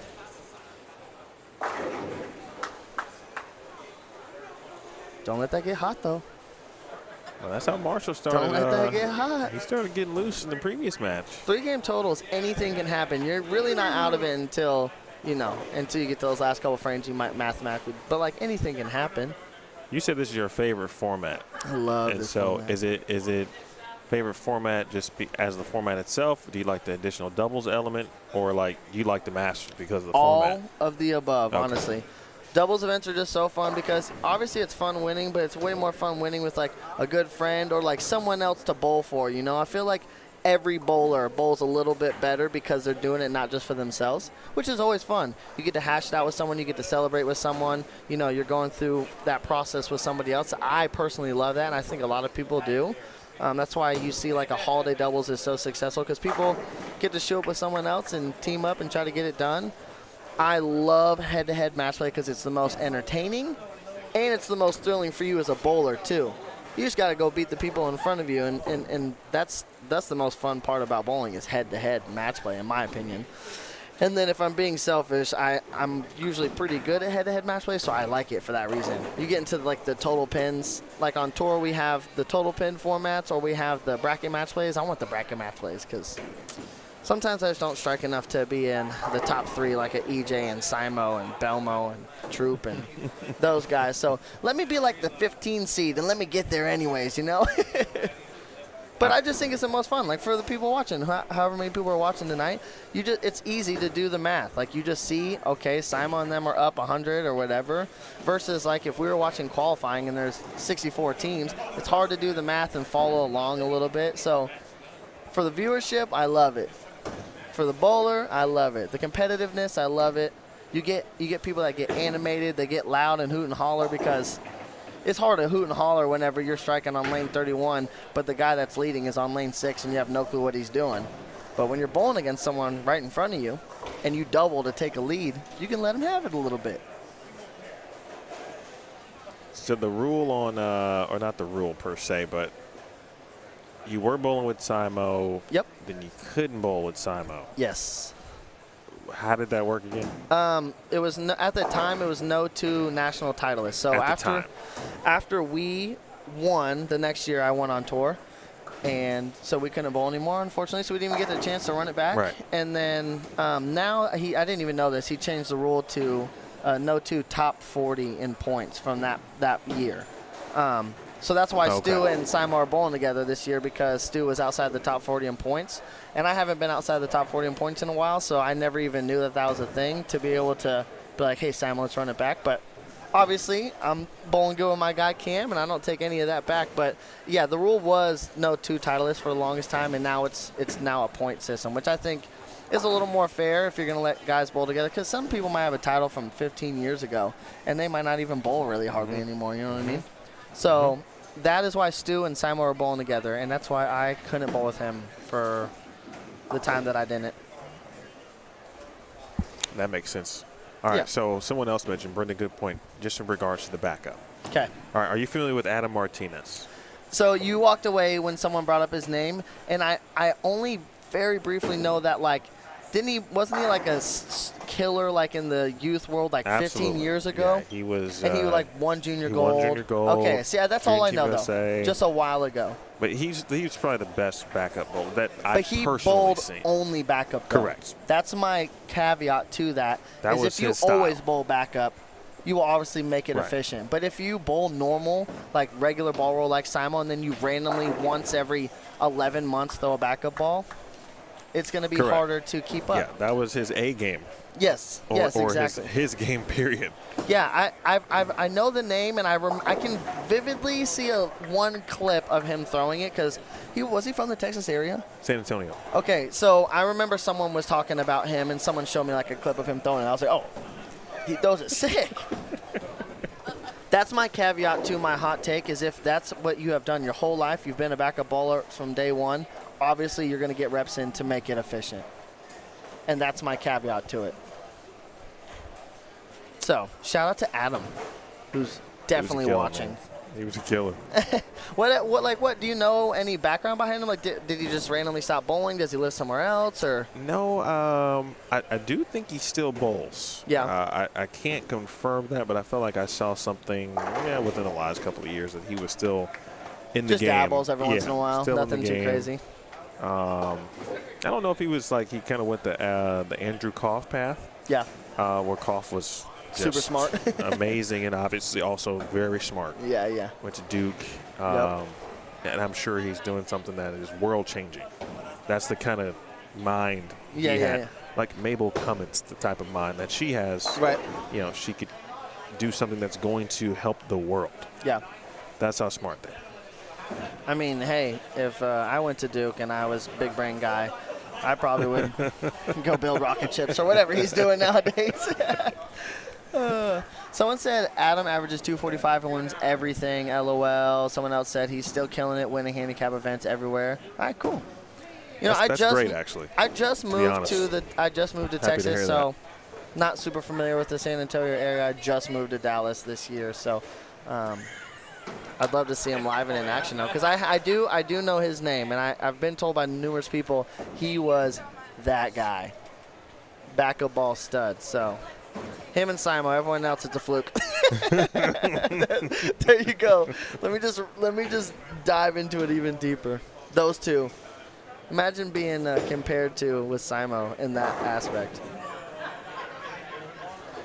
Marshall flat tens, didn't have a 9-pin in the rack, didn't notice it, and then Stu goes, hey, by the way, you didn't have a 9-pin. And then he redoes it, and he super wraps a 10-pin and gives a thumbs up like, same exact outcome, dude. 9-pin or not, I left a 10-pin. That feels like just kind of par for the course on the way this match started. Yeah. I mean, it's difficult. Like, and describe when you're in this situation, right?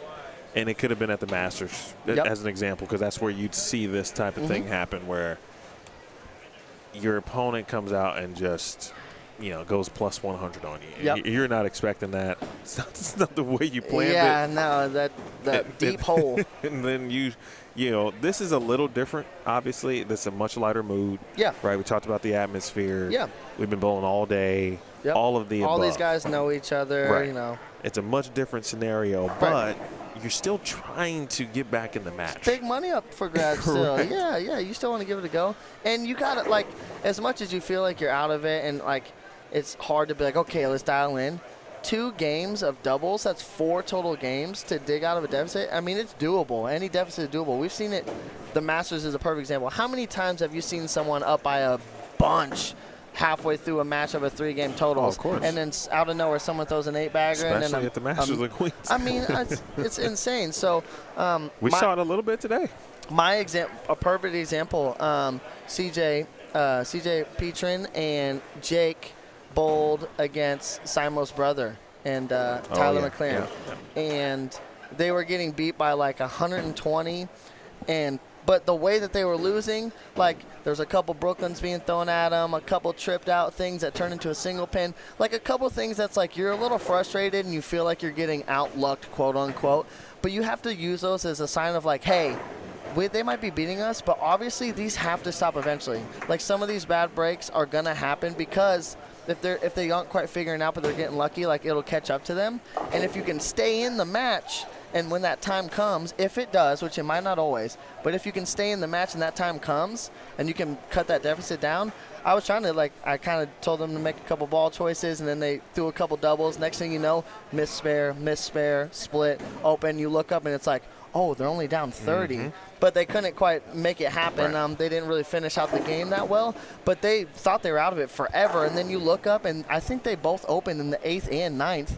And right then and there, you gain 60 pins, 70 pins back. And it's you guys know you still are mathematically in it. So matches like this, you literally just have to give it your all until the last, which you should always do that in bowling. But these matches, it's easy to look at a deficit and be oh, I'm out of it. It's bro, you got 2 games to bowl. That's a lot of bowling.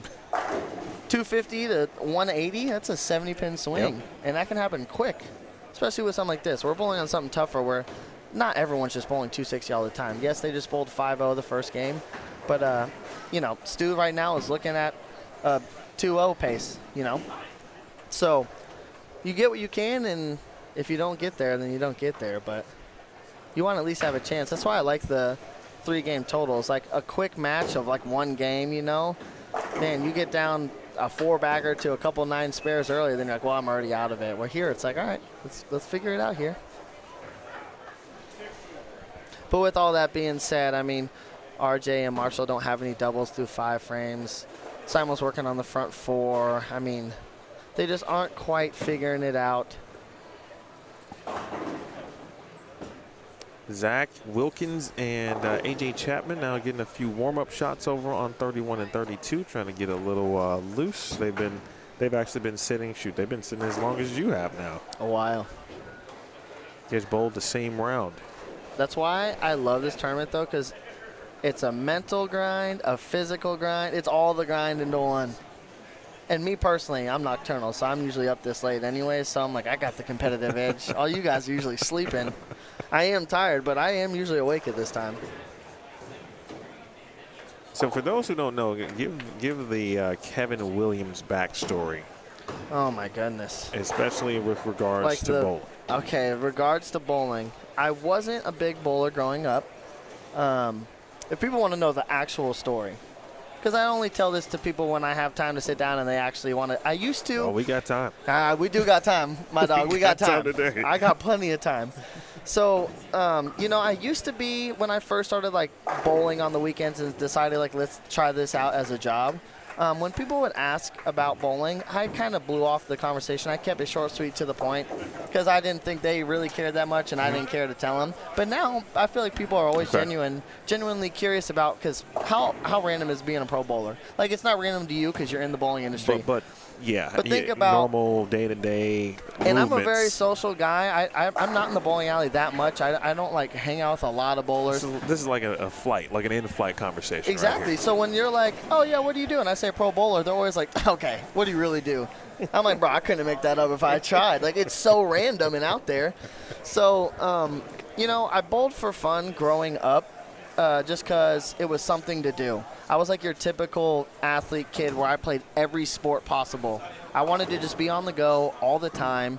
And the truth be told, my parents used to love to get drunk up at the bar and play pool at the bowling alley. So they would just throw me on the lane when I was 10, 12 years old, and I would just bowl all night, and that just kept them busy like a babysitter, and they just played pool and had a good time, right? So whenever I would bowl at that bowling center, the guy who ran the pro shop, when they started a high school program, he became the head coach of the high school I went to, and he told the bowling team, he was like, you guys need to find Kevin Williams. You don't know him. Stu's chiming in. In case the chat is wondering, RJ is the reason why we're still bowling. Okay. The three of us are quite happy for this match to be over and moving on to the next one. RJ wants to bowl. All right. Stu said RJ is the reason they haven't conceded this match and they're moving on because he's trying to get a comeback. I ain't mad at him. A comeback. I'm not mad at him. Anyway, so I bowled at this bowling alley. I would bowl from 10 p.m. to close while my parents had a good time up at the bar playing pool and stuff. And I'd bowl 30, 40 games because, you're 10 years Sure, old. absolutely. I'm trying to show off for all the, all the little honeys around me. You know what I'm saying? I'm trying to do what I'm doing when I'm doing it. Can't even lie. And whenever they started a high school program, Ben Casey was the coach for the high school I went to, and he told the bowling team, go find Kevin Williams. You don't know him. He doesn't bowl anymore. He bowled a while back, but he's our guy. And so I had a couple people come up to me I've never met in school like, hey, you want to play on the bowling team? And I'm like, what? I haven't bowled in like 5 years. So I showed up to tryouts. I'll openly say I was a little nervous. Hadn't bowled in forever, and all these kids bowl league and stuff like that. Didn't bowl great at tryouts or whatever. He was like, pulled me aside and was like, hey, you're going to be on our team. Like, I know who you are. We just got to get you back in the swing of things. I know you haven't bowled in a while, but I saw you bowling 100 games a night with your parents up at the bar and stuff. And so I started bowling in high school. We went to state all 3 years. I was on the all-state team all 3 years. We won state 1 year. And I was like, all right, I think I'm actually pretty decent at this. So I slowly dropped soccer, basketball, baseball, the sports that I love playing the most because unfortunately, I was about 5'4" in high school, so it came to an end sooner than I'd like for it to. And then whenever I graduated high school, I got approached by Casey Murphy, if you're aware of him. Yep. One of the best amateurs in the nation. He's got such a big resume. Came up to me and said, hey, man, I want to help you get your bowling career started. I bowl on the weekends all the time. Come on the road with me. Let me mentor you. Let me help you get you on your feet. You're not going to make a whole lot of money, but if we can break even for the first couple of years and you can learn, I think you're going to be something great. So I did that. We bowled 3-4 weekends a month almost. I mean, we bowled all the time, and I just slowly learned the game. I started making a little bit of cash, and being 18 and broke and you make 500 here, 1,000 here, I mean, I felt like I was the man. So I just stuck with it because I didn't want to go to school. I didn't want to do a regular job, and I loved competing as an athlete. And I could do this as a job and be a competitor still. So I just took it more and more serious, and now here we are. It's going to be 1 a.m. I'm going to be bowling for a title at Longview doubles for $16,000 with one of my closest friends while you live stream it. And I have a tour title, and I get to spread the sport and try to make it be the best sport that there is that people don't really know about. What high school did you go to? I went to Glendale High School in Springfield, Missouri. All right, so is Boog in the chat as himself? Like his no, government? that's actually that would be his father's name is also David Kroll. Okay. So I would say maybe that's that might be his dad, because Boog was driving to Little Rock tonight. There's a tournament up there, so he left a while ago, so he's probably sleeping. It was only 3 hours to Little Rock, so I would say that's his father. All right, well, hello, Mr. Kroll. Yeah. But he did drop the Glendale High School Bowling to the PBA. It's a I nice mean, story. I would never, ever in a million years imagine that I was ever going to be a professional bowler. I never even took bowling that serious. It was just something fun to do. We might be able to sell that to Hollywood. I mean, you telling me? Yeah, I got other stories outside of bowling too. that Those could would sell play. too. that could play over in the Hollywood area. I mean, the thing is, like, because I didn't, like, you look at a lot of the guys on tour. Simo is a perfect example. Everyone that knows Simo, I mean, he's grew up in Texas. Texas is such a big bowling state, and everyone will tell you Simo was a bowling rat. Yep. He was in every bowling alley every single day, 10 years old. I mean, he just bowled. I didn't do that. My parents never bowled. They don't have a bowling background. Ryan Barnes has Hall of Famer parents. Like, a lot of these people have families who have centers or competed a little bit, and I don't have that story. So when it comes to the game of bowling, my perspective is so different most of the time on just like any hot topics, hot debates, what could help the sport or hurt it, because That's good, though. I played every other sport, and it was a little bit different upbringing than what bowling is, you know. So, and I think it is good. And sometimes people don't agree with my takes, not even the back of ball stuff, just like what could help grow the sport. I think my biggest take is I think the crowd should be like every other mainstream sport. You should be able to boo who you don't want to win. You should be able to cheer. You should be able to yell in their backswing. I think that would make the game more enjoyable. Oh, my goodness. Well, what is going on This here? is entertainment. You know, it's funny. He complained about that they're still bowling, and look how slow he is getting up these. Usually people that work in bowling alleys, they sprint up that gutter cap. But we got Stu, who's taking his sweet time. See, it's his fault, too. That was great. I've never seen someone more annoyed to get a dead wood ever. I mean, look at his He face. is not pleased. Shaking his head. He is ready to stop bowling. This particular match. This match. Well, guess what? He's done bowling, and there's one frame left, and then it's on to the semifinal versus Chapman and Zach.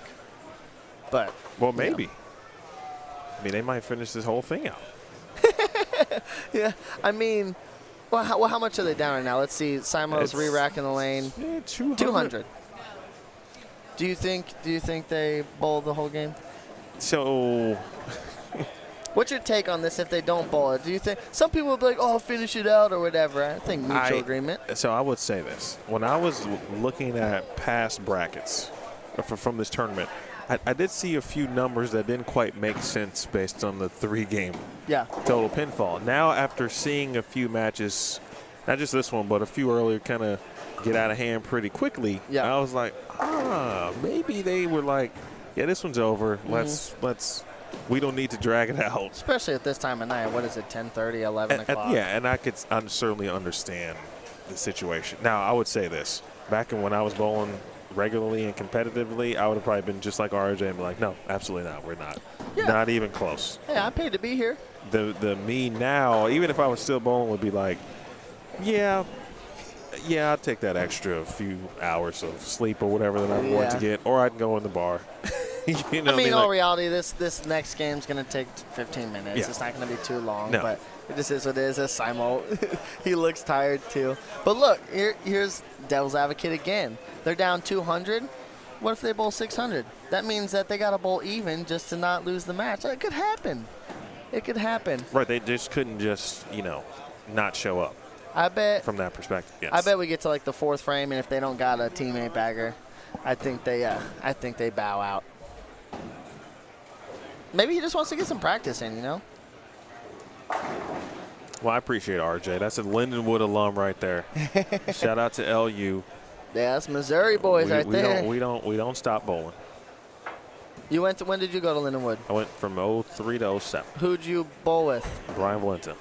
I was just about to ask you, did you bowl with Brian Valentine? He was like that in college, huh? He absolutely was like Dude, that. can we talk about how random it is that Brian bowled this weekend? I keep looking over. I'm like, why are you here? I haven't seen him bowl anything in 10 years. He just shows up to Longview doubles. I don't think I've ever seen him bowl this event. I think he said he had bowled it once or twice before. What, in like 2004? Perhaps. I actually bowled a couple events with Brian when he was still in Missouri, when I first started bowling. Yeah, I was going to say he lives in Florida now.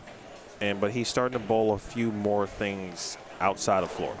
So he's starting to make a few more trips. So he comes to Longview? Hey, this is the event to come to. This is my favorite event of the year. I love this event. It was just so random to see. I saw him walking whenever we were like getting ready for the cow cut. I was like, "There's no way that's Brian Valenta." And then, sure enough, I hear the name. I'm like, "Oh my Lanta, it's Brian Valenta." You know who else? Wow, this is what a complete contrast to where we are in the night. I have no context of why everyone was just like doing the slow clap for him to strike in a fill ball for 180. Yeah, this is. I mean, like when I tell you the context. And he just gave the P. changed. Weber crotch chop to do it too. Like this, it went from being like, yeah, this is, yeah. I mean, they're going to give this thing a run. Both teams to, okay, they're trying to fast forward it as quickly as possible. I mean, they're down 180. You never know. I mean, this turned into like, you know, if you watch baseball, for baseball fans out there, and if you've ever called baseball, which I have, this is the equivalent of, all right, you've got, it's 15-1. You got the left fielder pitching. In the 6th or the 7th inning. And it happened so quickly. Hey, speak of the devil. I was just talking about how random it is that you're here, Brian Valenta. Hey, I'm happy to see you, though. I don't know if I believe you on that. I don't know if I mean, the fact that I said, why is Brian here? And then he said, my car went in the wrong direction is pretty spot on. That's pretty on brand for who you are as a person. Yeah, that actually could have been a real answer. I mean, that's on brand for who you are, Brian. So funny. No, you're not. Wow, wait, hold on. Chris Clayton, you went to Chris Clayton. This is crazy. Now this is actually getting strange. Okay. So Chris Clayton has been watching the last, or the entire event, including last night.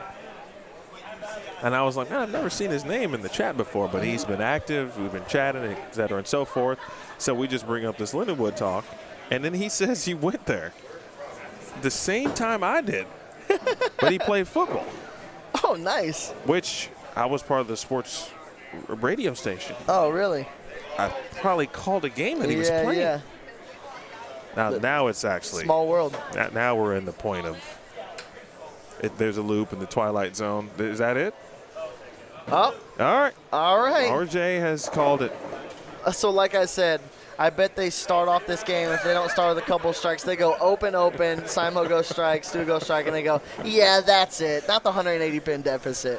Now it is officially over. Let's get out of here. So Stu and Simo move on to bowl against Chapman and Zach Wilkins on what pair? I believe on 25 and 26. I'm not going to lie to you. I've been doing this for a while now. Yes. That was probably the strangest 30 minutes. Dude, what do you expect? We've been bowling for like 15 hours. It's 11 p.m. People are drinking, having a good time. None People of are that delusional. had really hit yet until then. You kind of like piece it together like, okay, this happened. It was a slow climb to get to this moment. Yeah, and now we've peaked, and now the match is just like that. It's over. And it's like, oh, okay. Was that the quickest or slowest three-game match ever? Because they didn't bowl a third game. Exactly. So it's just like, how would you classify that? The what's quickest three-game match ever because they only bowled 2 games, or the slowest 2-game match ever? I'm going to go with the slowest. How about yes? Just yes to either one. So 949 to 768 officially. But again, this tracks with some of the scores I saw in last year's bracket. It'd be just a random 702. Yeah, it's like, oh, they bowled bad. It's kind of strange. Yeah. But they won. They bowled bad. Like, they advanced. How did they advance with 702? Yeah. Just one person bowled? Yeah, just one guy. I elect him to bowl against your one guy. Let's see where it goes. That actually happened in the roll-off, I heard. Yeah, so, funny story about that is Bug Kroll has never bowled this event, and I don't know how. I've bowled this event ever since I started bowling on the weekends, right? And because it's about a 6-7 hour drive or so from Springfield when I lived there.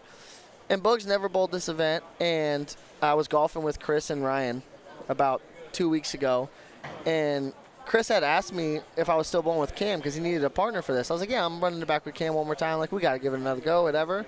He's like, yeah, I'm still looking for a partner. I was like, oh, dude, you want me to call Boog and see if he'll bowl? So I told Chris, I said, yeah, let me. He was like, oh, yeah, I'd love that. So I give him a call, and he's like, give me a couple hours to figure it out. Like, Boog's got to, check the schedule, see if it's worth it. Text me in 6 minutes, like, tell him I'm ready. Like, immediately, right? So it's Boog's first time bowling this event, and I told him, like, dude, you need to be bowling this event. It's a fun event. It's good. Chris is so good in this building, and, like, you should just be bowling it. And drives all the way down. He's been sick for the last couple of days, so he's not feeling great. Shows up, bowls 1,400, just a tie. Right. Just a tie in his first match ever at Longview doubles, which ties do not happen very often here at all. 3-game totals, doubles. And then he has to go into a roll-off, and they just pick one person for a 9th, 10th frame roll-off, and he doubles to win the roll-off. I was like, that's how you start off your Longview career? Like, so funny. Like, I almost felt bad. I'm like, damn, dude, putting you through the blender early. That is about as random. It's so random. Yeah, that's a weird way to do. I would think they would do 9th, 10th, like if we're bowling together, like I bowl the 9th and you bowl the 10th, Right. and it's just that. But, it's just one guy picks, and then you bowl 9th, 10th. It's unique, though. Yeah. It goes. I mean, with the either term. way, it is what it is. It goes with the term Yeah. to from that angle. All right, we got K. Will in the building. Yeah, you're going to go move some cameras. I'm gonna go change this Go camera move some real cameras. This means I'm going to get back on the chat because I know the chat's talking. They was talking earlier. All right, guys, hot takes. What do you got? What do you got, hot takes?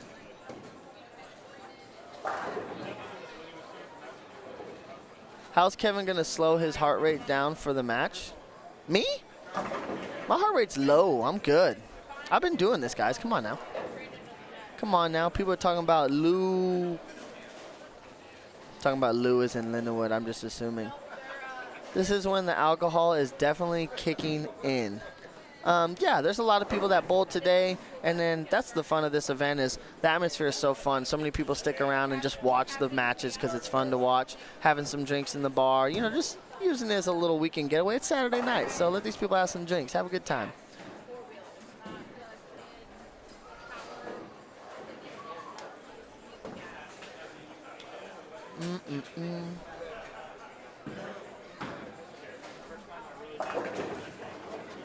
I like how some people are saying, like, is this thing really still going in this match? They cut it short.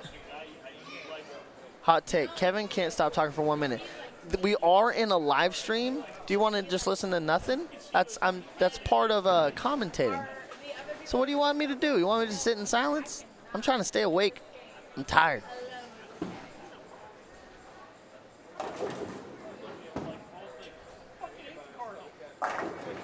Bring back a plastic-only tournament. I actually, I like that idea. I like that idea. That'd be fun. Miss you, Kevin. I mean, Kevin. I know that ain't my boy Dupree. It's gotta be. It's gotta be. Dupree, my #1 supporter and hater all at the same time, I swear. Said I used to be good one time. Now everyone's just spelling my name wrong. Did you bowl nationals? I did bowl nationals. I didn't bowl that good. What brings you to Dallas? I wanted to get into a bigger bowling community. I lived in Sac for a couple years, and I loved it out in Sacramento. It was gorgeous. But some of the things I do in the off season, I usually run a youth league in the summer, do like a half a ball type of deal, give some scholarship away. I do some clinics and stuff like that. It was hard to do that in California because they didn't really have any youth programs. There wasn't like high school bowling or nothing like that. So I'm now in a place where I can help grow the sport outside of just competing. Do you guys have to win twice to be? Yeah. So they're doing it. Yes, they are. So that's why I'm in Dallas. It's such a big bowling state. I'm familiar with a lot of people in the area. So I've gotten hooked up with a bunch of people to help me get where I need to be and do what I need to do. Get to be a part of playing a Super Bowl with Chris Warren's Pro Shops, things like that. We've got some stuff planned for the future with some youth movement stuff that I'm excited to do. So that's why I'm in Dallas. Do you think AJ and Zach can win? Absolutely. I mean, there's a reason that they just waited 3 hours to bowl, and they were essentially like your 2 seed. because they were bowling great all day.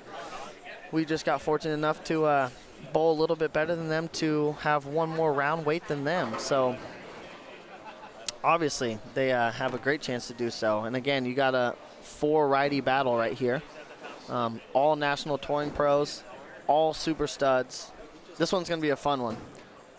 This one's going to be a good one. I didn't even know Simon bowled in this. Actually, Simon used to bowl this every year. He missed the last couple of years because he usually goes and bowls a Lucky Larson in Sweden. But he's back. I'm not going to read that note out loud, but Trey Autry, the proprietor, the owner, the guy who makes all this happen, my favorite event of the year, one of the best people in the bowling industry, I love Trey, sent me a little fun note right here. I'm not going to read it out loud, though, but I love that. I love what he sent me. Welcome to the city, Kev. See you Monday at PSB. Hey, Nick with the Quick B Bowling. We'll see you then.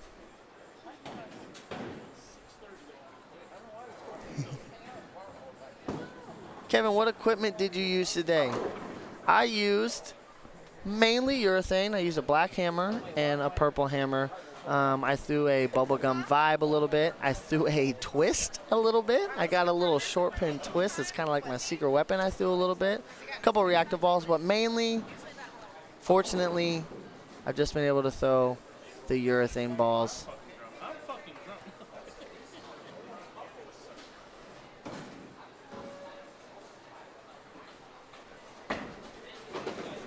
Nick the Quick B Bowl. I like that. Hey, how quick is he, though? We'll find out Nick, Monday at Plano Super Bowl. If his name is Nick the Quick, do you think it's because he's like fast, like he can run fast, or do you think he's quick for other reasons? Maybe he throws the ball quick.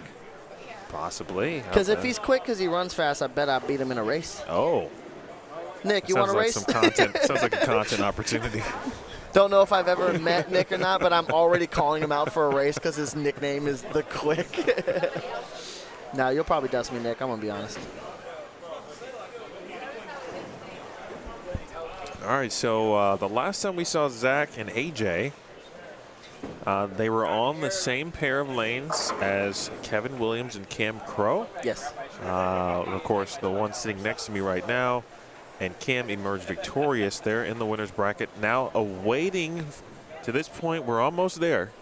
The winner of this match will face Cam and Kevin for the Longview Doubles 2025 title, and the winner of this match will then have to defeat, if they were to win, will have to defeat Cam and Kevin twice. Yes, True sir. double elimination. Yes, sir. RJ, good run as always. Only reason I'm this far in the tournament is because I didn't bowl against you. That's the only reason. It's literally the only. He always beats me. That's what you said. RJ just beats me every time I bowl against him in this damn tournament. I mean, your strikes are prettier, but mine just seem to fall a little better every now and then. Dude, I don't care how pretty they are. I just want them to fall. So you got it. Brian loved that comment. Good run for RJ and Marshall. These guys are studs. They're fun to watch. I don't care. Do it. And they got to it quick. I don't even think they did 5 minutes of practice. I think they did 1 minute of practice, it felt like. So where the match we just watched felt like it was pretty slow, dragging on, we're already in frame 2 as we start the semifinal. Yeah. Simo Stu, Zach Chapman. Who you got early on? Who do you think's going to win? Do you pick or do you not pick because you're a commentator? I don't pick because of those reasons. However, I do think if Zach and AJ can get off to a good start, I think they can win the match. It would be difficult to pick against Stu and Simon at this point, but I've watched AJ and Zach bowl very well all day. They have bowled really well. I think They had one hiccup. I mean, that's just how it goes That's the one. sometimes. It's just how it goes sometimes. I said that Marshall and RJ were plus 185. Man, this might be an even bet kind of match here. I mean, this might be like plus 120, Chapman and Zach, just strictly because of the resumes. I mean, that maybe is the only edge. It's like Well, if you had to pick a team, it's probably the one with Simo Stu, just a little bit edge over Chapman and Zach. But, I mean, God, they're both bowling so good to be at this point. So it's like, well, anyone can win right now. I don't consider AJ, I guess, young on tour anymore. Yeah. Although I still feel like to some degree Yeah, on the younger side. he is. And it's probably because he still looks like he's a youth. Right. But from your just kind of peer perspective, watching players, you know, still try to ascend, and man, he's been so close. You know, what do you see that's essentially dope about AJ and Zach, for that matter, on tour? So I'll give my honest opinion, and this isn't, if it comes off any type of way, it's not. AJ is my dog. I bowled against him to win my first title, and I always knew I'd bowl against someone that I've liked and known for a while, or my first title, and I've known AJ for a long time. Zach roomed with us on tour for a little bit. To see Zach have the breakout year he did 2 years ago is always sick to see. Just as a fan of the sport, for a guy who, like, he's always been a good bowler on the weekends. He has his here and there moments. He made like a title, or he made a telecast like randomly for the doubles and stuff. But to have like a year like he did, and you see a guy gain some confidence, some swagger a little bit, it's fun to see them kind of come into their own. And that's what we've seen in Zach. Now, he didn't have quite the year this year that he did last, but he just won his first regional. He did. He's been won striking something like before crazy. that, too. Yeah, been striking like crazy all weekend. Here we are again. I mean, he was striking against us. AJ was the one that was just kind of struggling a little bit. So I always love to see the quote-unquote underdogs, or the people that they might not know, get their light and kind of break through, because it's just fun to see people coming into their own. So Zach has very much done that, where he's on a more consistent basis of becoming an elite bowler. And then you have Chapman, who's kind of a little bit on the other side of that coin, where Chapman was like, Wichita State was going to be the next up. Throws it highly touted. Is the I mean, right, look at his right mechanics are amazing. I still say top 5 physical game. The dude's Exactly. amazing. But I will say that I think that the reason he hasn't quite broke through at times is because of that, because everyone gave him such a high praise because he throws it so sick, that I think the game didn't come to him in the way where, like, some guys have to grind to get it. Where, like, Zach might have struggled a little bit and he had to, like, kind of get out the mud, and Chapman kind of had a way paved for him. And I think he kind of got hit with some years that weren't that great, and it kind of set him back to, I don't want to say humble him, but in a way humble him. And I think that's where, like, Chapman's at sometimes, because you show greatness of, like, Chapman out of nowhere. It's like, man, this guy's got to have a title. And then there's some weeks you're like, man, why isn't he getting over the hump? He is one of my favorite bowlers to watch. I just think Chapman throws it so good, but I think he gets in his way mentally a little bit, and that is the ongoing battle for bowlers, right? Like, all of us deal with that. And if Chapman can just understand that he is as good as he actually is, but let it happen more naturally, I think we'd see him win numerous titles. Okay. And I think that's the only, like, hiccup. I mean, there's nothing I can say about his game. Look at how well he throws it. I mean, you're so right. Top 5 physical. Top 5. He throws it so sick, but you know as good as anybody. You call the sport, you've bowled the sport. The mental game is 70%. You can throw it as good as you want physically, but if you don't know where you need to throw it, how you need to throw it, how to handle moments, that always will help you fall short. And I think Chapman just needs to get over the hump of kind of restructuring the mental aspect of it and finding a way through it mentally, because the physical is always there. I think and then I think he'll be amazing. Like, always. That's a great base. Like, he's got a great foundational piece with regard to his physical game. 100%. I mean, he's so unique in that. So, like, I don't just think you could teach someone how to throw it like AJ Chapman. And he works at it so much. And the thing is, because his mental moves so fast and he's so smart, he's such a technical bowler, that if he has a bad week on tour, I see it all the time. We live in the same area now where he goes and practice. If he has a bad week on tour, he goes straight to the bowling alley, he puts his phone on a tripod, and he throws shots, and he watches every video back. And I think that hinders it sometimes, because he's got to know, bro, it's got to be more than just, like, you don't need to change your physical game. Look how good he throws it. So I think he just needs to get over the hump of let the mental be a little easier going whenever you're going through the process of it. Because no one's going to tell him to throw it better, and he already does, you know what I mean? But that's why bowling's hard. Absolutely. It's so much more than physical. I mean, way more. It's all mental. As Zach goes back-to-back chopped spares, Boy. chops the 3 off the 6 and the 3 off the 3, 6, 10. Yeah, and AJ went 4-9, 7-10. And not as quick, right? Because Simo's not on the run that he was on, but Yep, Stu Stu is. hasn't slowed down at all. And then he goes back-to-back 7-10s. Good Lord. I mean, immediately. So here's a perfect example of, and I might sound like I'm being a little harsh at AJ, but I'm only saying this out of place of I've got to bowl a lot with him, and this is where I just think he could be elite. This is where AJ might already get in the mindset of like the kind of give up attitude, because terrible breaks. I mean, 3 terrible breaks in a row, but you got so much bowling to do. Hey, lock in and just give it all you got. He kind of did that, and I'm only saying this because he did that against us a little bit, if you saw. Yep. We got up Yeah. early on him, and he just kind of went into like shutdown mode. He wasn't really high-fiving Zach. He was just walking by and like not trying to really figure it out. It's like, hey man, give yourself the chance mentally, to get through it and work through it. And Zach was kind of talking about it. He's like, man, I wish he wouldn't give up on me right now. Like, I feel like he's giving up. I'm like, there's no reason to. You guys, even if you lose to us, you got matches to get back to us, So obviously you go 4-9, 7-10, 7-10's brutal, and you got the front 6 thrown at you. But man, just try to stay in the moment. Try to make a couple shots. You never know. Dwindle that lead down a little bit and then go from there. Now, that's easier said than done, obviously, because I'll be the first to tell you I get in these moments and then I kind of check out too. But I think that's what I see with Chapman a little bit sometimes. And if he can get over that, there's no reason he shouldn't have a title. At least one. It's coming. It is coming. It will come. He puts too much time into the game. He cares about the game too much. And I'm a big believer of, like, the effort you give towards anything in life, not even just a sport, will always be paid off eventually. If you give something enough time, dedication, and effort, you will be paid off from it. Whatever that looks like. If it's your job, you get a promotion, whatever it is. You're looking for love and you're a good person and you just can't quite find it, you'll find that person. Like, it always works out. So Chapman puts time into the game. If he's bowling bad, he goes straight to the lab. And I appreciate that about him more than anything, that he cares. It'll work out. Obviously, the levels are certainly different, but I can think back to some times as Stu has the front 7 after a poor collegiate performance, getting off the bus and going right to St. Charles Lanes. Yeah, I mean that's the only way.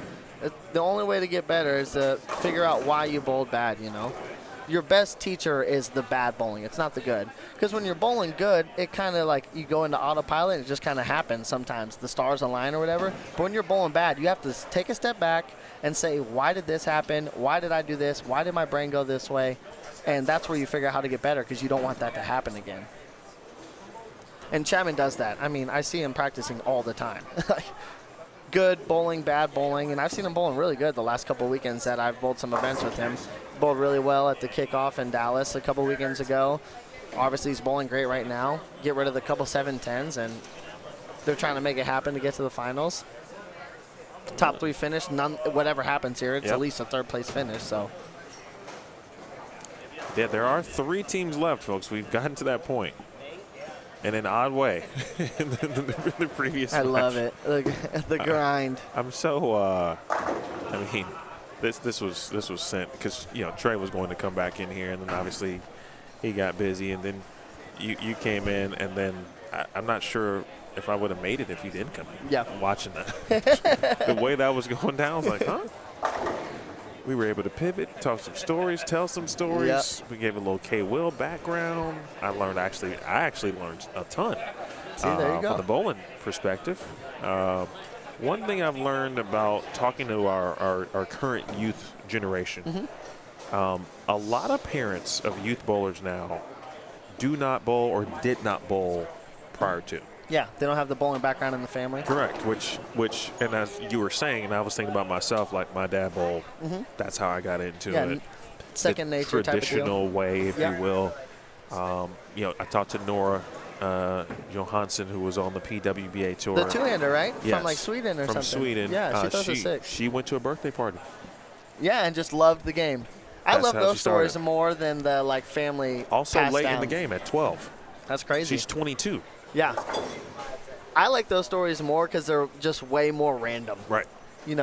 obviously like a Ryan Barnes story is sick because his family, Linda and Chris, are household Hall of Famer names. And it's like, even though Ryan wasn't really like that big into bowling a little early on, he's coming into like the next up or whatever.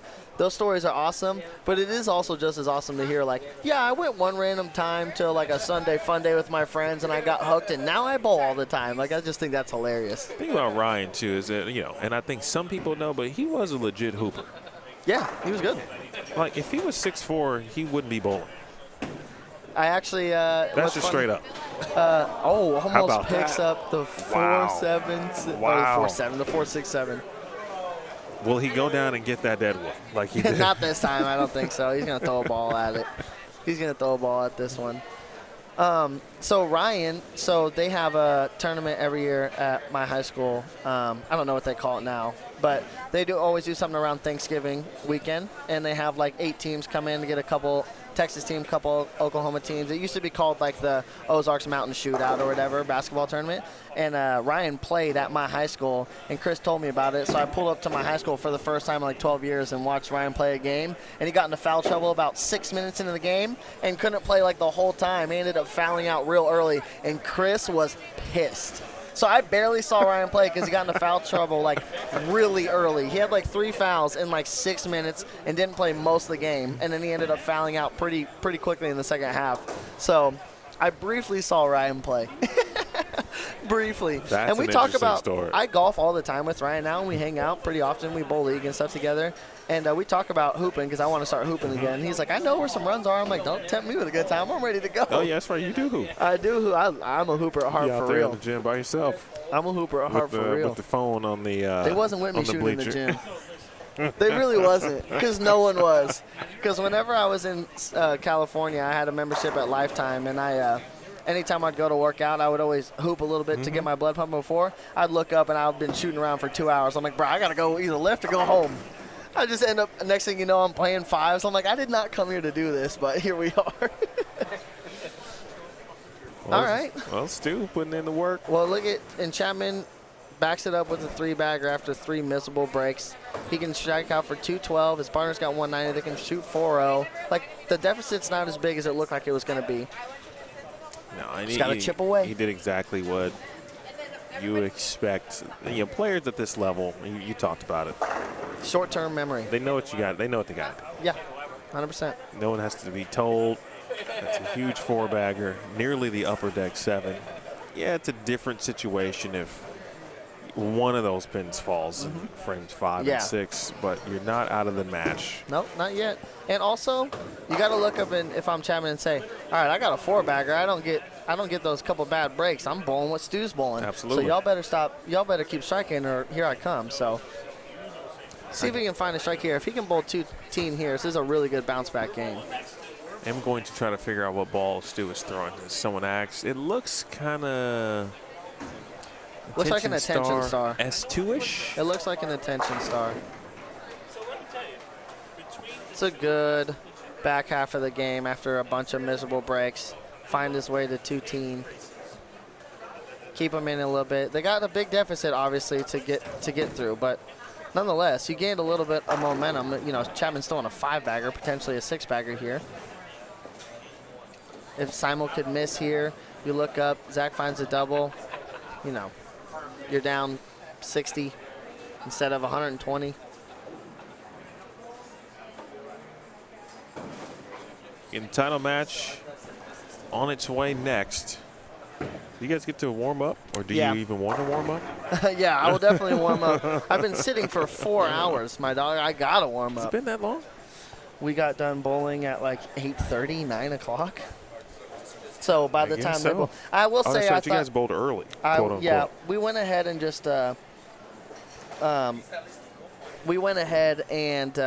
just got our match over with, because otherwise they wanted us to like wait a match and then bowl, and then I didn't want to like wait then just to bowl then to wait again. I'd rather just get out the way and then just take the long wait. So yeah, when they probably get like halfway through the second game or so, I'll probably put some shoes on and throw it like 6-7 pins and then call it a day.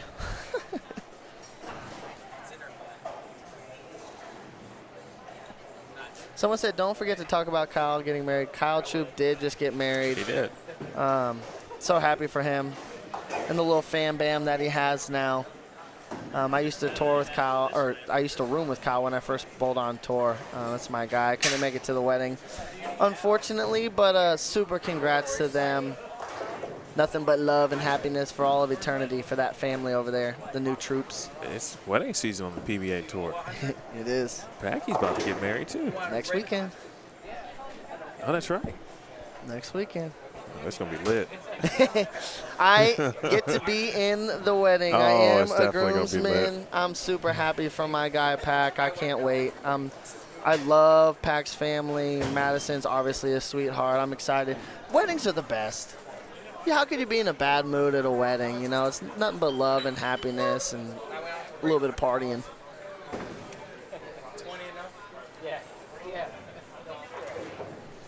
All right, so as I said, Simo doesn't get the first one in the 10th. Looking at 2 teams, so it kind of cuts down that big lead they were going to have just a little bit. Still 80, but 80 is doable. So if I'm bowling this match and I look up and I'm down 80 going into game 2, all I'm saying is let's get 40 a game. That's the only way to look at it. You can't get it back in one game. You would love to, but if you can just chip away and get a couple hits a game, next thing you know, we got a match. So down 79, 483 to 404. Stu and Simo over Chapman and Zach going into game 2 now. 80's doable. It's not an easy task, especially with the guys that you're bowling against who are up 80 on you, but it is very doable.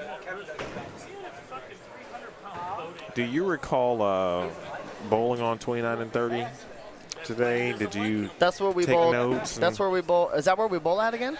Yes. That's where we just Oh, that's right. You're right. just bowled against them there. You're right.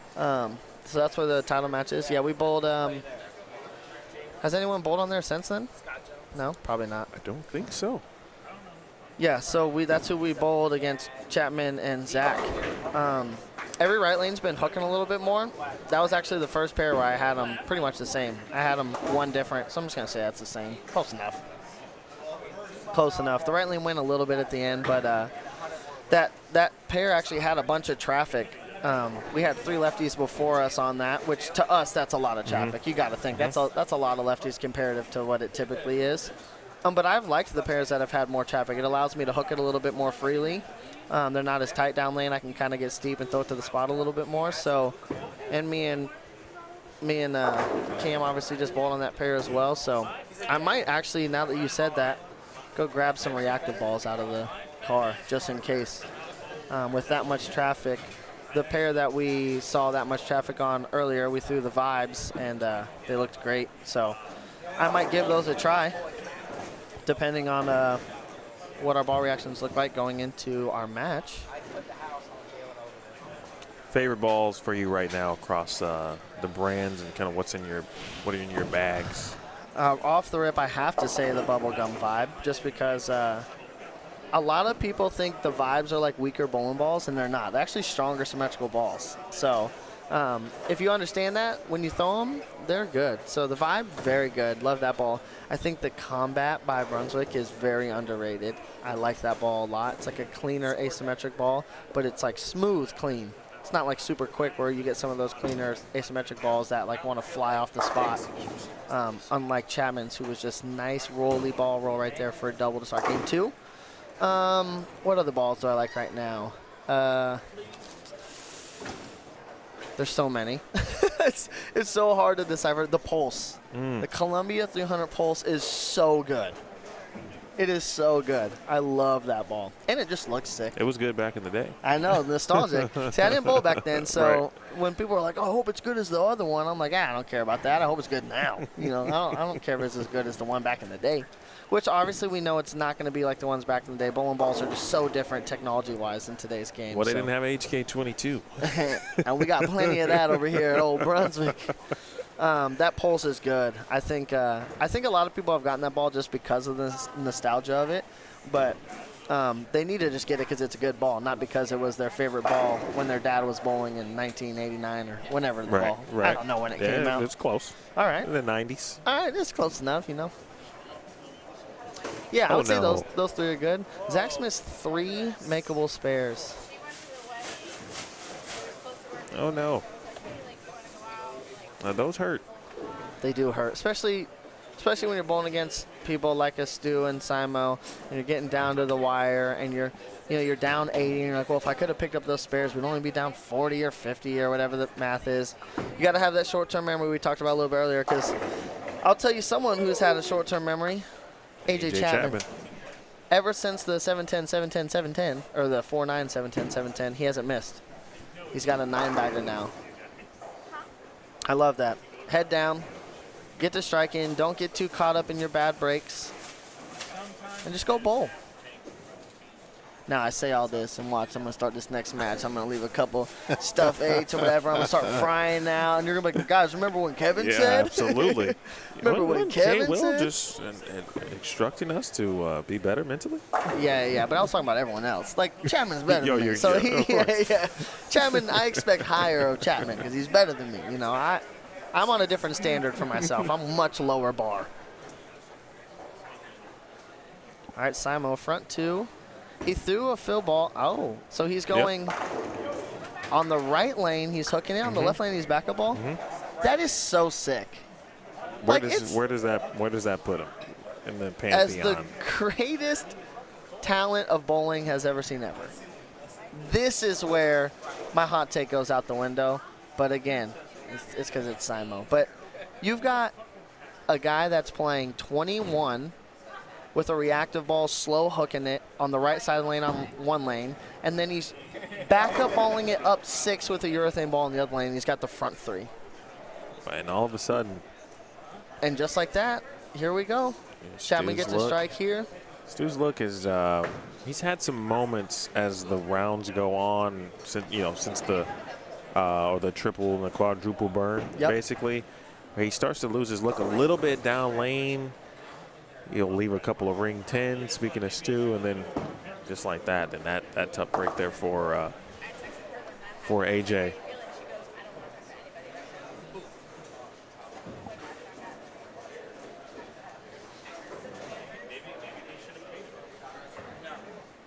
Quick combo between those two. Someone asked, Chris Barnes was in this morning. Someone asked Chris, why didn't you bowl with Stu? They butt heads too much, I'm sure of it. No, he said, well, he just got a better partner. Yeah. I was like, you can't argue that. Yeah. You can't argue that at all. Yeah. Simo's, he's that dude. Yeah. And Chris will be the first to say, I understand. He absolutely said that, bro. He was like, I would do the same. Don't bowl with me. He said all of those things. You know, I was going to early on call, would this be the greatest 300 ever bowled? And then I didn't say it, but in my head I was going to like, should I ask him this? And then here we are. So now I can't even have the conversation. But I will say that might have been up for debate as the greatest 300 ever bowled. Back up ball, slow hook, one lane on the other. Oh, man, that would have been sick. Nonetheless, 3-bagger looking to clean up his spare. Zach snaps out the 10 after the open in the second, so a little double will always help out a little 9-dash. Teammate baggers. Well, Cliff Barnes is up late. 11:45. Assuming it's Saturday night. I mean, but he's on the Eastern time zone. Oh no. Yeah, it's the next day already. We've only got 17 more minutes before it's the next day. I know. Here in the Central Time Zone. Telling me. Back at it is Stu. All right. Get loose. Okay. 19 and 20 for Kev and Cam. Is Cam asleep? Where's Cam at? I'm not gonna explain too much for them to hear, but Trey did give me this note earlier, a little bit of sarcasm, handed this to me, because some people were complaining a little bit that it was gonna be like all of them, and now here we are. It always works out that way, and I knew it was. Like eventually some will fall off, but I thought it was funny. He just slowly hands me this and just watches me read it. Should put that in the next vlog. Save that note. You know what? It's actually a good idea. I am going to save that note. I am going to save that note. I'm going to put it literally in my wallet. All right, Zach, looking for a 3-bagger. Bang. Great shot. I'll tell you what, Zach has a real specific game because he has like a, I don't want to say funky ball roll, but it's like a very niche kind of ball roll. He has a lot of rotation. He's very good at the slow hook, and sometimes like that's just like his thing, right? But when Zach's ball starts striking, it looks like it's never gonna stop. He's got that. Yeah, like Whatever once it it's goes. called. Yeah. Right. Once He's it gets got going, that. and it's one of those like ball motions that you can't mimic it. So once you see it happening, you're like, bye, Zach. We'll be seeing you, my guy. So, like, you know, we're bowling against them, and we get a good lead early. We're up like 90, game 1. And then we look up, and Zach has the front 6, and Cam's like, hey, let's not slow down because Zach might not miss. Right. Like, legitimately, you know, whatever, like Chapman can also strike too, but Zach might throw a 24-bagger. And just like that, Stu with a shaker 10, hasn't thrown a double through 6 frames. Chapman's got 3-bagger spare double. Zach looking for a 4-bagger. We've got a match on our hands. Doesn't like it, and it hooks. The big wheel. Anytime you see a bowler doing that, guys, where he kind of does like the windmill, that means that they want the ball to hook. If he missed right, if he spun it, whatever it is, but they want it to hook. All right, I'm going to watch Simo's backup ball strike here, and then I'm going to go get to stretching, hitting my bowling balls with 180 grit, and getting ready to bowl. Better go wake up, Cam. You better be awake. You better be sober, too. He's just in the bar having a blast. He's asleep in the car. That's where I would be. I just got a text to tell Anthony Lavery to wake up because he's getting sleepy. As they're watching bowling, I got a text that some people are watching some bowling. Anthony, wake up, dude. We're almost there. We are almost there.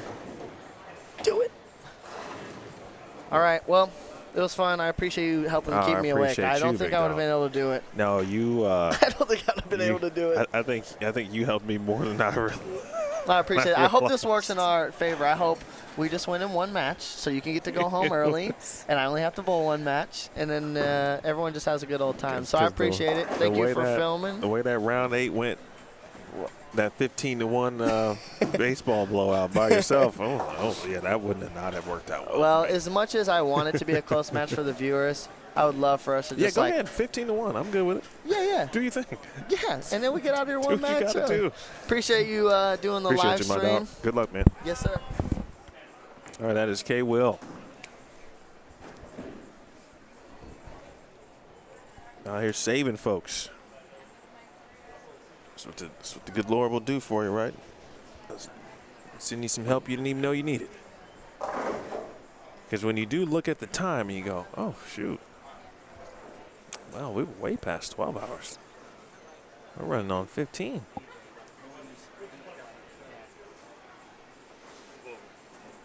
Uh-oh. Oh, okay. So, this is interesting now. Very intriguing.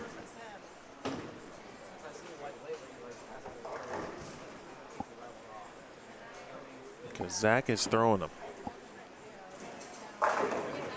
Oh, and just like we were just describing, he's just got that it. In fact, I know someone who had that. I watched it up close and personal for a very long time. Brian Valenta had that same it. He still has it, but in our peak prime days, he had that, where you can just it's like boom, boom, boom. That's got appeal. And just like that, there's a golden opportunity here for AJ. Some moves left. It's been my saying all year. Oh. Okay.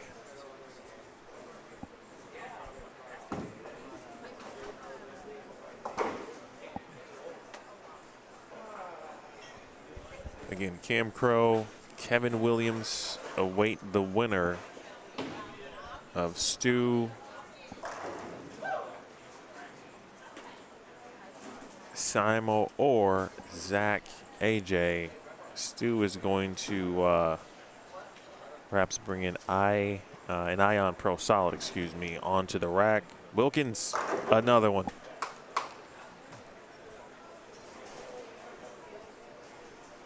As we approach midnight Central Time here in Longview, Texas. Longview doubles. The old bucket here for Simo. What a just a much different contrast of matches. I mean, they get off to such a great start, obviously, on 23 and 24. Fantastic game plan. I think, again, a lot of that based on them losing the match against Kevin and Cam on that pair. And then, of course, every pair is different. Things are going to be a little bit different. It looked like Stu was going to get out to such a good start. He did ultimately still.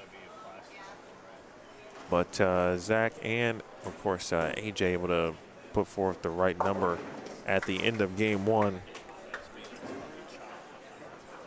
Ended up being a 483 to 404 after one.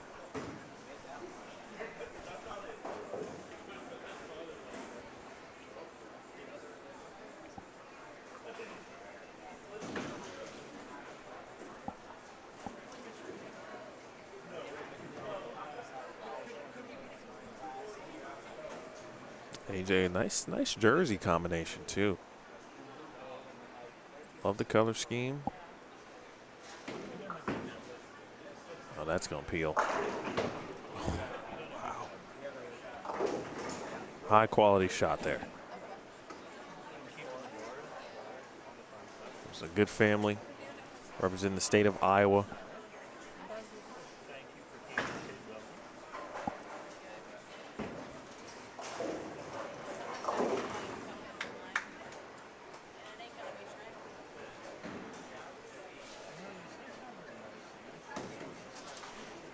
A lot of good bowlers come out of Iowa. I'd be curious. Maybe I'll ask this question actually to my Iowa people. Where does AJ rank? It might be still very early, of course, in his adult career to put him in the I guess the adult aspect of things. But I'd have to imagine his youth career would be, you know, top 3 in the state. Talked to Zach briefly today on the air. A couple years ago, made the commitment to move to the Kansas City area from Canada. Wanted to be a bit closer or more, surrounded, have an opportunity to really train as a bowler and as an athlete. And now he's had some significant successes in the last couple of months. On his first PBA regional, I believe it was actually if it wasn't at Gladstone, it was in the Kansas City area. And so he got a chance to have kind of that family-like moment, if you will.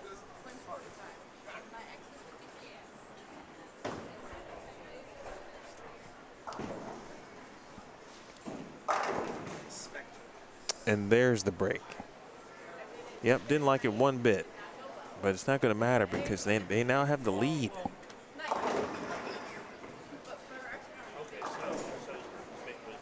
So it was at Gladstone. Okay, Darren, thank you.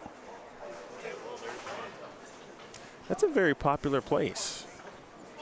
I can't think of my guy's name from the. Did he bowl in the PBA 50? Man, we exchanged contact info, but he was telling me that Jane Sin and Esther Chia would practice there over the summer before they spent their time, of course, hanging out with Tanya Ramenpur, lives in the area as well.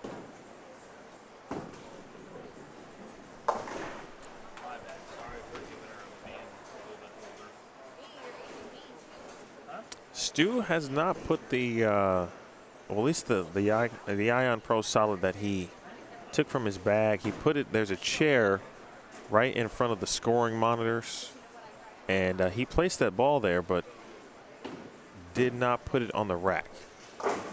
And looks like he's not going to throw it here on the fill as well. So we'll see.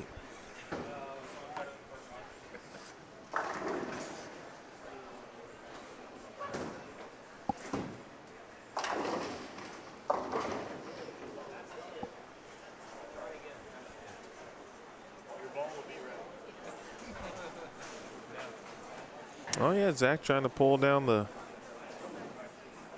dual 10K doubles events.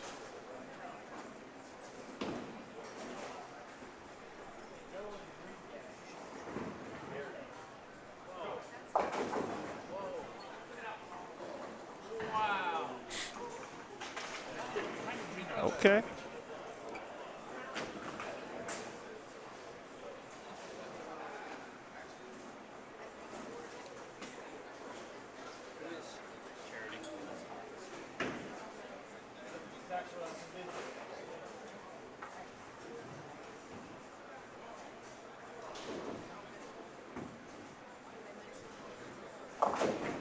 That's right, Zach and Farrow took care of Springfield doubles.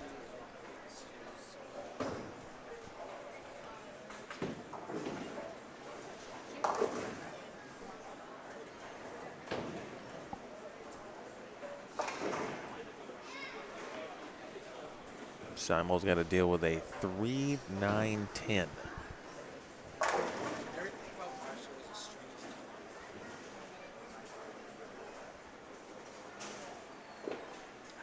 Brizzle, Matt Wagon. My Matt Wagon story is when he won the regular doubles Eagle in 2011. I don't remember. No, was it all events? Which one did he win? Doubles or all events? I think it was all events. He went. That's when he went back-to-back 800s at the Open Championships. That was my shift. I was working, and I interviewed Matt, and I just remember, all right, 8, whatever it was, and then all of a sudden, I'm like, oh shoot, he's still striking. But a huge break there for Wilkins. So 874 to 863.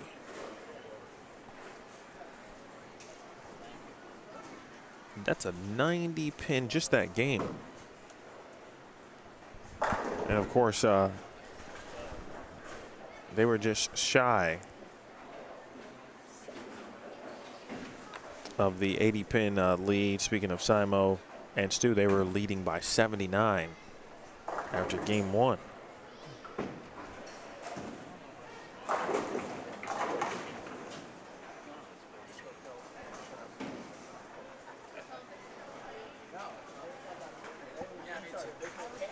Folks, as we, for many of you, it's past midnight. I thank you so much for hanging out.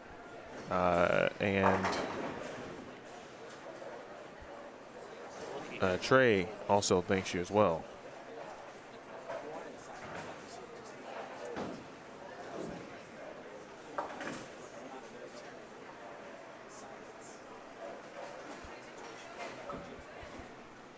If you wouldn't mind, hit the thumbs up. And if you haven't subscribed to Boldstream TV, please do so as well. A few more events on tap before the end of the year. And shoot, before we even get done here tonight, though, we still got some champions to crown. 3 teams left. We're working on 2 here in a moment.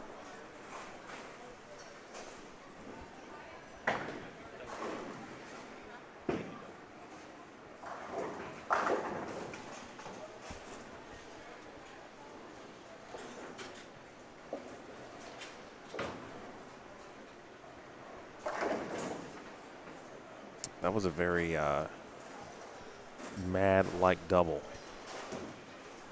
right there from Stu.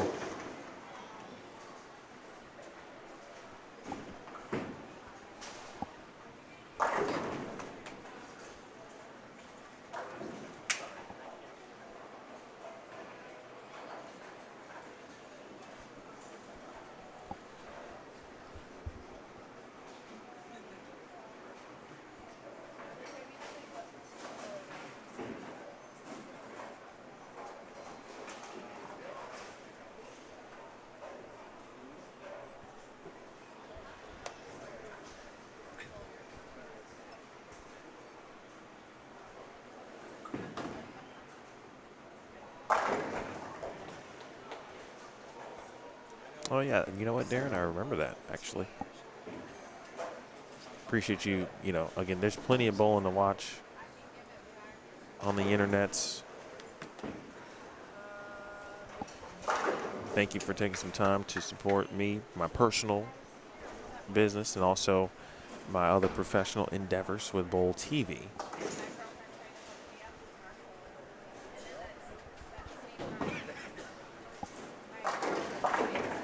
All right, 3-bagger here for Stu. So we got plenty of PWBA regionals I'll be covering for Bowl TV. Next up on Bowl Stream TV, of course, this platform that you're watching on, the Oasis Invitational. I'll hang out for or in El Paso for a weekend.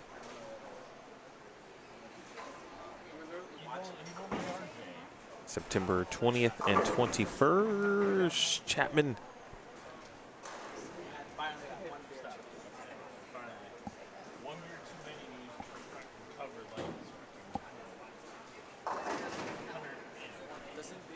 Who y'all got in this match? Last game, you know, so you know the deal. Who you got? Who you taking here? Simo, Stu, AJ, Zach with several frames left. Both of their looks look like they're getting better, and of course Simo has gone from the backup lefty to the traditional two-handed righty style.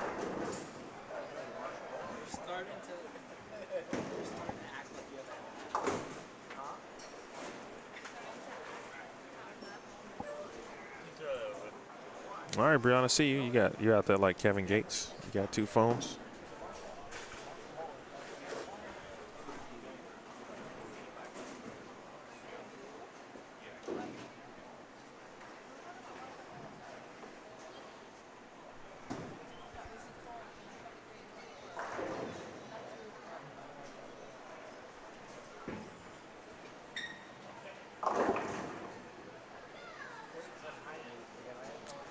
This is. I think we all kind of expected this would be the situation with Marsha and RJ, but it just wasn't meant to be. But those two bowled incredible today, and yesterday for that matter.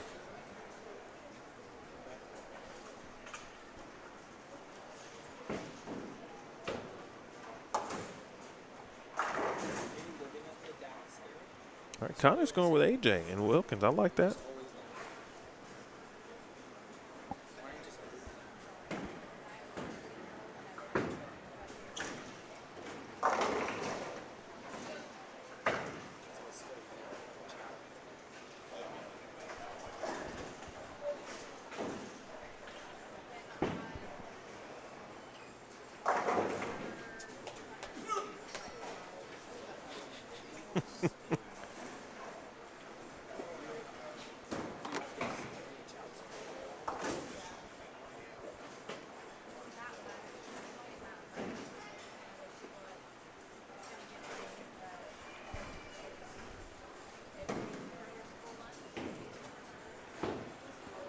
Uh-oh. Yep, he knew that one when he let it go.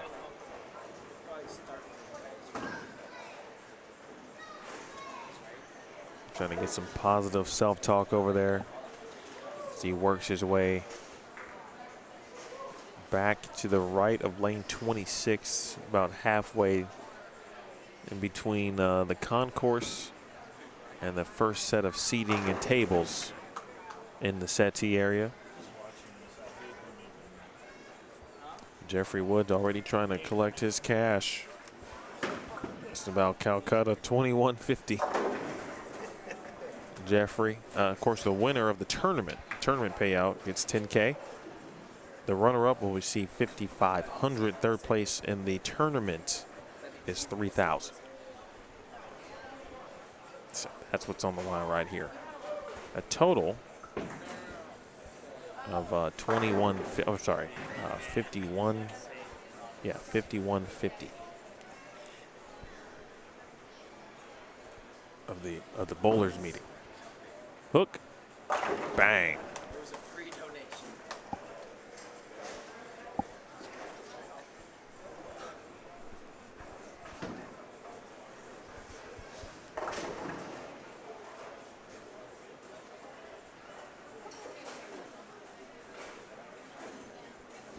Gio, that's a great question.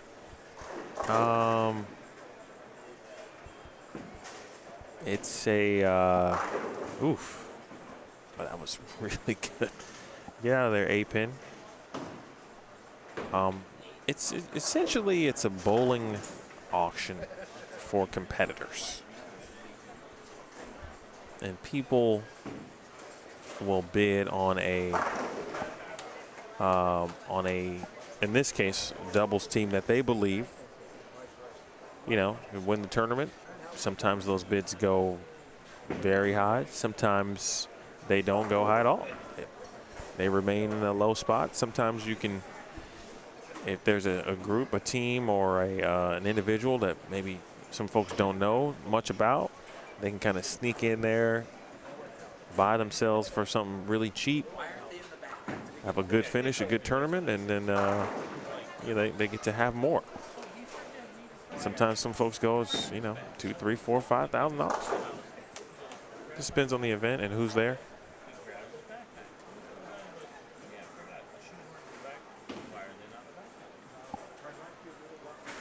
They called it the bowlers meeting, but I do understand. I don't remember which state. It could be this one, but you actually can't say that word out loud or something to that effect. But that might be in some other states where you technically can't have that.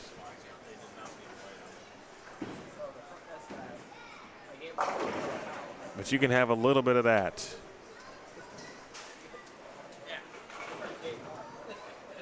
A little bit of messenger with your entree.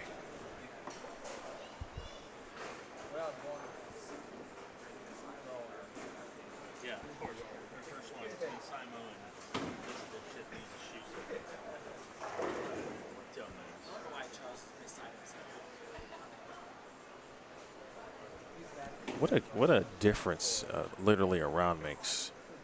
We went from having a 15-1 blowout effectively to now we've got a pitcher's duel.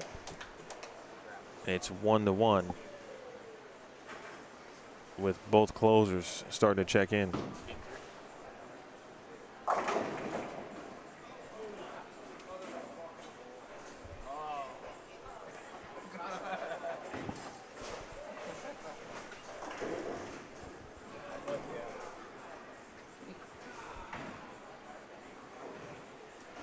My future goals with regards to bowlers meetings is I'm going to practice. I'm not going to be very good, but I'm going to go bowl a tournament that has one of the bowlers meetings attached to it. I'm going to try to sneak in and by myself and see what happens.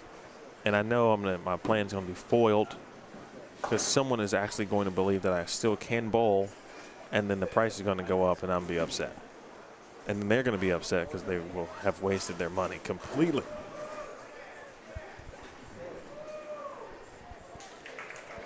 Well, the open play getting going here. I just realized what time it was. We got plenty of open play. It's getting busy down there. I'm going to keep it real with y'all, folks. There's a lot of glossy-eyed people in this building right now. There's some folks who have been here all day. Bowling was over for them a long time ago, but they've had fun. See, Ryan Reed already messing it up. Man, Ryan Reed, BV bowled this week, and RJ was here. A lot of Lindenwood. Uh-oh. Okay, Will was just talking about the big wheel, the windmill when that comes out.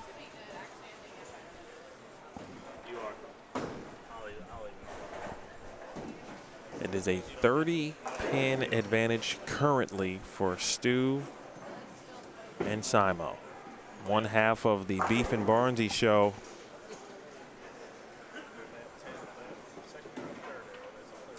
With the keen and quick adjustments made from Stu Williams. Essentially flipping the match once more.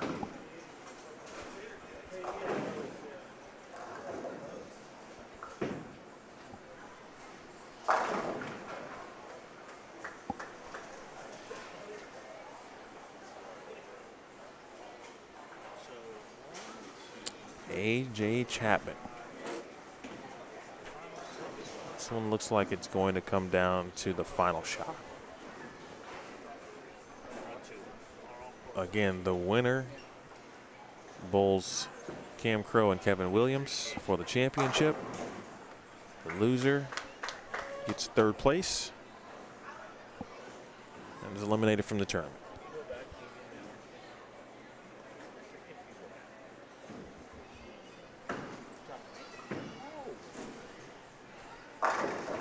Another one. Zach encouraging AJ. Positive talk. Saying, come on, let's go, let's do this. They're in a situation, too, they have to keep striking. Because you have to assume that certainly Stu and Simon aren't going to stop. He went back to, and Stu might have another attention star, look like an S2, but he went back to that ball. Another one. Oh, let's keep bowling until 3 a.m. today.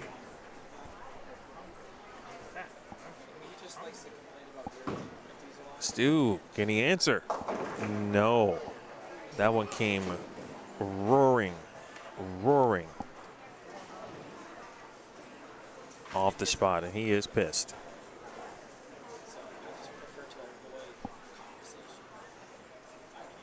These have been made. He'll give it a run. No.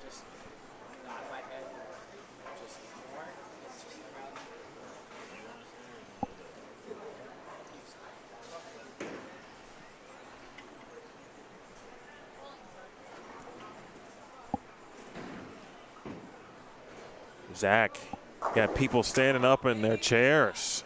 Come on, baby, as he slaps it out. High fives his partner in the process.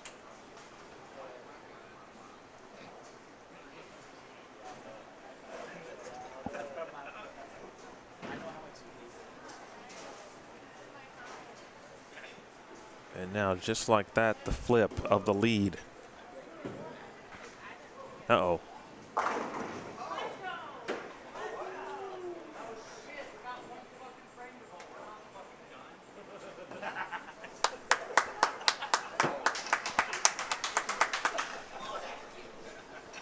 Anthony Simonson, ladies and gentlemen.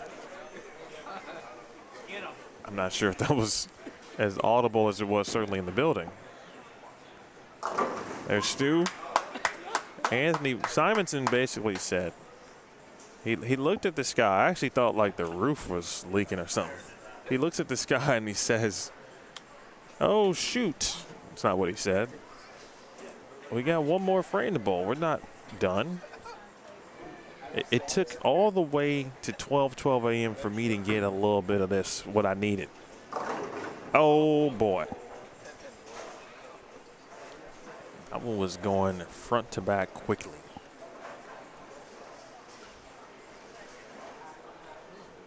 And now, effectively, this has become a Simonson versus Wilkins situation here. Stu, another one. Oh, Stu. I've been waiting 15 hours for someone to start yelling at each other. We finally got to it. I knew it was going to happen late because that's when it's on the line. I get it. I know that.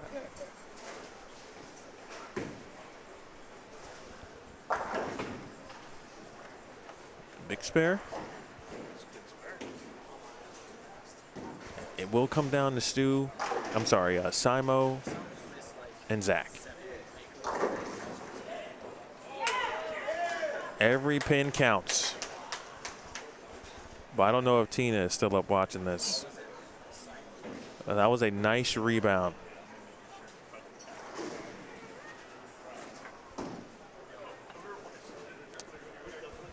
I thought Stu, he moved the bowling ball over to 23 and 24.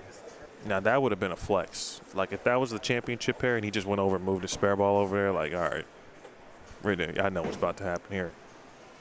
But they're bowling on 29 and 30.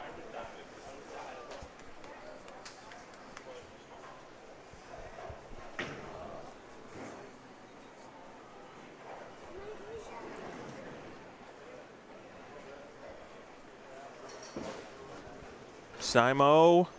Bang.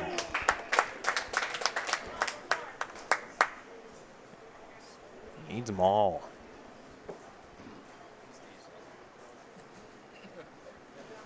I feel like when the throw up just watching it happen. Zach has to match. He does. We talked about the run that Zach Wilkins has been on lately. But you got a 1 of 1. Simonson is legit. We got a lot of card lovers in the sport and across the building. You pull a 1 of 1 Anthony Simonson, this is what you get. You get a Simo. No. Okay. Can Zach Wilkins continue his nice run? Springfield doubles champ with Pharoah Williams. PBA regional champion, he can call himself. A strike, he's moving on with AJ Chapman. And a 7-pin. No. Now, it's not over. If Simo misses this, there could be a tie. He has to make it to ensure it. And he did.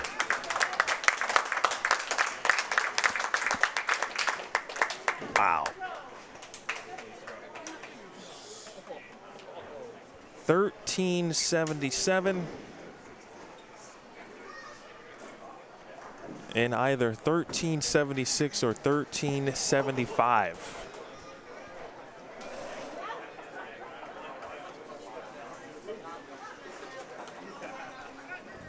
Well, if that's what we had to have one small blowout to get to the pitcher's duel, and that was certainly all worth it. All right, 29 and 30. Championship. 2 opportunities potentially for Stu and Simo, but Kevin Williams, Cam Crow looking to get it done in 1.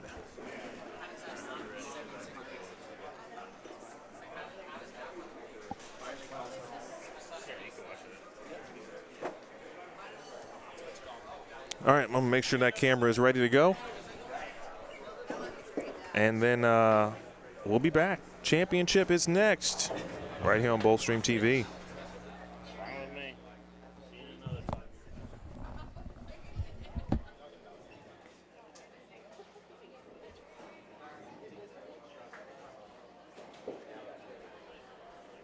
All right, that was a fun match.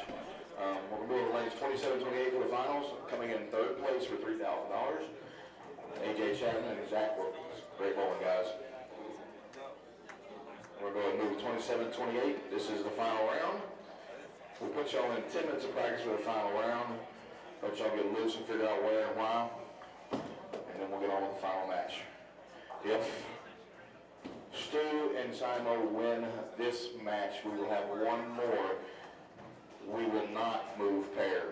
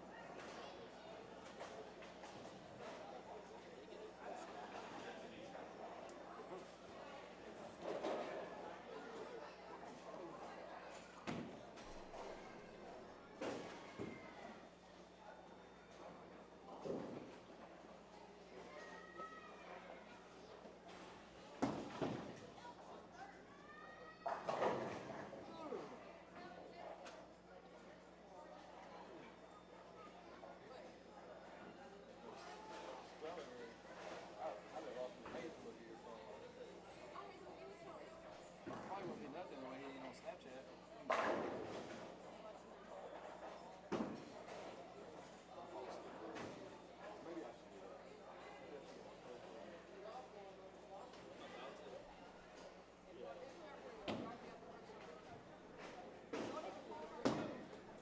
All you gotta do is hit 9.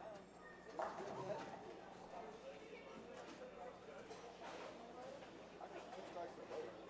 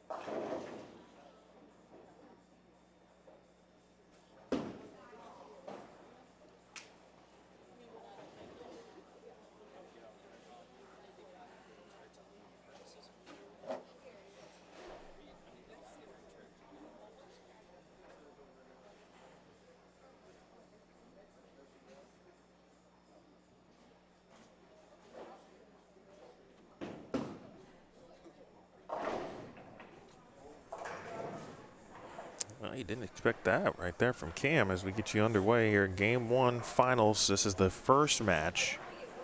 There could be an if necessary, but Simo and Stu have to win that. Have to win this first match to even have that opportunity. But we'll find out here in a moment. Pretty intriguing match that we just watched between Stu Simo, AJ, and Zach. Ends up in a 1-pin match that went from a 79-pin lead for Stu and Simo after 1. AJ and Zach made up that deficit, then had an 11-pin lead after game 2, and then of course to lose by a stick. Crazy stuff.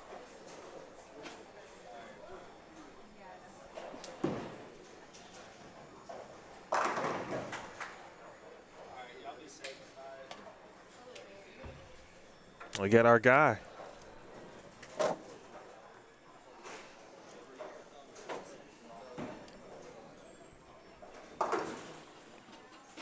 We had Trey in the booth, of course. Trey Autry here with us to watch the finals. And you had the real celebrity on earlier, so. Well, now he's bowling. Yeah, exactly. He's got to do what he came here for. You know, I had asked you earlier, like, what were some of the crazier things you witnessed in this tournament? And that what you just watched might be in your top 5 now. Absolutely, that was a heck of a match. A little friendly chirping behind, back and forth. Yeah. Nothing. I needed nothing it. bad, but a little great entertainment for the final match. I needed it. It was, and no one. I mean, I wasn't in the trenches, obviously, but it didn't seem like, that was going down. But obviously, as the moment gets near, sure, it gets heated. The emotions start moving around.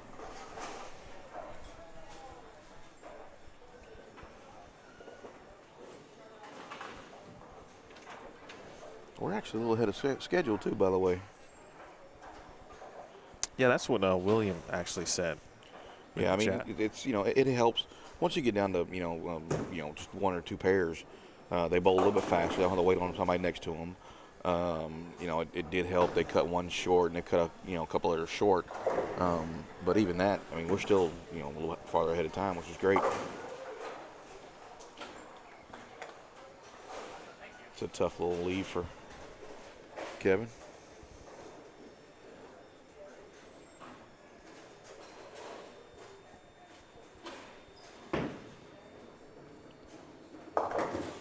And it's not easy sitting out and waiting. No. To come back in and be ready. Your mental, aspect isn't there immediately. But do Stu and Anthony have a little, not a letdown, but a finally got by that one.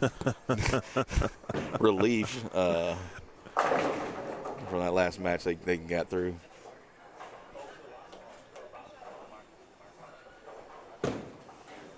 But there's 4 bowlers in the finals, and 3 of them have banners up there. So, and Kevin, that says a lot.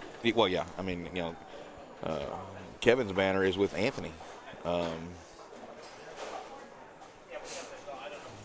Stu's banner is with the other Anthony.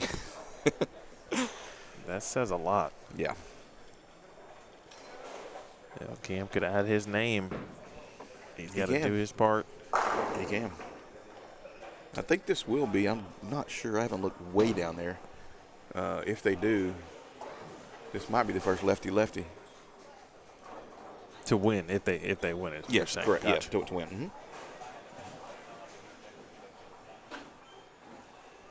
Talking to Kevin, actually, it was actually insightful and enlightening to know that, well, first of all, he and Cam hadn't bowled together or hadn't bowled well together in previous doubles events. They were like 0 for 3 on just making the cut.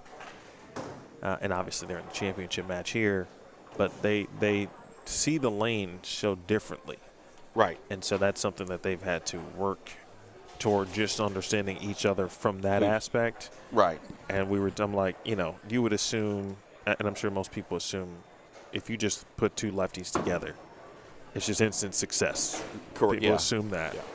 But he broke that down nicely, and it was like, oh, but that's interesting. That's something that most people probably wouldn't even consider or think about. Right. And the level these guys are on, like you said, both of them look at the lanes different.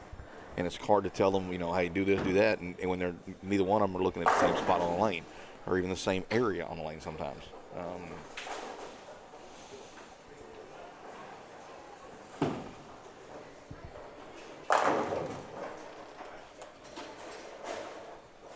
Well, Stu, who was minus the game 2 in that previous match. Speed issues game 2.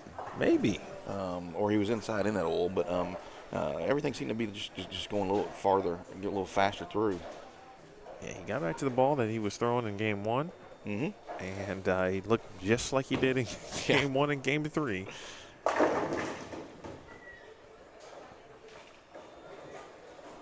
It's been a few hours, as Trey just talked about, for Kevin and Cam. Obviously, Shimo and Stu, they're warm.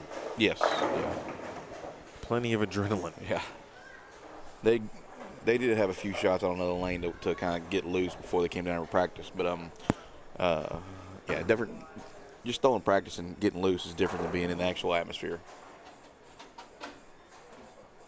Amp up the focus a little bit.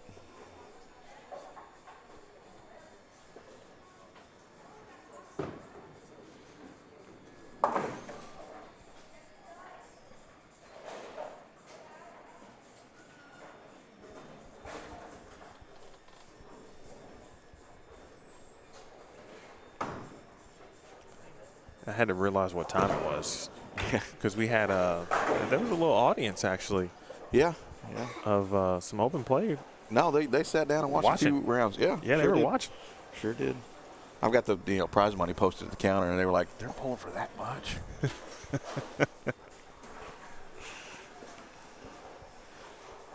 It's bowling, not golf, but it's still a lot of money.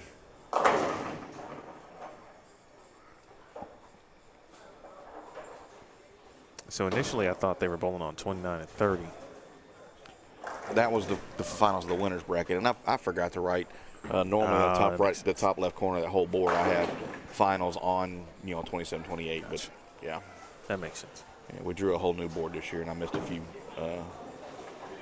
few things early, but we'll work it out and be ready again next year. There was I was talking to Kevin about that, and he was discussing the amount of they went to a pair that had some lefties bowl on it previously. Mm-hmm. And when that happened, he actually had to go to reactive. And so he said he actually might have gone to the card just to bring him in just in case. Now, I don't think – no, someone did bowl on 27-28, but I don't think there was any lefties.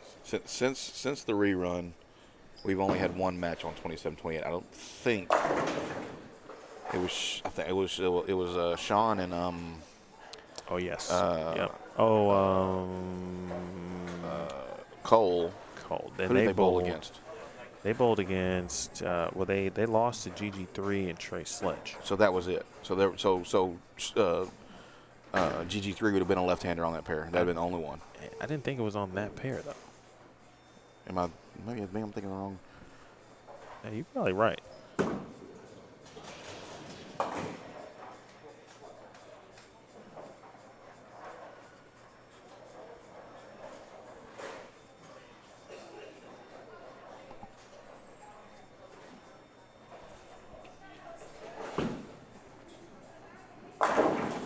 Is that 27? No, it's 23 and 24.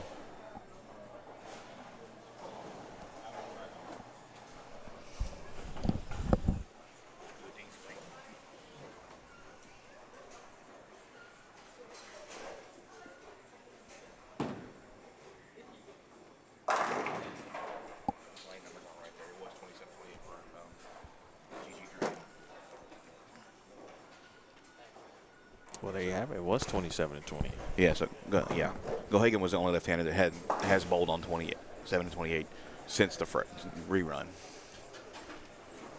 right, so not a ton of traffic, but not enough. Yeah, correct.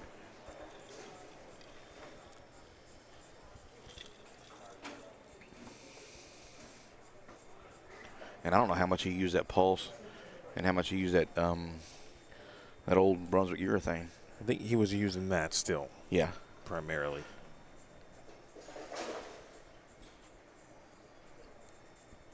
This is for the Longview Doubles Championship in 2025, ladies and gentlemen. For those of you who are still with us, good shot there from K. Will. If you're up, if you're on the West Coast, then all right, you're still cruising for the night. If you're up at the Central Time Zone or the Eastern Time Zone, shout out to Hostin, by the way. I saw you earlier in the chat. Now you're up because it's now the afternoon in Hong Kong, so he's good. Yeah. Different day. He's perfect. Yeah. I mean, Stu is just carbon copy of what he's been doing to open up matches. What he started with last match, yeah, and the match before.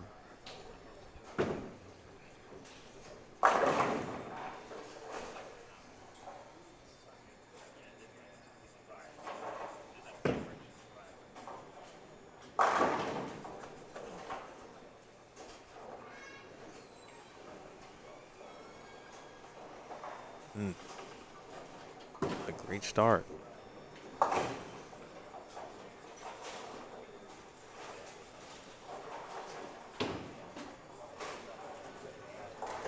Stu didn't have the best year on tour, but I feel like the last few times that I've seen him at events, he looks to me like he has gotten back to, himself. Yeah, yeah.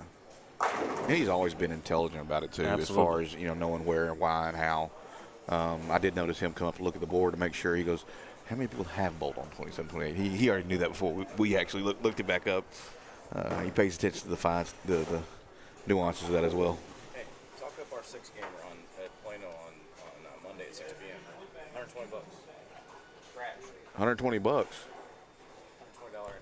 Oh, 120 is not first place. That's the entry. No. Plano Super Bowl is hosting a 6-gamer. Of course, Labor Day in the Dallas area. Alan Riley and them are that group. They do a great job putting on tournaments. The bowling shop tournaments. Can I get that on there? Oh, yes. Alan Riley did cash. He did. His partner. Oh, today? Yeah. Bowled really well. She throws it great. She did. She does, and she did today too. Absolutely. But yes, Plano Super Bowl. About my 500 and 450 and whatever that is.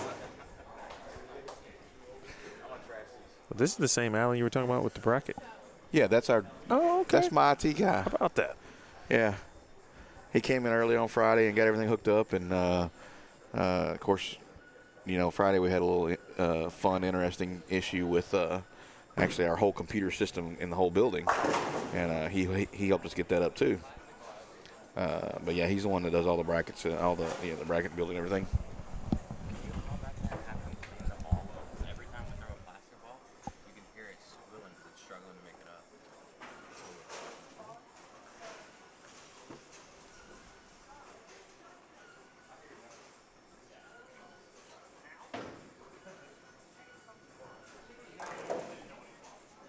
Well, an interesting, small, I won't call it delay or even a break, but Simos knows, I think, every nuance of a bowling center, especially behind the scenes in the machines, and just asks to call back to clean a particular part with relation to plastic balls because they were struggling to kind of get back up through the ball return, which, I wouldn't have known to do that, right? But the majority of us wouldn't have known to do that. The dude knows everything.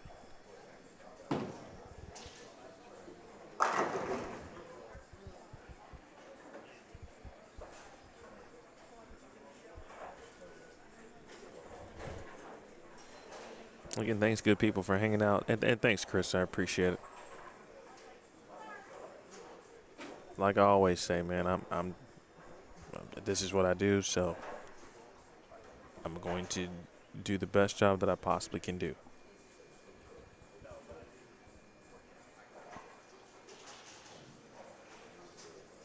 I appreciate Trey for even reaching out.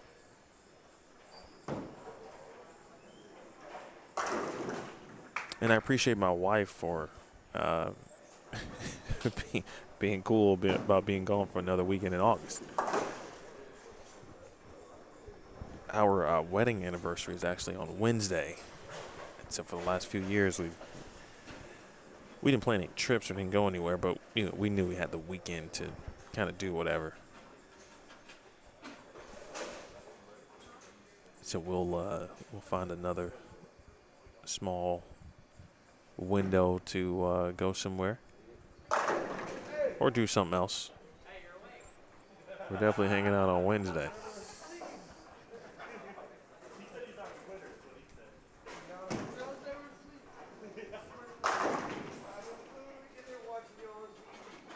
Interesting thing too about watching this event in person. It's like, well, okay. I kind of had an idea, but sometimes the idea doesn't match the tournament itself, and this one is matched it completely. Matched it completely. I thought I'd have more of a little bit of banter amongst teams back and forth, and maybe that was there. It was just in the settee and just amongst the teams. But as you whittle your way down, you start to hear a little bit of everything. It's really quiet in here. It's really quiet in here during the finals. Well, that makes sense. I actually was anticipating to have a few more people in the building. This late at night, we normally don't. Everybody's either back at the hotel watching online. When I made my golf comment, a buddy of mine just posted, and he goes, "I like golf. You'll leave alone." But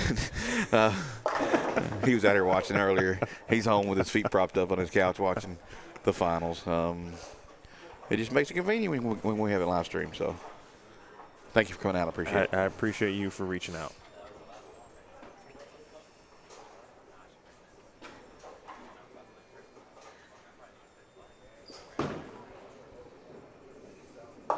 Well, it's way too early. Way too early.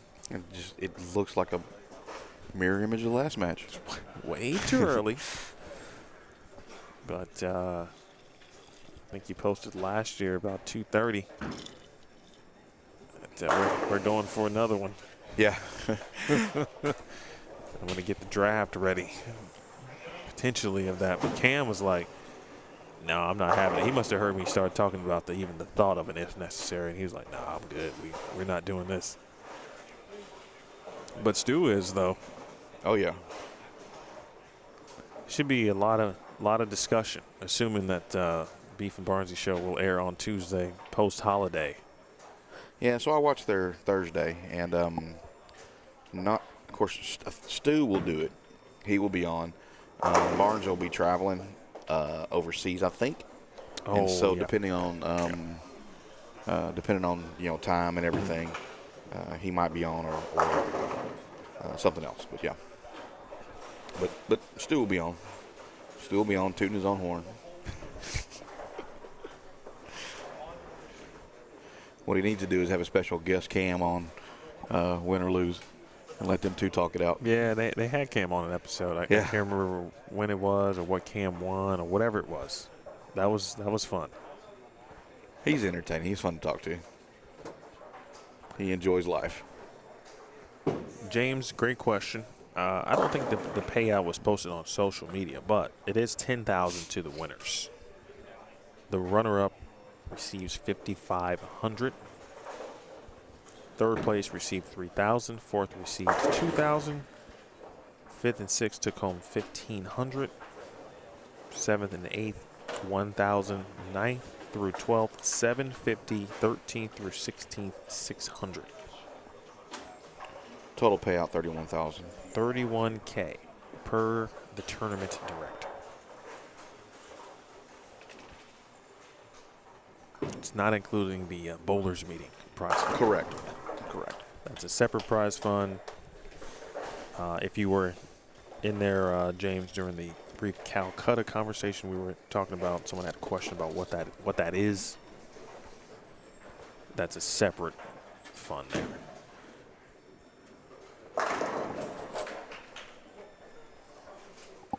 I don't think they'll go away. I think that they'll make this into a match. Well, so the funny thing is, it's going to play out the way K-Will was talking about. We're slow start, a small slow start for like AJ and Zach. We're just talking about obviously staying in the match.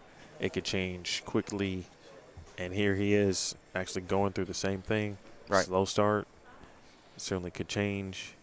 I will say this, though. The teams that I watched today who shot 500 or better game one, it wasn't even close. Yeah, correct.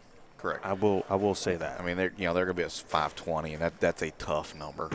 GG3, Trey Sledge, I think they went 515 and 505, and it wasn't really close in those respective matches. Yeah. It's very difficult, and obviously Stu, Simo did that to RJ and Marshall, unfortunately. Yeah. They started them out that way, and that one, only went into one frame of game 3.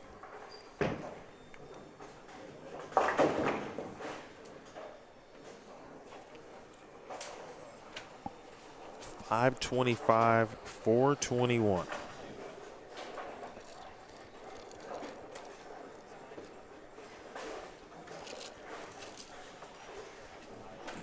In fact, I think they shot 505. They did 20 pins better.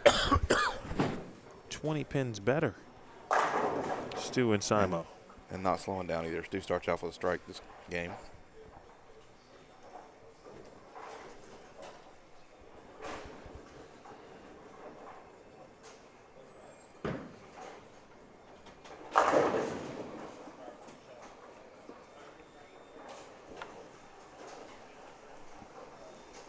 It's a little bit of that conversation. Oh, he changed balls. He was throwing his that Cosmos. Yeah, he threw whatever this ball is that entire first game. Oh, okay. And but that's one of the other things about Simo. I don't know if he takes notes like from the journal perspective, but I feel like he's got a ton of mental notes. Probably already was thinking maybe what he might have to do on 27-28. Then obviously the practice confirmed Right. Correct. what he needed to do, Mm-hmm. and then he did it. And then he executes, at the highest of highest levels. He does, yes. I mean, I don't know the number of games he bowled as a kid growing up and the knowledge he gained before he was even 18 years old. He knows so much about how, where, when, what to do when it comes to executing on a lane.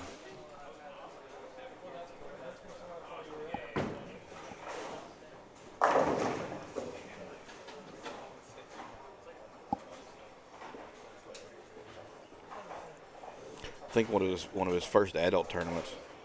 I could be wrong, but I know it was very, very close.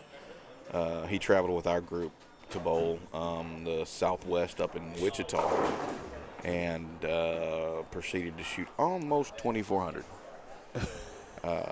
Yeah, that's pretty impressive. I think he was 15, maybe 16, something like that. Mm-hmm.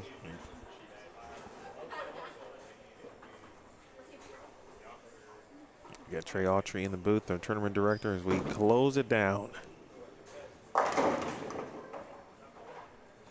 It's too early, but it just felt like a must-have hit. Yeah, it looked like he came up out of that one a little different. Of course, he's still in that purple, and just it bounced on him. Hadn't seen a bounce yet, but it bounced in the first 5 feet. So I don't know if he came out of it a little wrong or different, and it didn't go through like it should. Uh-oh.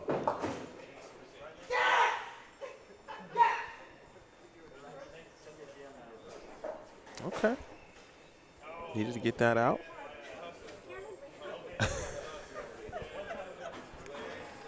Someone was a little frightened by that. But I got to tell you, Kevin scared the kids. Well, he had to get that out. He did. He did.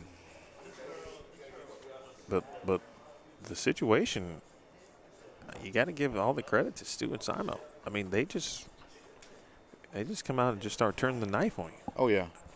Oh yeah. They haven't slowed down at all. They just like, hit you with the brief stab, and then they just start turning that thing.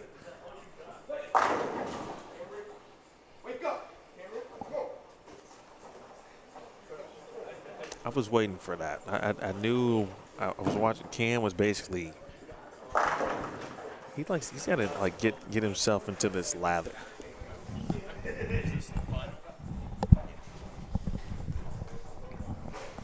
He's got to do the very Jordan-esque, if you will, right? He's got to find things to motivate him. Correct. Yes. Yeah. And then when he gets inside himself and letting him know that he's throwing it good, he's just dialed in. I think this one in particular is more about I'm going to make sure I can do what I can to keep Kevin uplifted. Yeah. And motivated as opposed to himself. Yeah, and Kevin just threw, on 27 he threw a good ball. He left to 7. He just threw another good ball and left to 8.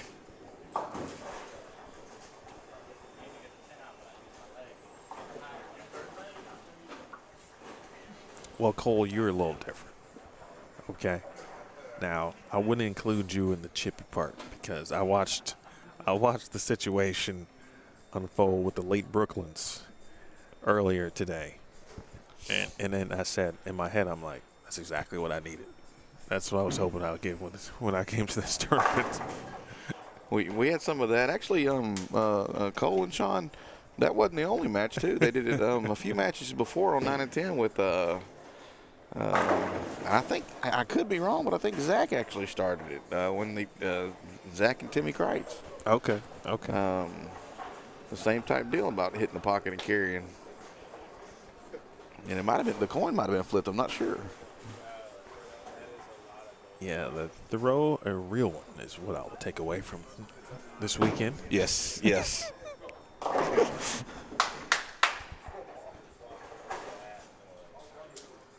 But that's Schroyer the Destroyer.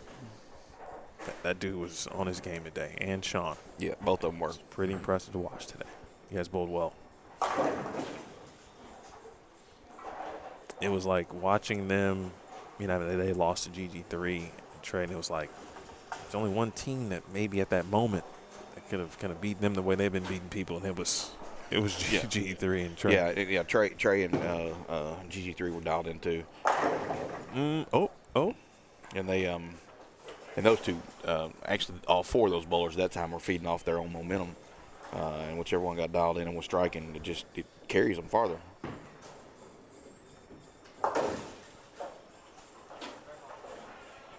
That's when we had a few high fives that shook the building.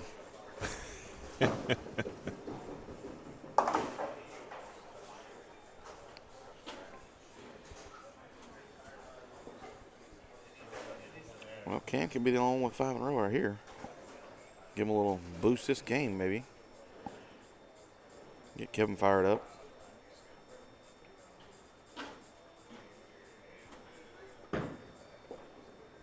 That's good.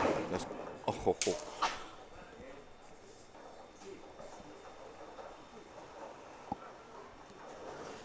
See, he missed that one.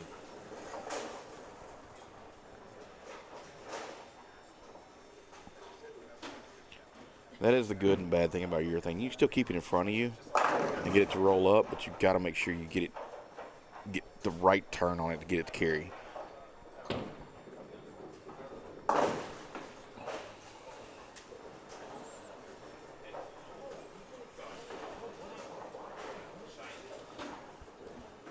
In the if necessary looms, should Stu and Simo hold on for victory in this 3-game total pinfall set.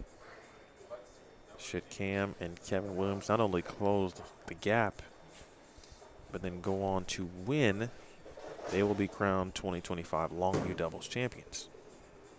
Oh.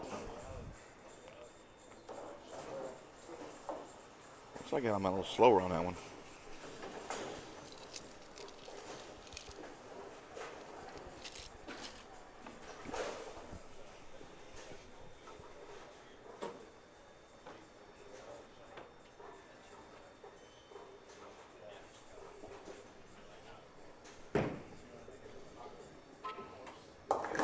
got to commend a few of the players who have been here literally since, 8:30 this morning.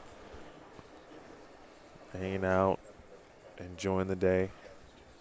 My phone just notified me it's time for bed. It went gray. Yeah, not yet. Yeah. Not yet, big dog. Not tonight.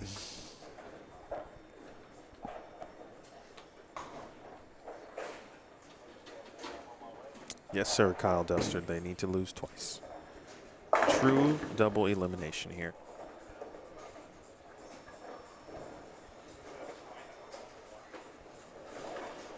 It's going to be on the same pair, too, just an FYI, if we get to that point. They will bowl on the same pair. Yes.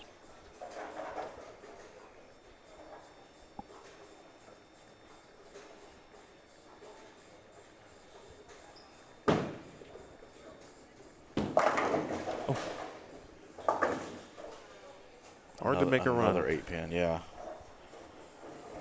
Hard to make a run.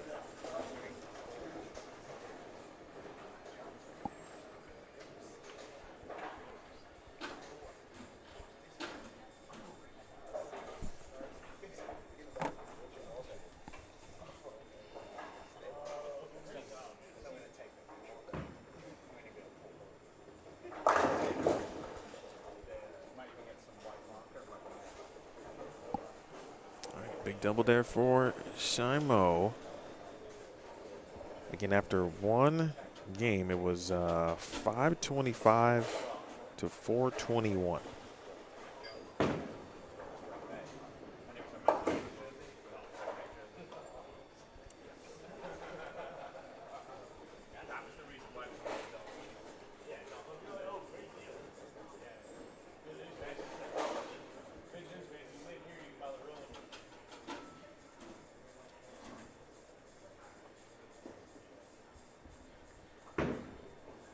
Thank you, Mike Curtis.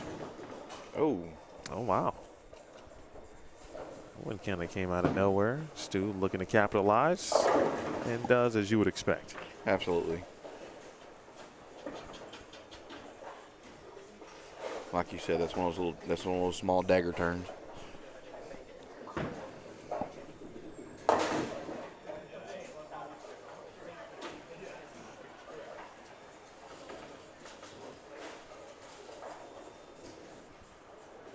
Okay, Will came back to look at the board.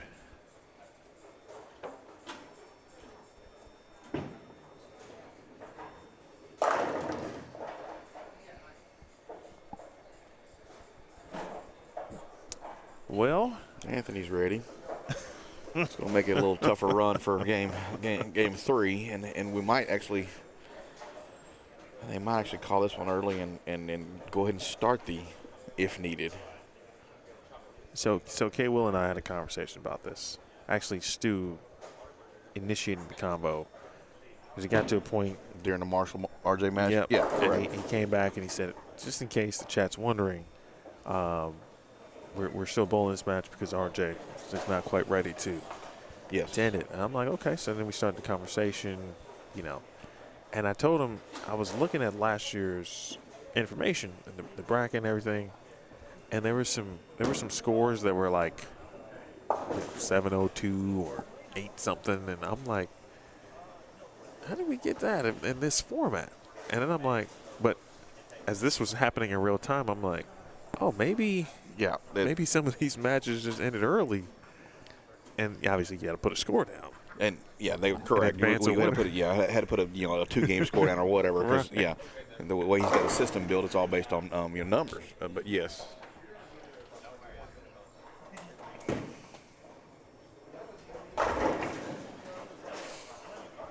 That in our early matches last year, we did have some scores that were 800 was 3 games.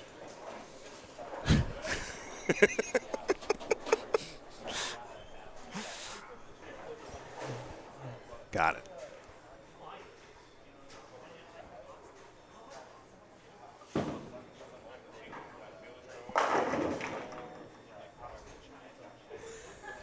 Kevin carried. He's happy. He's ready. At least he's having a little bit of fun. Oh yeah. He I understands. don't know when Kevin doesn't have fun. Yeah, we hadn't had we had a conversation or conversations in the past, but we really had to obviously just talk about bowling. I learned more about his story, how he got into the sport, etc. And he went way up on my list. No, he's a really, really good guy. I mean, you can sit and visit with him. Very talented in a lot of ways too. Yeah, multi-sport athlete. Yep. Got into bowling late. Not Not quite by accident, but not a bad musician. yeah, absolutely. Talked about that. Yep. There was a time a couple years ago and looked like he was going to not be bowling on a regular basis. Correct. And pursue music full time, but he did say a record label deal fell through, and he had to change up the priorities again and push bowling. Bowling back to the forefront. Right. No, he was. I mean, I say lucky enough. He was a few years ago when they did the really big junior Opening ceremony. Junior yeah. gold. And he did the opening Yeah, ceremony I was there. and was able to He performed. to perform. Yeah, Live. for Lord, and that was a lot of people to perform in front of. And he nailed it. He did great.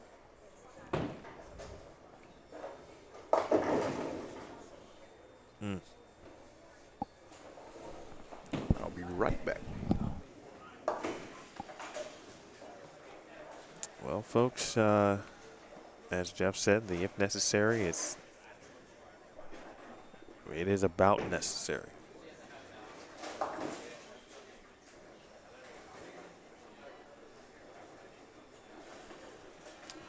Biggest difference for me after watching Stu and Simon the last 3 rounds was what they did after losing to this same team, Cam and Kevin, on 23 and 24 in another very runaway match where some of the things that they did from the experimentation and throwing some different balls and Simo started experimenting with the backup, seeing what he had, especially on that pair.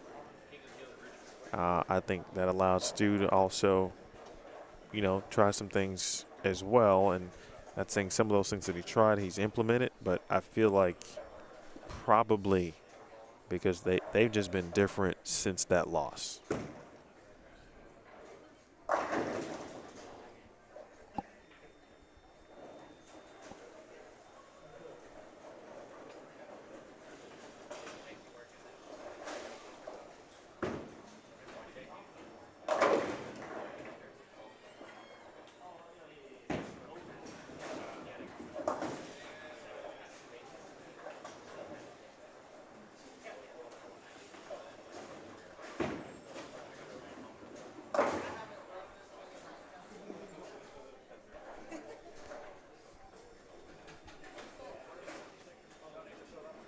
New ball here for K-Will.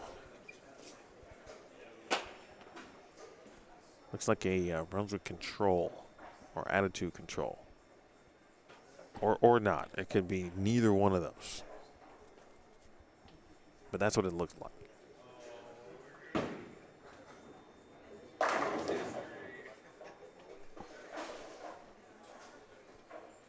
Again, they're bowling on the same pair. For the if necessary, if we get to it.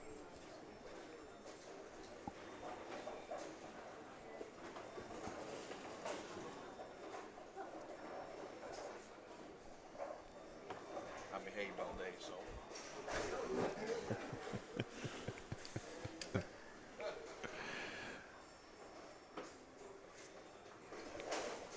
Couple of 230s perhaps on the way here in game number 2. Again, but the most important thing right here would be this Kevin's ready. This ball change, or I should say this ball that he's trying here in this 10th frame. might ultimately be the difference in winning or losing. Did Kevin change balls? Yeah, he okay. he came Yeah. to the bag, Gotcha. grabbed something to try for this 10 frame. And so, yeah, it doesn't really look like an attitude control. I saw the label. It looked a little different. Again, Mike Curtis, if you're still watching, I thought I said thank you, but if I didn't, hey, thanks for that. Appreciate it. What is that thing? Yeah, it's got plenty of surface on it, whatever it is. It could be a melee jab, but it just looks like a Brunswick control. Or I'm sorry, attitude control. 997, 838.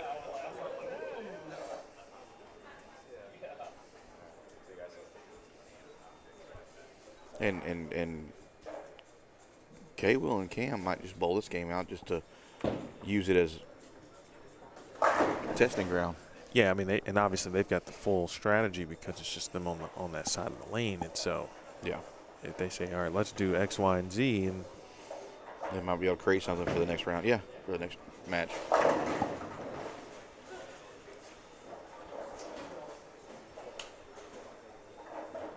I like that, Kyle Duster. Hot take strategy-wise. Okay, Kevin and Cam could concede when it's mathematically over to keep their urethane look intact. That's interesting.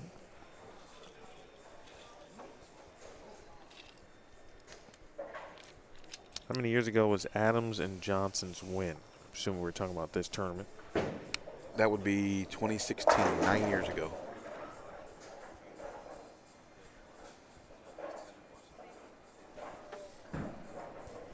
Chris Johnson? No, that would be Clint Johnson. Clint. So the pole's in your way, but it's the banner with the two scrubs cut together and sewn together. Because that's what they bowled in that year. And if I remember correctly, Bree, didn't you sew it together? Yeah, she said she made it. Yeah, made the I banner. say, I thought so, yeah. Yeah.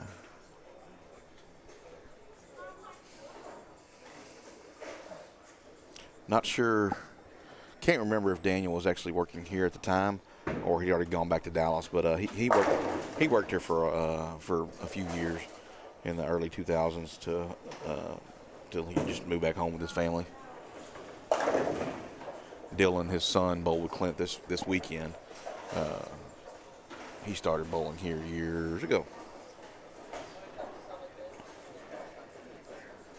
So while it obviously looks like we're going to be going to the if necessary, I'm going to take this moment to tell Trey something that I've noticed with regards to this audience here, which feels like obviously such a longer tournament, and it is, but it's literally in a day and a half from that regard. But the audience that you've built, the kind of the tournament within the tournament. And these folks have been watching this consistently. The ones that watch the live stream, they literally, I mean, yes, correct. There's a steady crew that stay on there, stay involved in, and really do it, and really enjoy watching it. And some of them are actually here in Longview. They just want to stay at home and watch it instead of come out and watch it, which is fine. And then some of it bowled before, and they're just keeping up on it and everything. So yeah. So, I mean, a lot of that credit obviously goes to you and the staff and the bowlers, for creating this environment that you want to. If you can't be there, you certainly don't want to miss what could be happening. Right. Correct. It is correct. that kind of. You definitely don't want to miss a Right. good finish, a good finals. Yeah. Get it.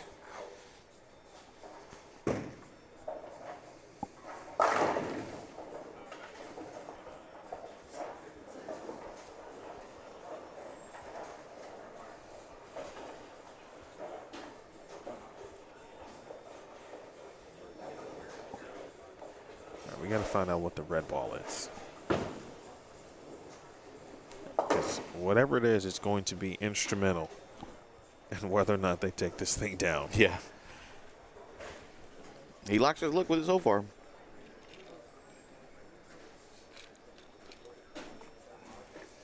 Thank you for that barbecue, by the way. Those guys do a good job. I don't know who made it. They It was fantastic.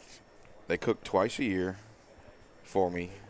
Here we do a big Super Bowl party, and before the Super Bowl party that day, we do a little fun color pin sweeper, and we pack the house and have a good time. And actually, Daniel Adams comes in from Dallas every year to call the sweeper, and we have a good time, have a blast doing it. And then they cook for the Super Bowl, and they cook for this one. And they do a really good job of cooking.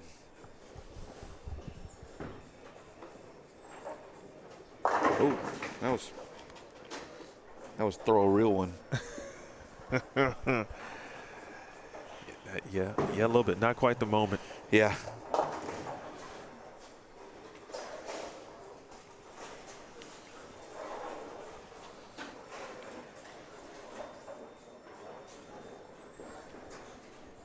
All right, so Michael Attitude says control it here, is. yeah. That's what I thought it was. But the label, when I saw the label, it threw me off slightly, so then I wasn't sure. Now he's going to a pulse.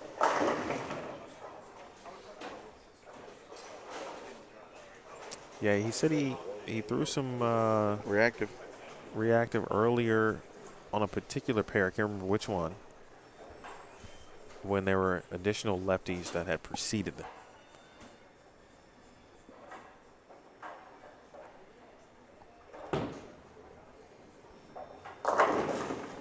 I mean, they did go to the winners bracket. They hadn't bowled as many games as everybody else either. I mean, only 3 more than Stu and Simo, but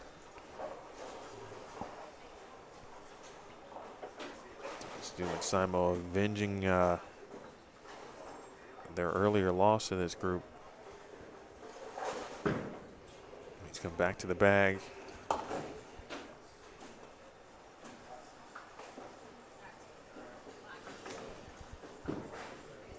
See a Cove in there.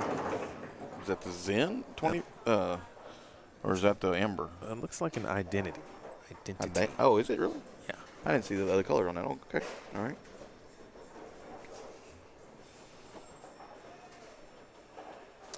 Well, I don't remember which round. Okay. There's some extra bowling going on in the bar. They're delayed by like a frame.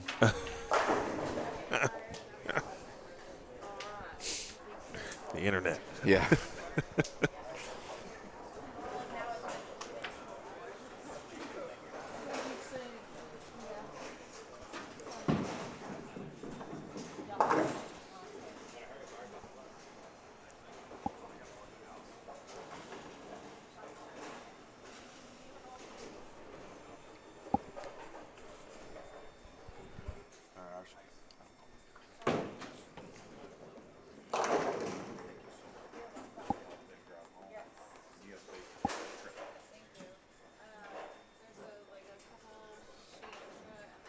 Shout out to Emily Hines, who was fantastic.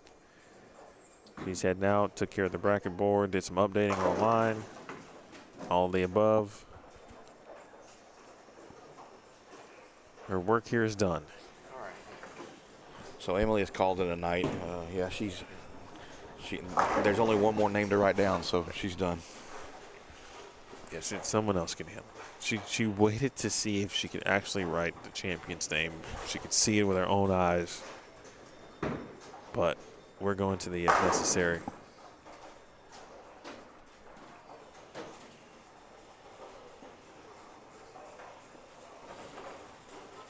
Kevin, a past champion.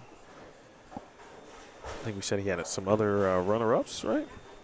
Yeah, he's. I know him and Michael Holloman finished second, and they might have finished second more than once.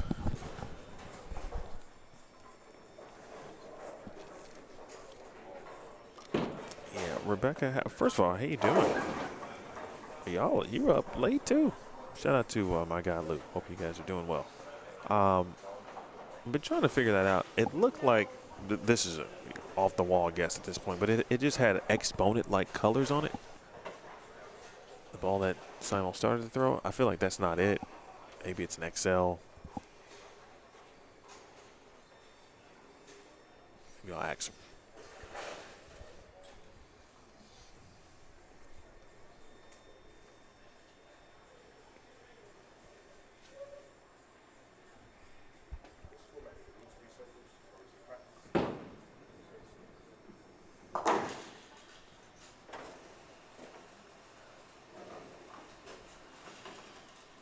That's a good question from Cam after the match.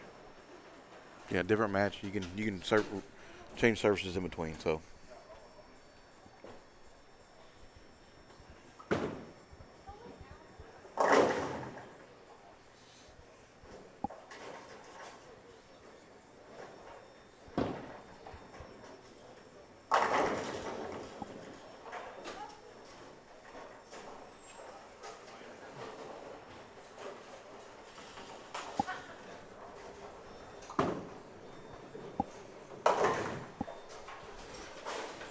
I feel like that ball in his hand currently could also be a high road 40. I think it's a Cosmos. But I think you're right. Yeah, he's got a handful of those in his bag on purpose. That's his go-to ball. It does have the same colors as the High Road 40, which is newer, but he has that Cosmos. Yeah, he keeps with him. I think you're 1,000% correct, especially knowing how he rolls. Yeah.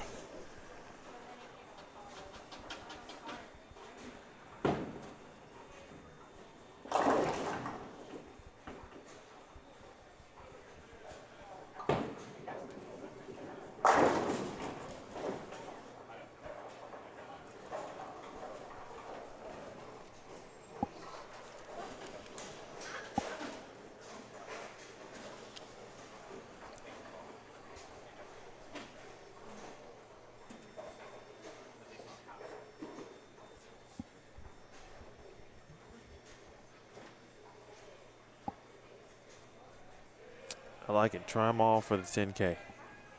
Oh, yeah, he's got 3 more frames to figure out exactly what he wants to throw.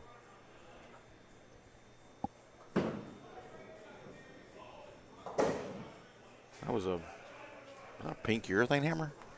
The Widow? It should be the bubblegum vibe. Oh, is it that pink? Okay. I saw somebody's bag earlier that had a pink urethane Widow.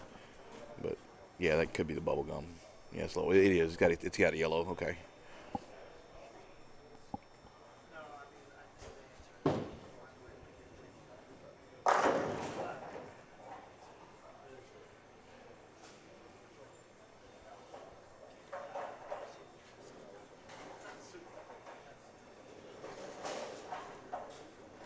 This is an interesting level of, I wouldn't call this quite gamesmanship, right? But just the fact that, teams can decide amongst themselves to be like, yeah, we're good. This match is over. We're up by 250 pins, and I got no chance.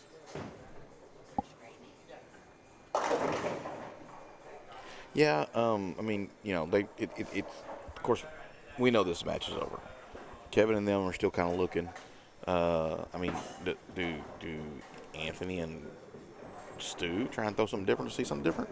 They haven't yet. They've just still been throwing, strikes as they go. My son's on YouTube watching. Yeah, Dalton, you still up? You got to go to sleep, big dog. He's here in the office. My wife's over there watching, and she has not. She normally doesn't stay and watch. But she's still here.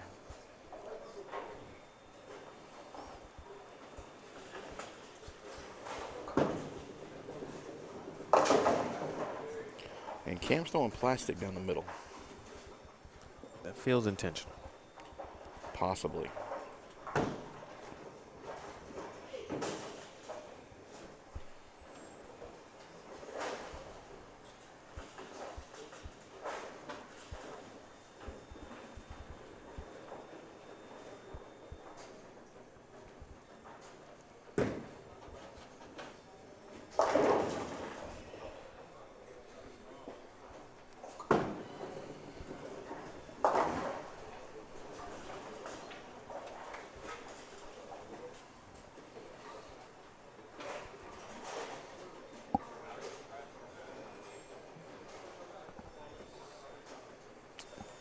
what a last couple of hours.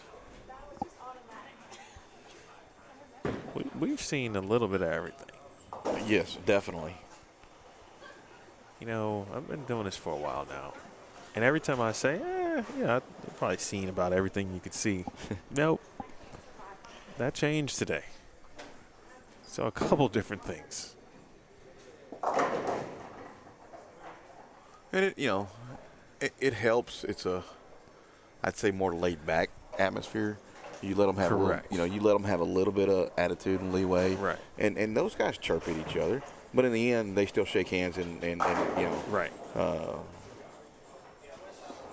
wish them good luck and great match. Yeah, I think the atmosphere allows not that these cats bowl on tour, obviously. Sure. So not that environment does not breed I can change surface after this match. exceptional environment, sportsmanship, athletic, all of that stuff is true. But it feels like, not that they can't be themselves. They can be a little more loose. You can be chill, but still throw 10 backers. Yeah, exactly. The competition is just as good, but you're a little more laid back.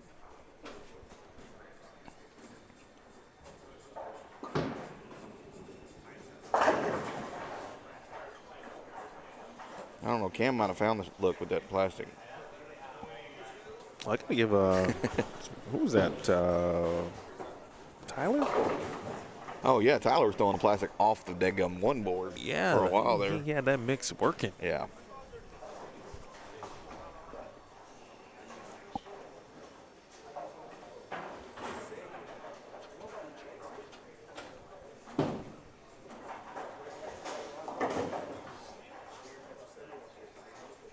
Yeah, Jason, to the point, I was, not sure how long you've been watching or listening, but, I mean, I commended Trey on the tournament that he's built because it's been a long time since I've seen an audience stay so engaged at one tournament all day.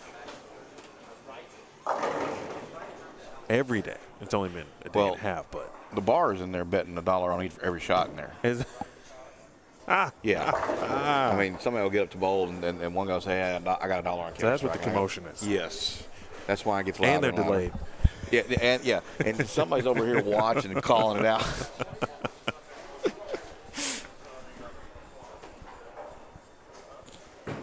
All right, I'm going to go get them set up for the next round. Okay. We are going to the if necessary, ladies and gentlemen. And some strategy, at least for Kevin Williams. We'll see what the situation will be for Cam. But looks like some surface will be applied to at least maybe one reactive piece for Kevin. That's the bowling ball. I'm going to ask Simon about 1469.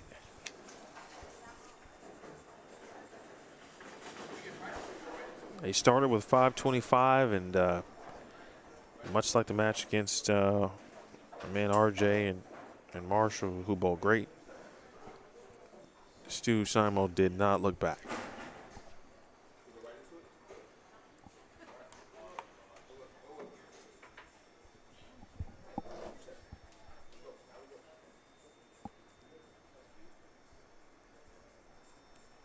Now they got to make me do math. Stray was supposed to reset the lanes.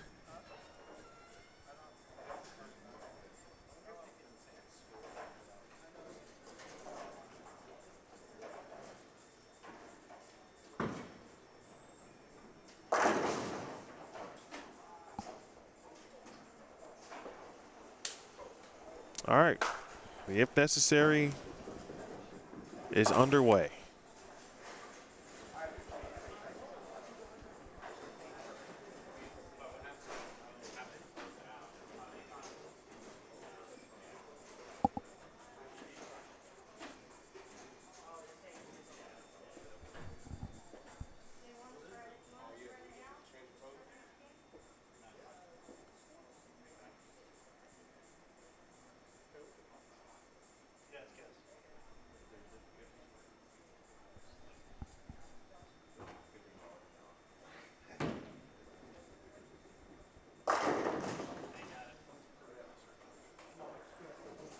All right, so Kev starts with the purple.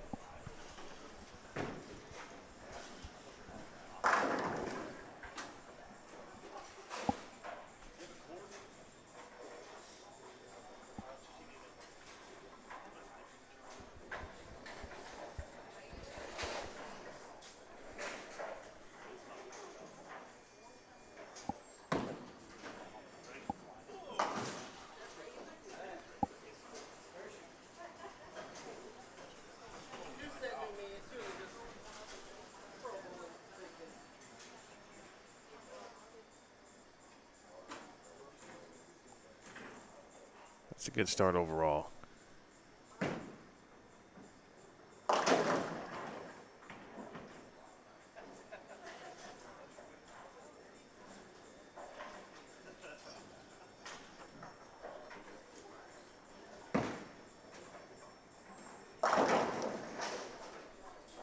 Ooh, that ball wanted to go.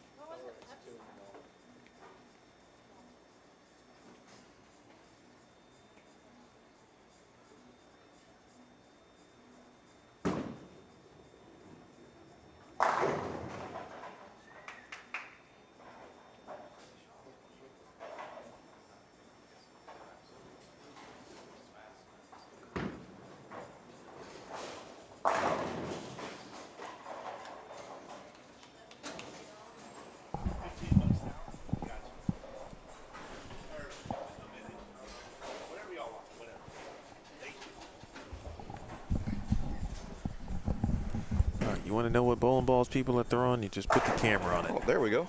Yeah. Stu did strike. And, of course, the label goes the wrong way. It rolls over the wrong way. Are we looking at the rotor grip? Yeah. That's got to be an XL. That's what I was thinking. Yeah, I was going to go make the changes and reset them and everything, but they just went straight to bowl, and so now we got to subtract and add. That's what I told him. I'm like, now they going to make me do math. Yeah, we got to do the math entire now. tournament, we were just great.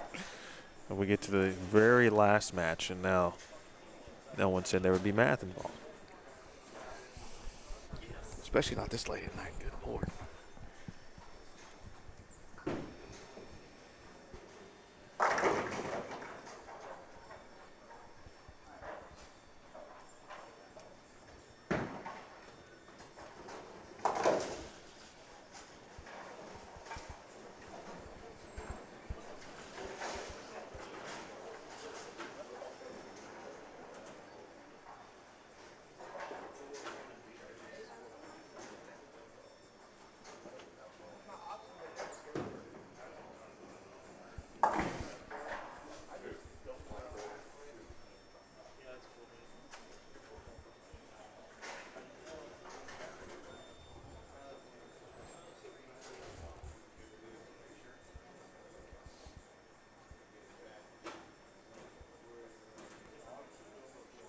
Beyond important for these two to get off to a good start.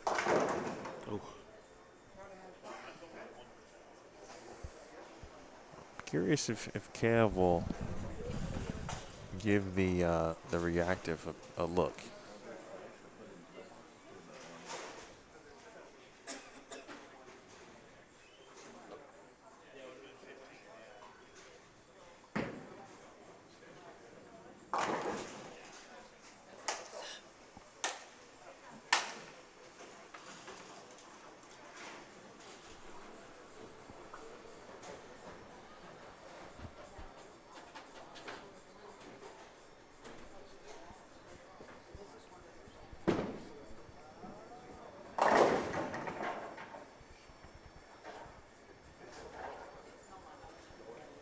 This is interesting.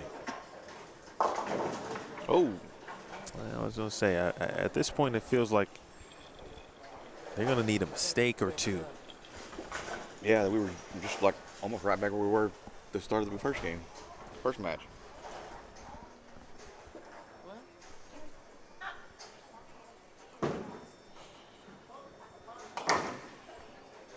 Okay. I saw Stu do that earlier too in a match. That's a little.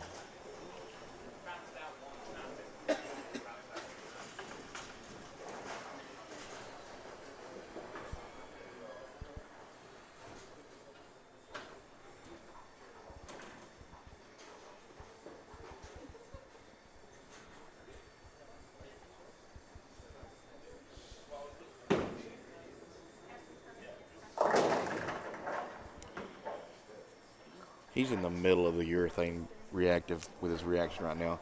He doesn't know if he wants to throw the reactive or throw the urethane.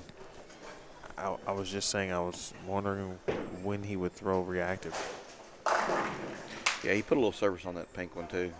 But hopefully we'll see how and where. Because that young man's look ain't changing. Speaking of Simon. Yeah, no, correct. He'll just bear down and throw it harder at the same line.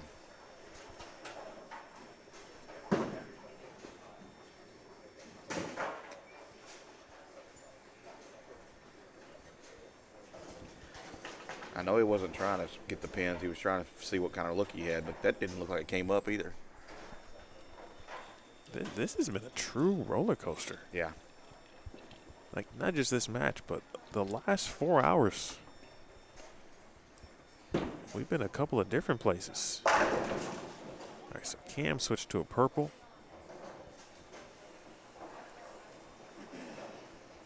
But, you know, if you want to get to the promised land, you want to win 10K, you want to be in the upper echelon, the Pantheon, you know, this is what it's all about. Oh, yeah. He'll figure it out. Of course, you know, in a week, nobody will be able to throw urethane. Rumor has it. Look at you, breaking news. You're on Bullstream TV. Well, how about that? Oh, You said just throw them all, huh? Just might as well empty the bag. Give a bad news.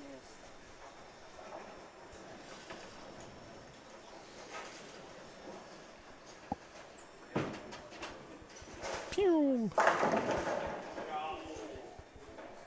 I'm going to let the tournament director talk for a second.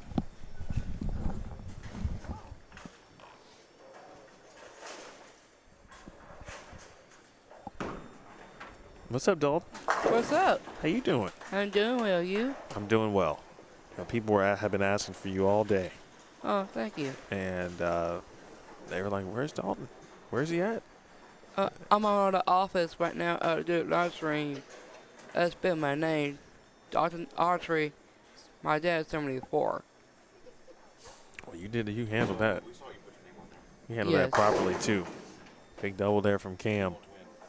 All the way to 24, Sir Williams, Kevin, Anthony Robinson, and Dodgers fans. Let's do Anthony Robinson and that's got blue. You want both to win. Yes. I mean, they could chop. I caught Trey, and you get turn 51, you get kind of spent pack of wood. So. Oh, sorry. I don't remember it. Thanks, Dalton. All right.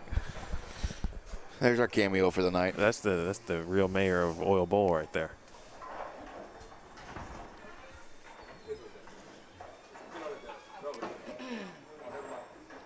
Oh, we're gonna do wood? Nope.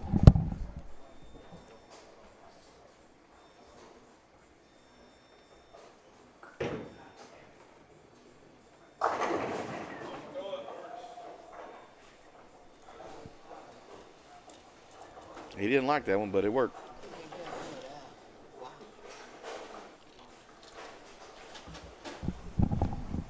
Hey, that's you, right? What do I get in there? With these ball reactions. I'm so curious now. Just gonna look at the pin deck a little bit.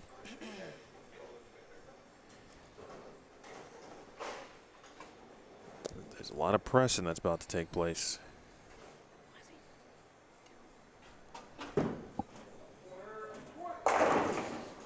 Oof. Cam wanted that one. It feels like they're just pressing right now, Trey. Yeah, On every shot. I think so. They're just they know they're in between, not quite, on it, and they're watching the other guys and just, like you said, just pressing.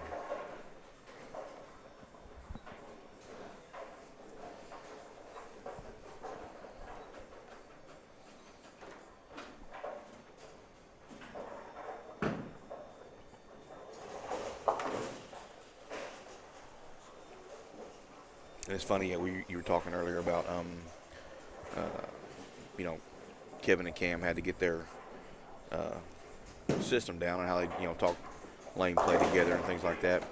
It's funny. We were talking earlier about Sean Montanala, how well he throws the ball, how great he throws it, but he's got that hop. Nobody likes that hop. And Cam and Kevin are both two-handers, but they're different two-handers. Completely.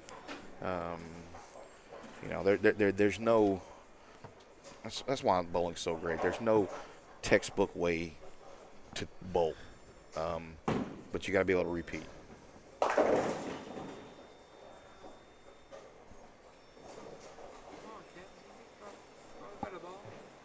It's at a point now. This level of frustration is a little different. Yeah. Because previously you're like, okay, I got the if necessary. I can take some time.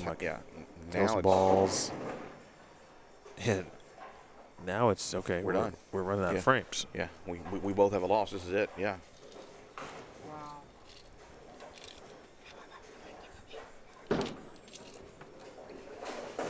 Oh.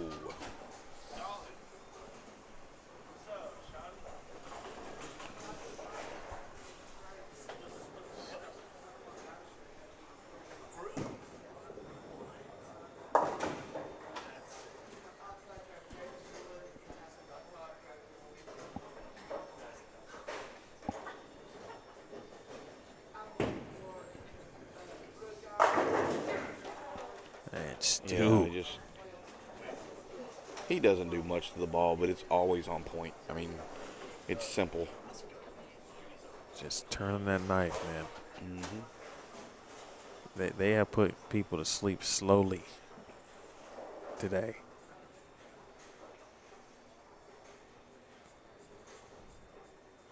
Meeting on the minds on what bowling balls might be necessary.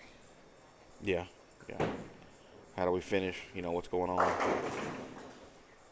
And that was the funny thing. That was the deal on 23 and 24 when Simon and Stu lost to Kevin and Cam. They knew they didn't have a look to beat them those 3 games, so they fought 23 and 24 because they knew they had a chance possibly to get back on that pair, and they did, and that's when they showed out last round. Nice. Yeah, that's one of that might be my top thing I'm gonna take away from this weekend. Just paying attention and getting ready for Yeah, and I knew that, like, I've watched people do that, but how and what they learned and what they took away from it, they applied. Oh yeah. In the following matches, and it worked. Sure.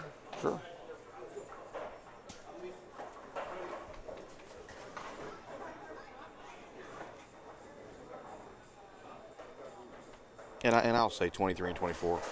It's that pair. It's by the pole. Those 2 lanes play different. They play different on the house shot, and definitely when you tighten them up, they're gonna play different. But they kind of conceded the match to Kevin and Cam just to make sure they knew where exactly they were gonna come back to. Mm-hmm.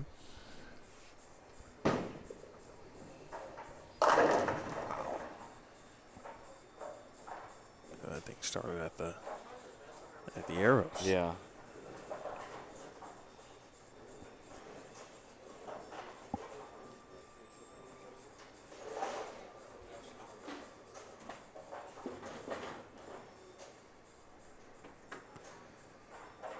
So he only threw the bubble gum maybe twice, right? He did split with it. Yeah. Well, he left the 379 with the other ball, grabbed the bubble gum to try and throw it close, and it to you and I didn't look like it finished. Oh, right, and he right, threw it right. again, and it didn't. So he said, okay, that was not the right one. But yeah.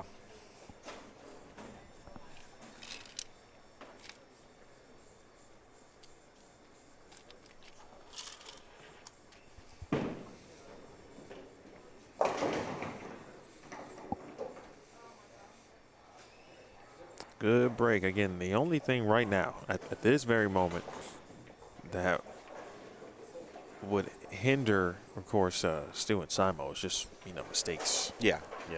On their part, because they're owning everything about this, and they're not even, shooting 250, 260 like they have been. No, they're just being consistent and keeping the ball in play, because they see that Cam and Kevin both now are stuck in the middle of no man's land. They are stuck in the middle with you.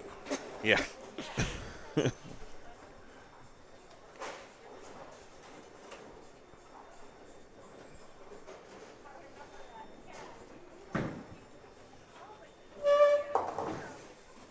Oh, that doesn't help.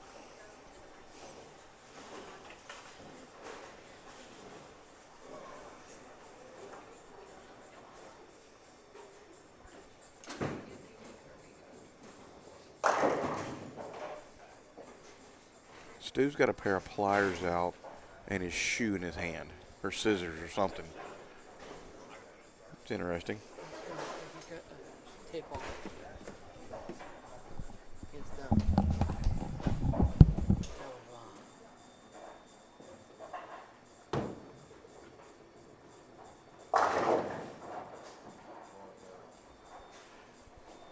Goes Kevin.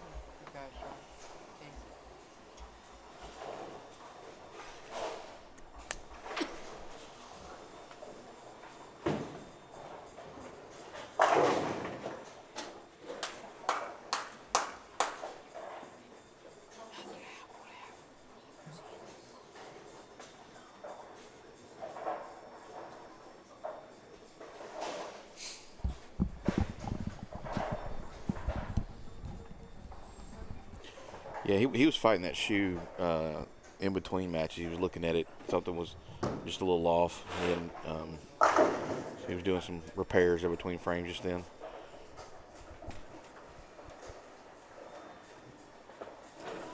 It's obviously not hindering him too much.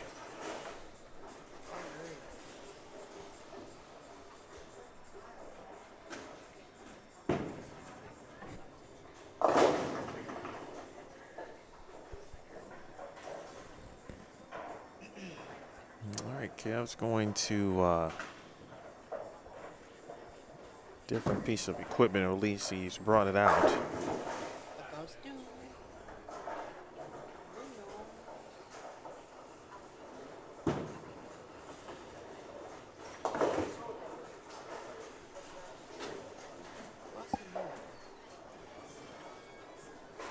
He still got the purple in his hand, doesn't he? Yeah, right now, yes. He left the ball that he did bring out of the bag at the front chair.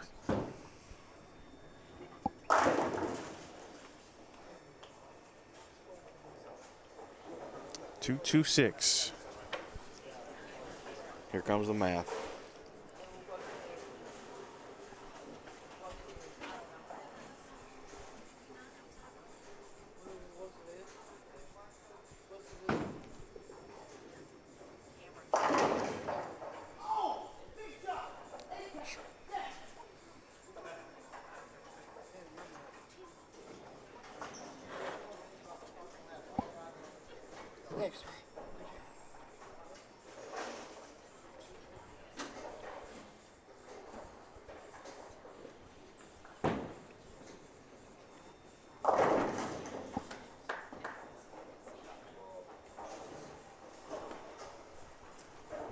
I'd be curious to go back through and look at the pinfall. Oh, I could do that actually. In the bracket. Yeah, should be able to. what they bowled these last few, because they've been on. 14-20, 9:49 again, and that was just 2 games. 2 games in And a frame. At 13:28.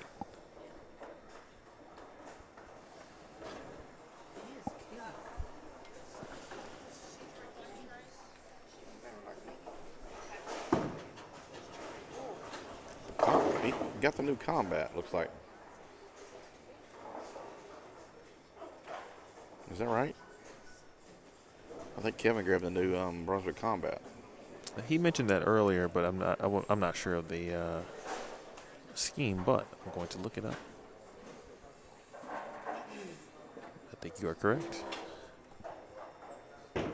349. If you're scoring at home, folks. That is 122. 471 for Stu and Simo. But 341 is 72 pins less than they shot in the opening match. Oh, yeah. They shot 421. Yep.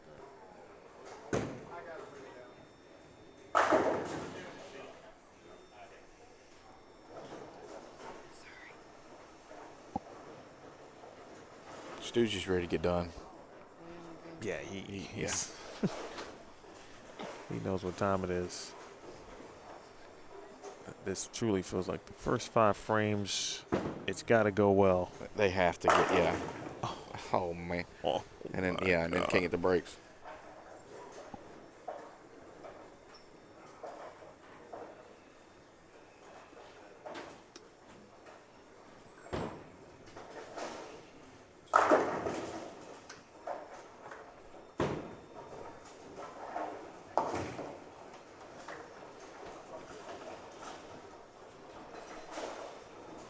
Kev can start with a double here. Slow momentum. Very slow. I mean, but they're basically starting at the bottom. Like they're trying to build a foundation. Right. They have to get started somewhere. Yeah. Kevin gets this one, and the next one. They, like you said, start at the double. Start the momentum building. That's a good shot, I think. Golly, just labors down lane because a lot of urethane early. So, various reactor balls, they all stop and tail off in the exact same spot. At least for Kevin. Yeah.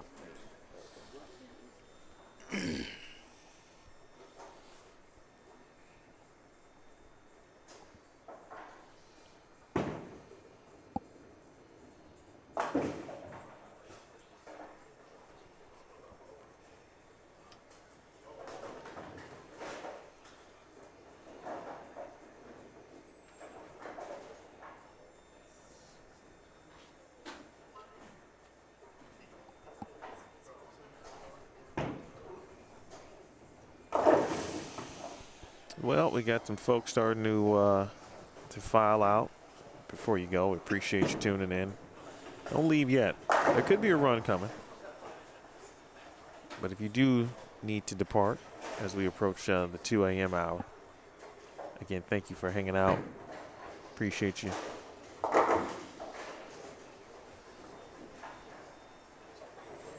So I'm starting to file out like a ballpark.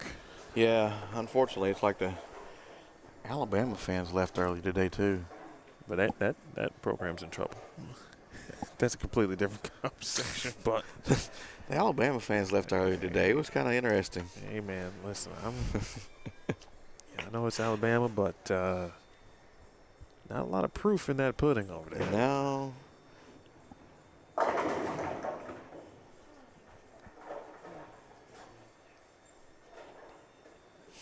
That's unfortunately where NIL changed the game. Nick Saban was like, well, I can't keep it with NIL. Yeah, that's because you were professionally doing it under the table a lot better than everybody else was. Now it's open book, and yeah.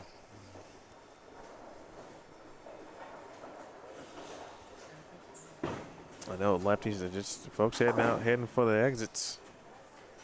Just like your favorite team is losing late and doesn't look like they're going to make that comeback. You just start filing out. But I get it. I mean, something has to happen quickly. Here's Taylor.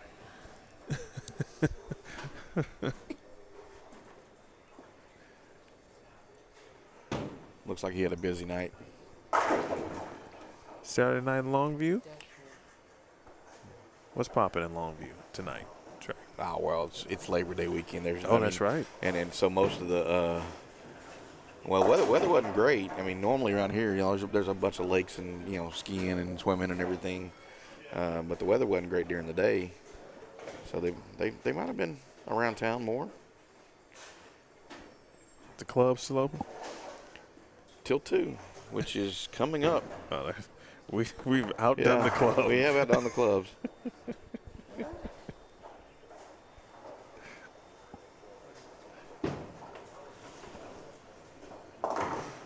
If you're a Matthew McConaughey fan, he's got an interview on the Lopez show of when he lived in Longview at age 17 or 18, going to the Paradise Club. That sounds interesting. He and his buddies going to the Paradise Club in Longview.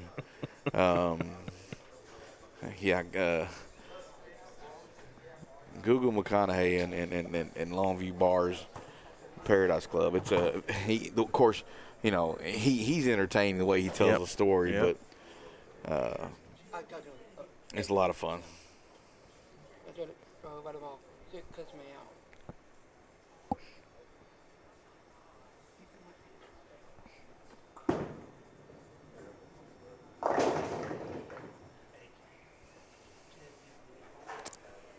Yeah, you don't see this very often. No, it's just tailing off the back end. It's not even grabbing. I guess it's because they started with urethane too much, but it is definitely not reacting at all on the back ends for them.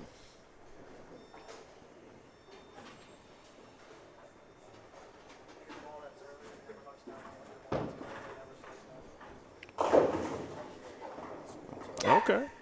Unfortunately, I don't see us getting too much farther. I am going to step away and go get the envelopes. Probably a good idea. I'm not sure how much longer, we're going to do this. So, it has been entertaining, and I will we'll catch us at the end.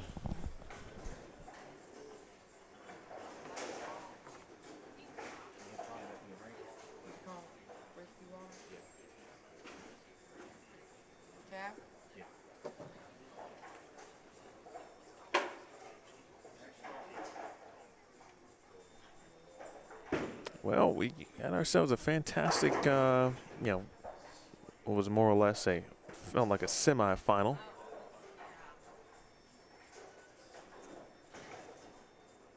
But now, with no ball reaction, unfortunately, let's see, the pulse is on the lane. All right, here we go.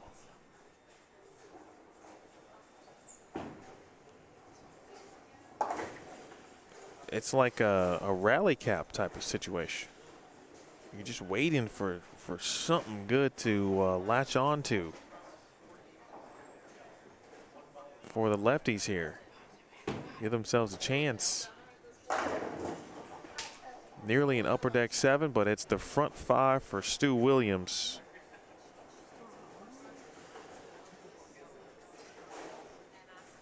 Some people would say the band is being tuned up. See what Cam looks like on the left side. Okay, he went to reactive as well. At least I believe he did.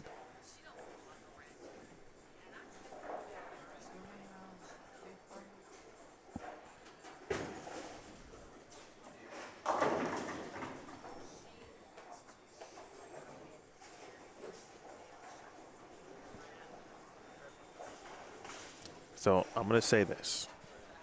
This is being the eternal optimist here.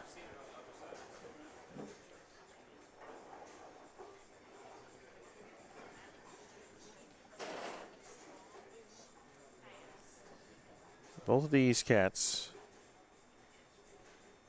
K. Will, Cam Crow. It's ball hooked. That is correct.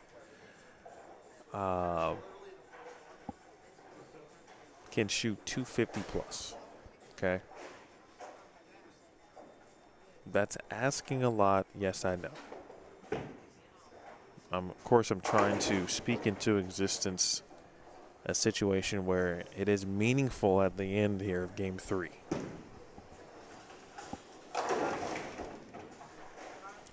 Stu is not having any of that nonsense.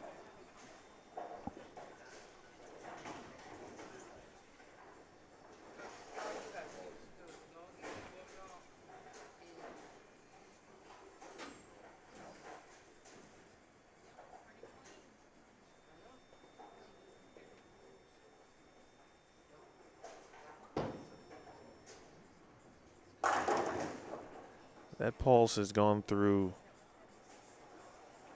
the pins the right way the last 3 shots. Meanwhile, the Cosmo's still working hard, and the XL for Simo. I don't know if Stu is still in the identity, but he's got the front 6. This is the momentum we were thinking about. That one kind of looks like the attention star at this point.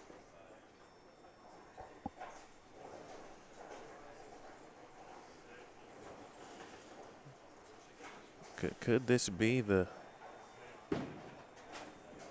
moment? All of a sudden, Cam and K. Will look like themselves. The phone booth has opened.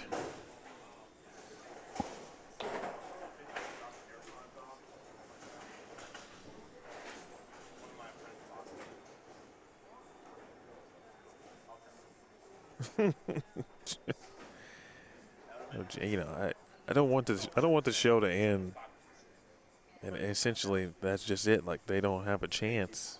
But that's how good Simo has been, and Stu.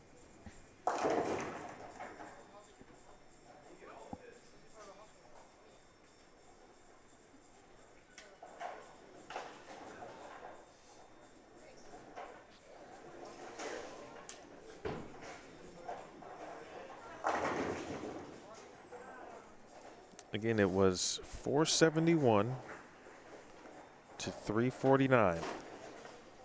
All right, they were down 122 pins. All right, so if you're a fan and you left the stadium early, right, and your homie calls you the next day,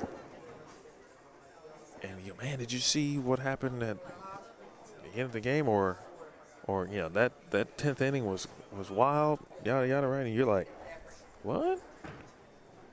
I was asleep. What? Wait, you left the game? This is what could happen here. It could be a 10th inning miracle for K. Will and Cam.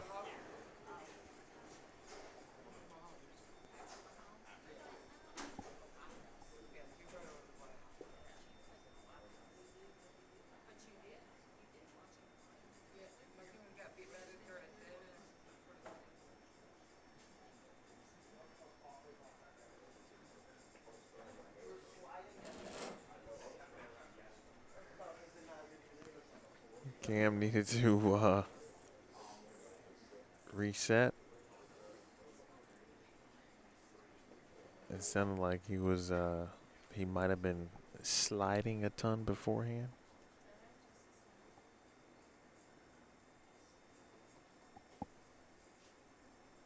All of a sudden, this big shot here. Yep.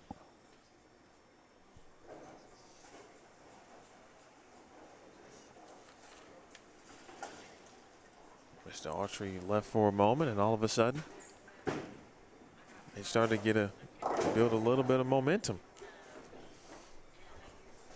It's not too late. That I think Kevin got the right ball in his hand. Finally, he trusts it better.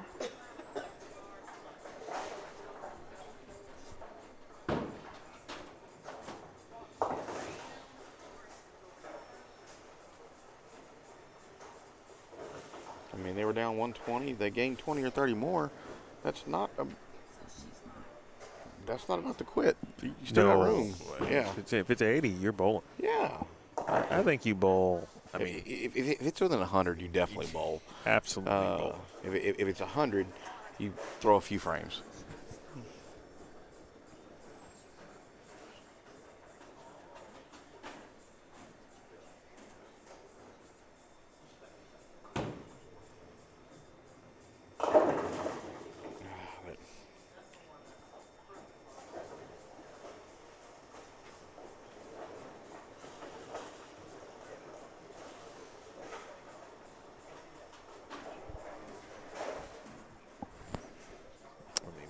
We were moving in the right direction.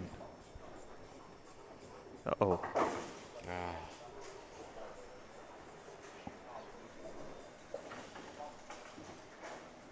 Right, so 223 and 233 now, the maxes respectively.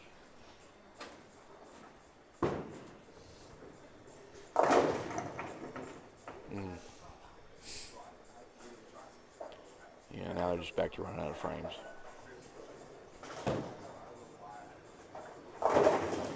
Wow.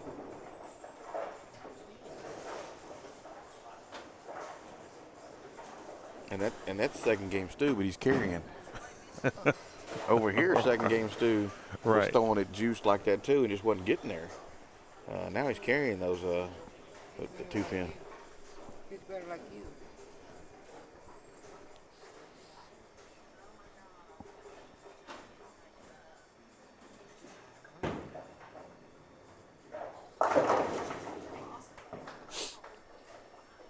Interesting how that quickly changed, right? A little trip forward 9, Yep. carry a 7-10.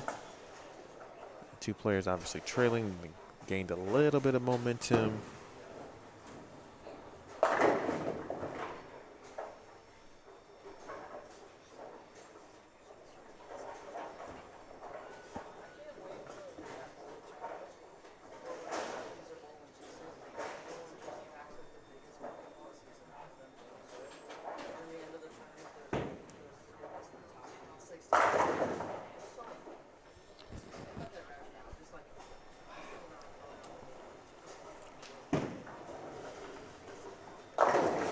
That was better. Yeah.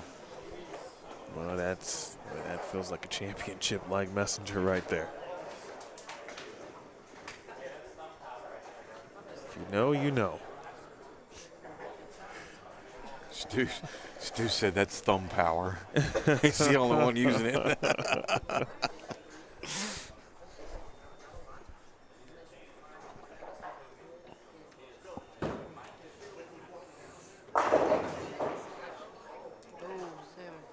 Wow.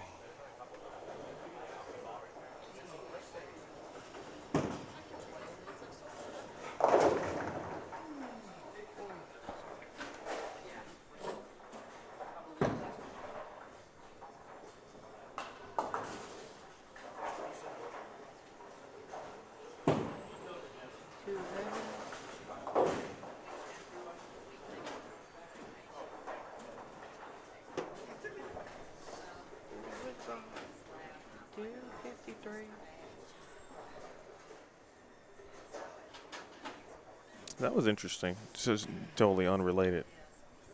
I had a tab crash. I've never actually seen that. I guess if you keep the same tabs open for 8 hours at a time. Eventually he says, okay, I'm done. Yeah, I'm done. That was definitely not the finish Kevin wanted on that 10th frame. Yeah, what they had tried to build and gave some that small inkling of hope. That 10th frame was like, okay. Yeah, they're going to be down another, that's a spare, another 60. It's 180 now. Yeah.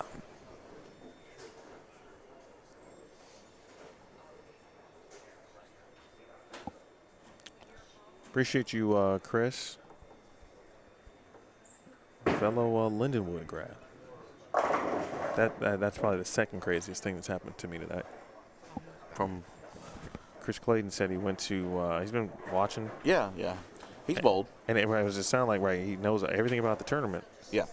But we went to the same college at the same time. That's weird. Yeah. And he played football. I bowled and called sports on campus. Like that is the wildest thing tonight. That is crazy. But yeah, Chris is out of the DFW area now. He's bowled it before. How about that? Saw him a couple weeks ago. And those they are still awake. Don't forget, Plano Super Bowl has their Labor Day 6-game put on by the Bowling Shops tournaments.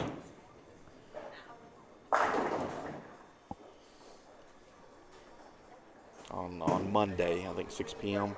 $121 entry.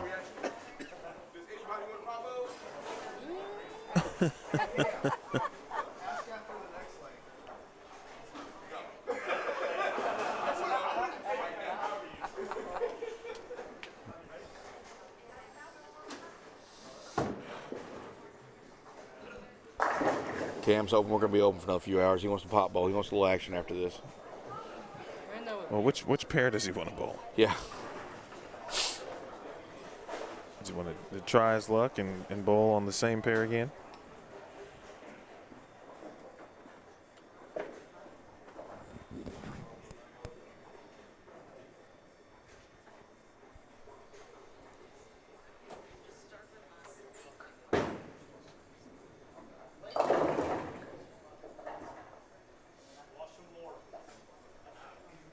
$749 to $950.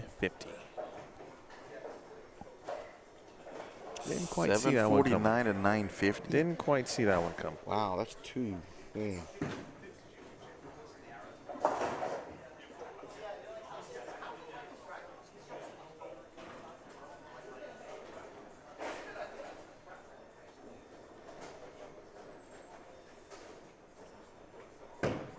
Jerry, you've been watching. Yeah, you're 17 hours today, huh, Jerry? Yeah.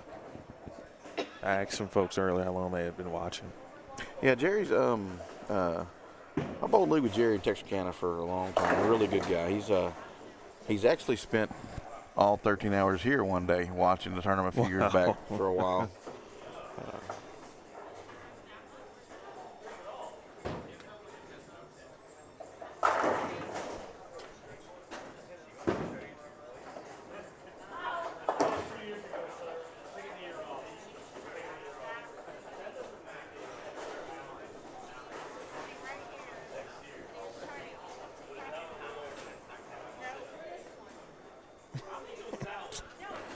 Watching Simo, man, it's just funny. Not even the bowling part.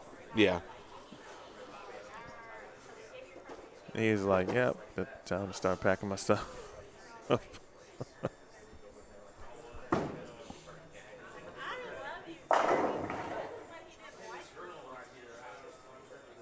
Well, Trey, I want to give you the opportunity to, thank who you need to thank. Oh, well, I mean, I've got to thank everybody.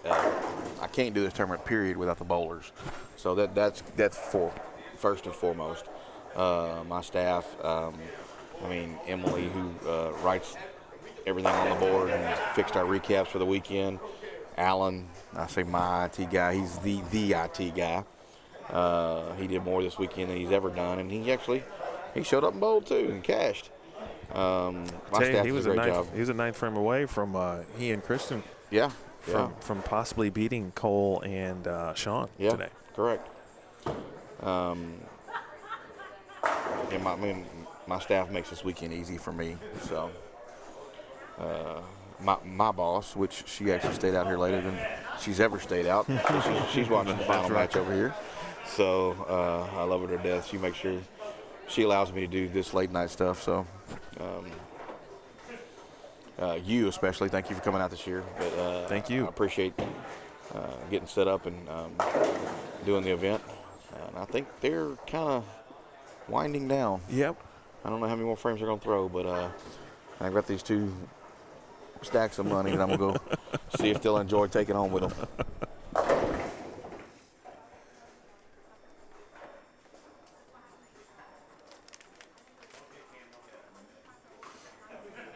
Thank you, Connor. It has been a blast. It's been fun. It's a really cool event.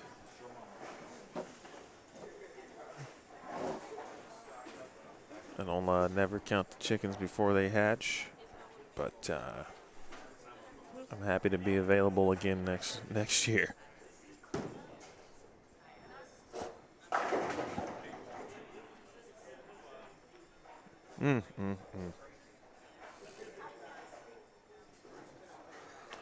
I can't wait to watch this content piece from K. Will.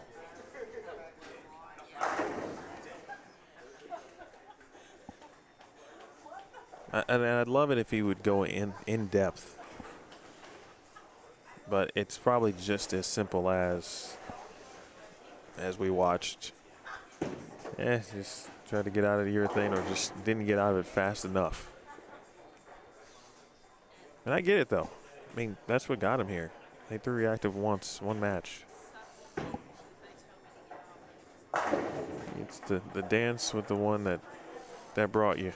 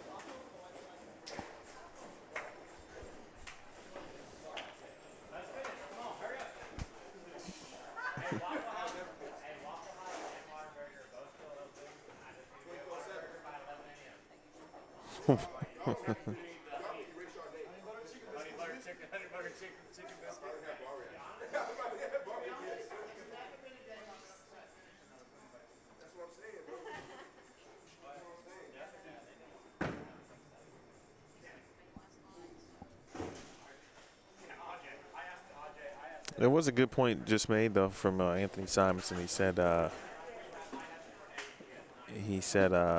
about Charlie Hood, who has been here all day, too. He bowled the tournament. Finally taking his bowling balls out. It's 2:18 a.m. I think he was on the lanes literally at 9 a.m. this morning. I think he bowled with Ken. Simon said Whataburger and Waffle House are still open. That is correct.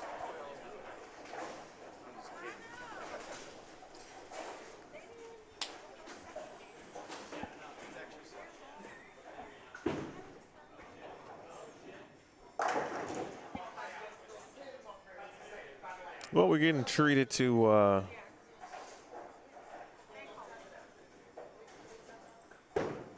at least K. Will showing us his skills. Stu and Simo, like, I'm throwing one shot so we can get up out of here. Let me get my money. I gotta see what time the bowling center is going to open tomorrow, or close tonight, or this morning. Yeah, tear all this down.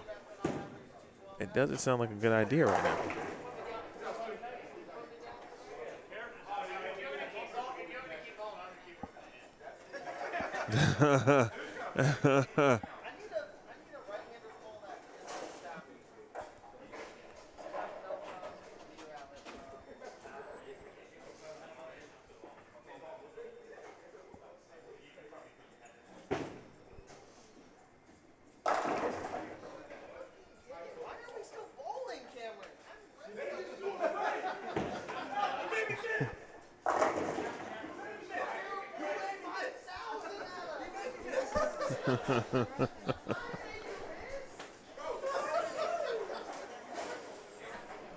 I think that was it.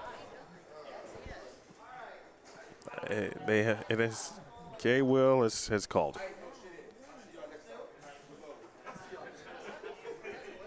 Cam is saying that he did not throw in the towel. I think he wants to be clear about his role in this situation. He did not throw in the towel.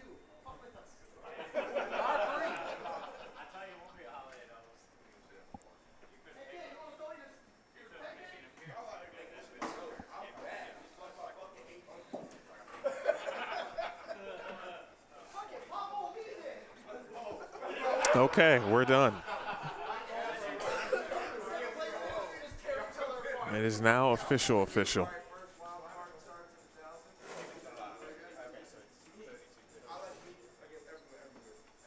We're done. Those Trey is passing off the proper envelopes to the proper people.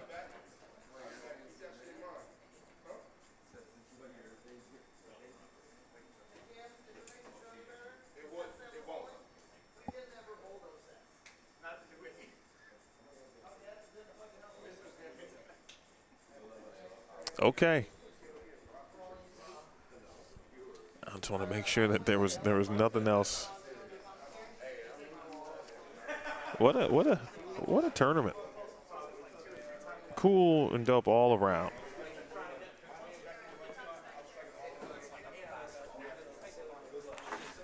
I'm with Cam though. I would have just sped bowled and finished it so there could be a final. You know, don't throw in the towel. This ain't Rocky IV. Nonetheless, appreciate y'all. Truly appreciate you. Thanks for all of the likes, the shares, and the thumbs up.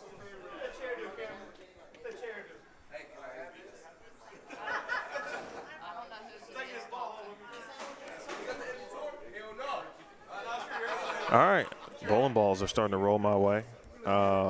Yeah, appreciate y'all. Thanks for all the subs this weekend. Next event on Bowlstream TV here on the YouTube channel will be the Oasis Invitational in El Paso, September 19th to the 21st. But we'll be live on the 20th. 8 games of qualifying, and then there will be match play stepladder on Sunday. So looking forward to that. If you follow the PWBA, got a couple of regionals upcoming in September. Those will be on bowltv.com.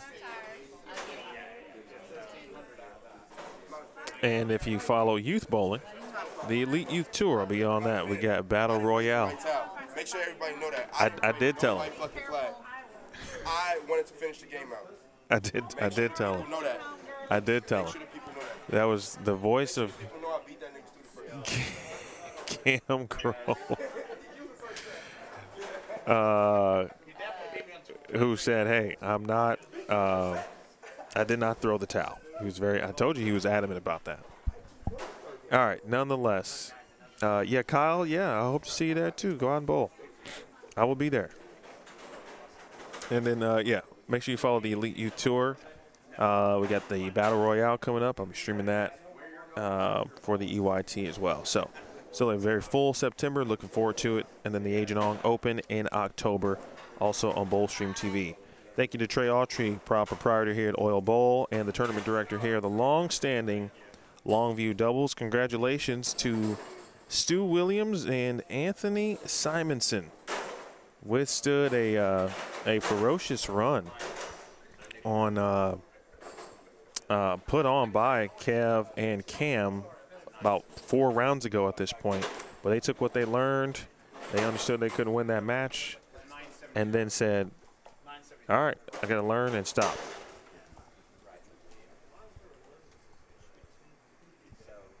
With that said, I will bid you adieu for now. Again, thanks to Trey and his entire staff, all of the bowlers who supported the tournament, all of the bowlers, fans, and everybody from around the globe who logged on, checked in the Bowlstream TV on YouTube this week. Until next time, you guys be safe, be well. This has been a presentation of the 27th annual Longview Doubles. You watched it live and only on Bowlstream TV. Good night, folks, or good morning.